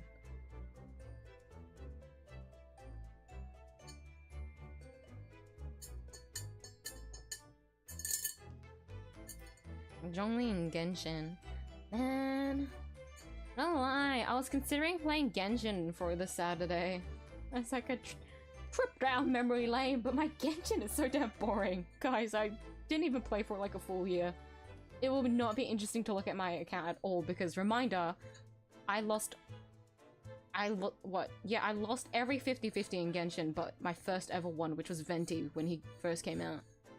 It was the only 50-50 I had ever won, and any other character after that point, I lost. Lost my 50-50 on hard... not hard pity. Not hard pity for all of them, but a good amount of them. I shouldn't think there's much to really do in Genshin. Exploration isn't fun because I don't have the proper characters to really explore. Kinda sad that I don't have an excuse to stream Genshin. It is what it is. Chainsaw Girl. Corin, yeah? I was thinking of building her when I first started the game. And then Nekomata came home. But I still had considered building her, not lie.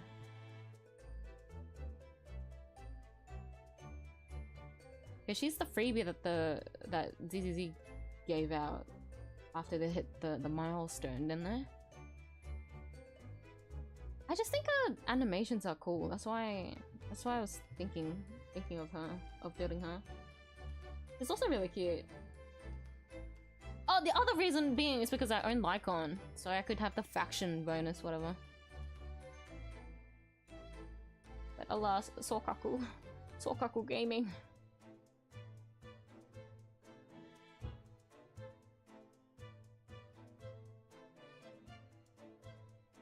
How little gems I get in ZZ. I hear it's not even like it barely hits soft pity like every patch. I don't know if it's changed now though, but it feels very little. That's on free to play though. It's rough out here. I get you for a while, but stop playing at some point. It is very taxing. Just depends on the player. It's for a very specific kind of player base. Just stream any other game. I might be drawing. I think I'm gonna be drawing for the channel, Annie. Also, I haven't drawn on the channel in a while, so I'd like to draw. Yippee! I'll make a post about it. I'll make a community post. For once, I'll make a community post about it, I think, and then I'll also post it on Twitter. Wee!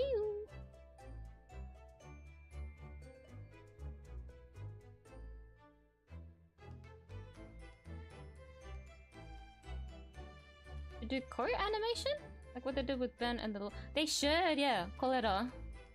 I think they should do more of that. I think that's really cool. I hope they do them. I hope they do that. Because I know that, what's the word? Because I know that those two have... actually. Never mind. I had a train of thought and then it's... The train's crashed.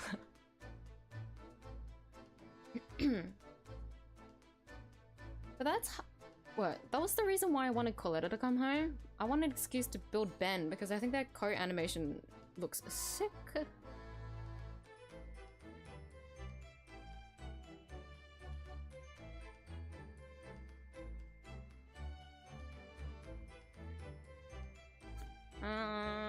I'm trying to think of what characters they would put together though.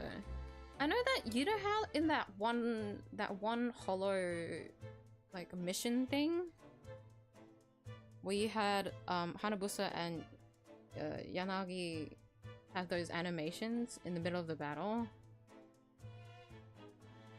I know it was just for that moment, but it'd be cool if that faction team slash whatever gets co-animations.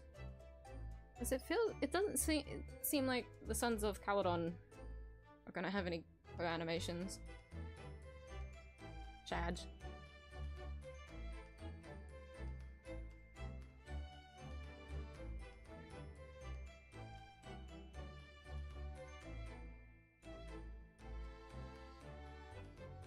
Not good with names. Nah, you're good. I think it's Coletta. Yeah, Coletta. I think it's with an E. E and... Coletta? I'm the same though. I usually don't remember names. Bro! So I used to play League of Legends when I was a kid, right? Stopped playing it after like a year or two. So thankfully I didn't actually grow up as a League child. I stopped very early. It's okay guys, I hate MOBAs! Point is, I still do watch streamers that play League though. So even though I don't really understand anything, I still have a good gist of what's going on. And I surprise myself remembering some of the characters' names in League. Like, I'm surprised I remember them. Like there's a lot of characters and I shouldn't be remembering them usually, but I guess they had a big enough impact that it either one, scarred me, that's traumatized me, or I had an awakening of some sorts. Awakening being, I only played the female characters, and trust me, it was for a very, very different reason. Say Gex.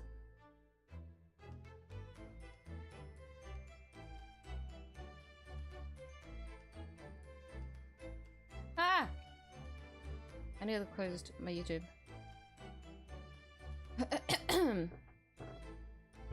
Yeah, maybe we'll come in 1.3. At that point, I probably have enough for pity. It's rough out here, isn't it?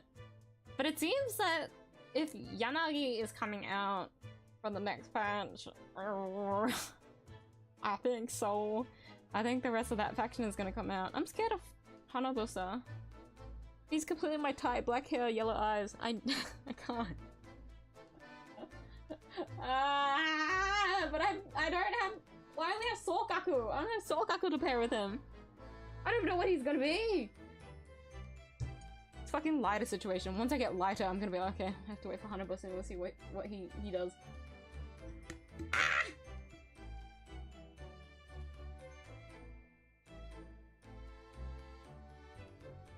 Could you stop that shit game? It was a phase, don't worry. A phase that took a couple $100, but it's okay. It's okay. I was free. I was freed very, very early. I also don't think I'm really suited to MOBAs. I was never able to get used to the controls of the game, even after playing it for so long. And there's also just a level of like communication in the game that I wasn't able to really vibe is the incorrect word. To properly like fit with. I don't know how to describe it. Like even when I first downloaded Pokemon Unite, at that point though it was like a touch screen, so it was very different, but still the gameplay was not for me. I only did download it to play with a friend. Cyber Cookie, just different flavors. Crazy! I can't deny you're so real for that one though. Riot has a special part in my heart for how I feel about them. Because I do also watch a lot of Valorant.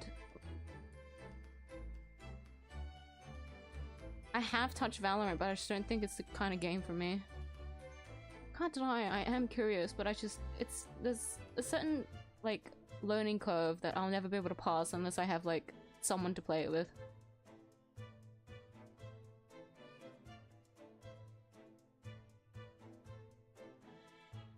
We can cry in the corner together. We'll see. Z patches. Be nice on us. Be merciful on our hearts. All we want is to play with very, very pretty characters. Please. I will say though, once I do lose my 50-50, I wonder who it's gonna be. If it's gonna be a Mindscape cinema of either Lycon or Nekomata, I'm gonna be kind of annoyed, I'll be honest. I wanted to be a new character. The pool in ZZ is just too tiny. I need new characters. Gray specifically, please. I have an extra one of your anomaly agent. Please. Please. Please.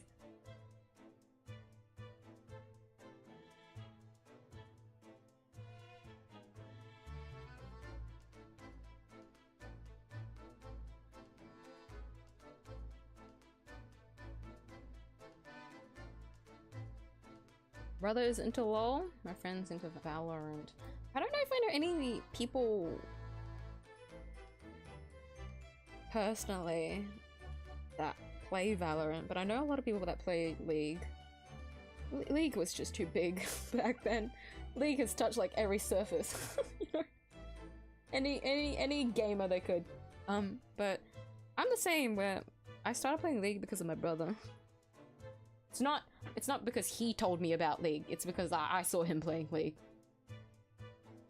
He wasn't a direct, like, bad influence, but he was an influence. I don't know if he still plays League. I don't think he plays it anymore. I know he was really caught up in League. Maybe he's free? Maybe he's stopped finally? Not too sure. Is anyone ever truly free from League? Even though I've stopped playing the game, I find it everywhere I go. Even the streamers that I watched that I didn't think that would play League ended up playing League. Like a slap in the face. Like, welcome home. That welcome home cheetah image, if you guys know that one. Welcome home cheetah. And cheat on you on anything. I don't play any other MOBAs.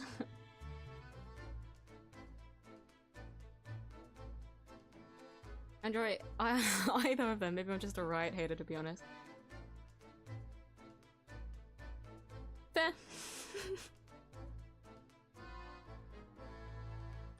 It's just the game genre. It's not for everyone. Because either way, I'm the same. I don't know a lot of other Riot games though, but then when I have seen them in play, they haven't really interested me, so maybe I just don't take interest in much Riot games. Nah, to be fair though, guys, I'm like an RPG player. I'm like a full send RPG, specifically JRPG kind of player, so I was on the other end of the spectrum since the start.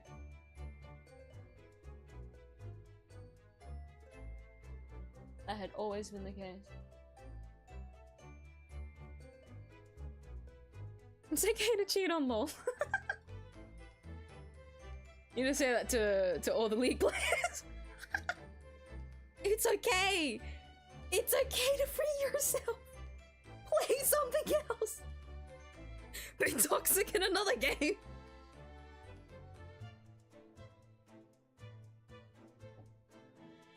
Okay. I think I might end it here for today's stream. I enjoyed the little chat to make up for the fact that I chose willingly not to investigate in the game. But I was able to spend more time with you guys. That's more important to me. I'll probably wrap it early here for today because... Do you hear this? Yeah, there's nothing because that's supposed to be my water bottle, so that's a sign. I like turn-based RPGs. I always wondered if I was like a turn-based kind of player, because after playing Starra, I feel like I'm not. I always find myself playing turn-based though, but I don't think I'm particularly smart enough to play turn-based RPGs. I don't know.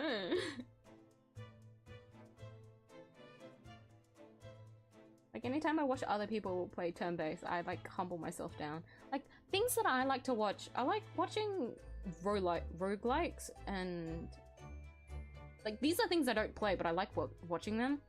Roguelikes and fuck, what is it called? I forgot the genre. There's two genres that I like watching specifically, but I know that I've never like played.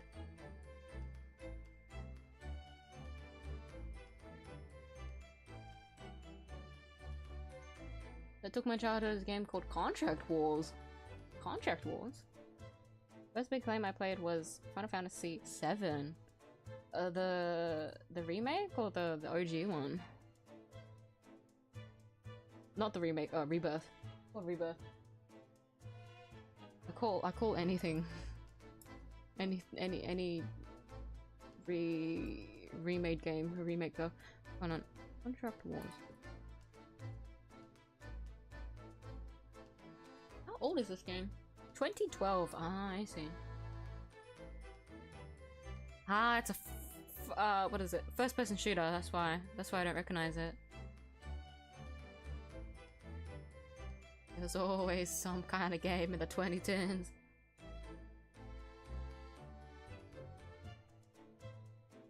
$2,000 hours is crazy. Jesus.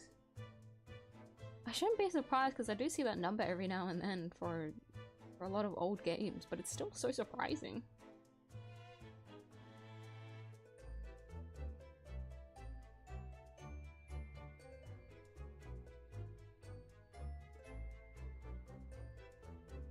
Don't need to be in my opinion. To me, it matters if it's fun.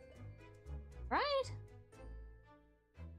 I can't say if I find myself like fully enjoying turn-based or like the mechanics and like the gameplay of like turn-based specifically. I don't have like strong opinions for it.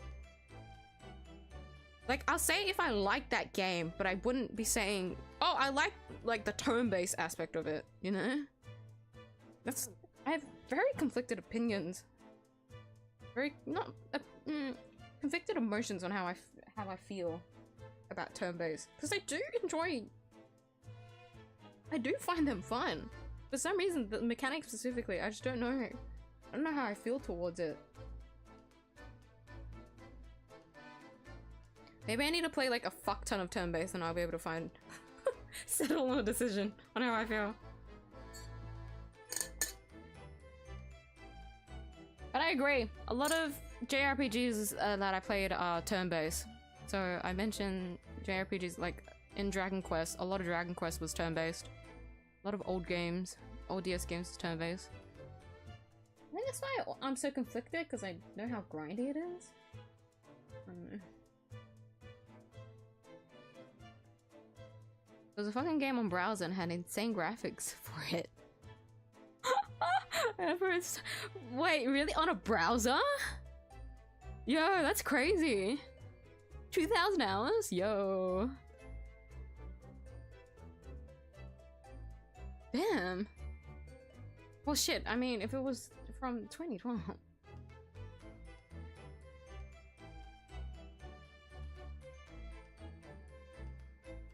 Can be fun too, but I'm not the best at it. Yeah, same. That's why I only watch other people play it.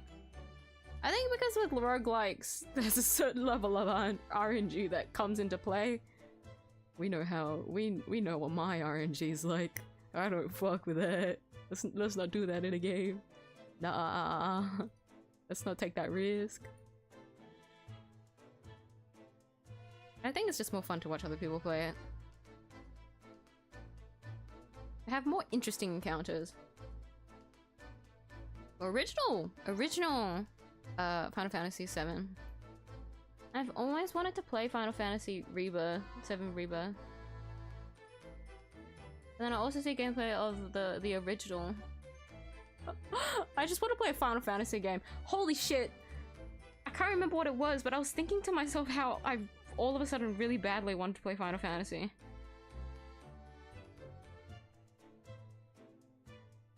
I think I heard like Final Fantasy like sound effects from somewhere, and I got really nostalgic, and because of that I was like, I want to play a Final Fantasy game all of a sudden.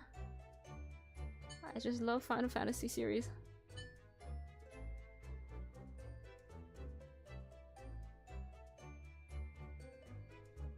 I think I have decent to good luck, not godly. I mean, that's all you need, no? Anything that's better than average is good. It's fantastic, actually.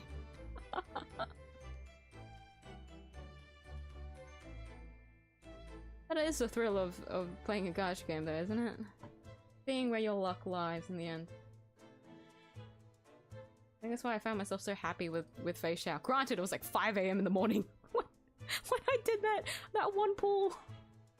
For those that haven't seen the new shorts that I had just posted, which was about when I just got Fei Xiao after fucking 6.5 hours of doing the story, and then finally pulling and getting this Fei Xiao and winning my 50-50.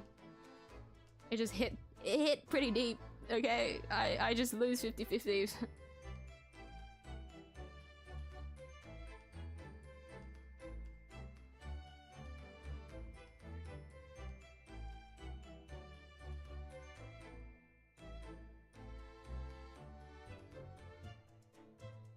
Should rest if you need. Thanks for chatting with us. Yes, I should really call it off before I find myself tangenting again. I really should go refill my drink bottle. I'll dehydrate myself further. But yes, I'll call it for today's stream. Thank you everyone that has dropped by the stream and commented into chat today. I enjoyed all the little messages and all the little chats as well with everyone. Thank you to those that have stayed and watched through today's stream. I apologize I wasn't able to get through the full investigation for this episode, but please look forward to the actual start of the new and final case. We'll get to see what the fuck went down with how Windy Bank died and how Gina found herself with a damn gun in her hand. Also, we'll see what's up with this 𝐢𝐧𝐟𝐵 Benedict, because he's very sus. Also, we'll have I think this is what's most exciting for me personally. We'll have Iris with us investigate. She'll be our assistant, so I'm looking forward to that a lot. Yippee! But yes, of course. Thank you once again to everyone that has dropped by and watched the stream today. Remember, go hydrate. Go get some water and hydrate if you haven't. Get a snack and eat. If you also haven't done that, please have some nourishment. Go sustain yourselves. But for the rest of you, have a good rest of your night. Go get some good rest. EP up. But for those on the other side of the world, have a good rest of your day. And I'll see you guys in the next stream, which will be this Saturday. Look forward to it. It will be the channel anniversary. Yippee! 2 years? 3 years? 2 years? We'll see what number it is. You'll see the waiting room. I'll post a community post about it and a post on Twitter. Please look forward to it. It'll be a drawing stream. But as per usual, I'll have a shorts posted on Friday. So look forward to that one as well.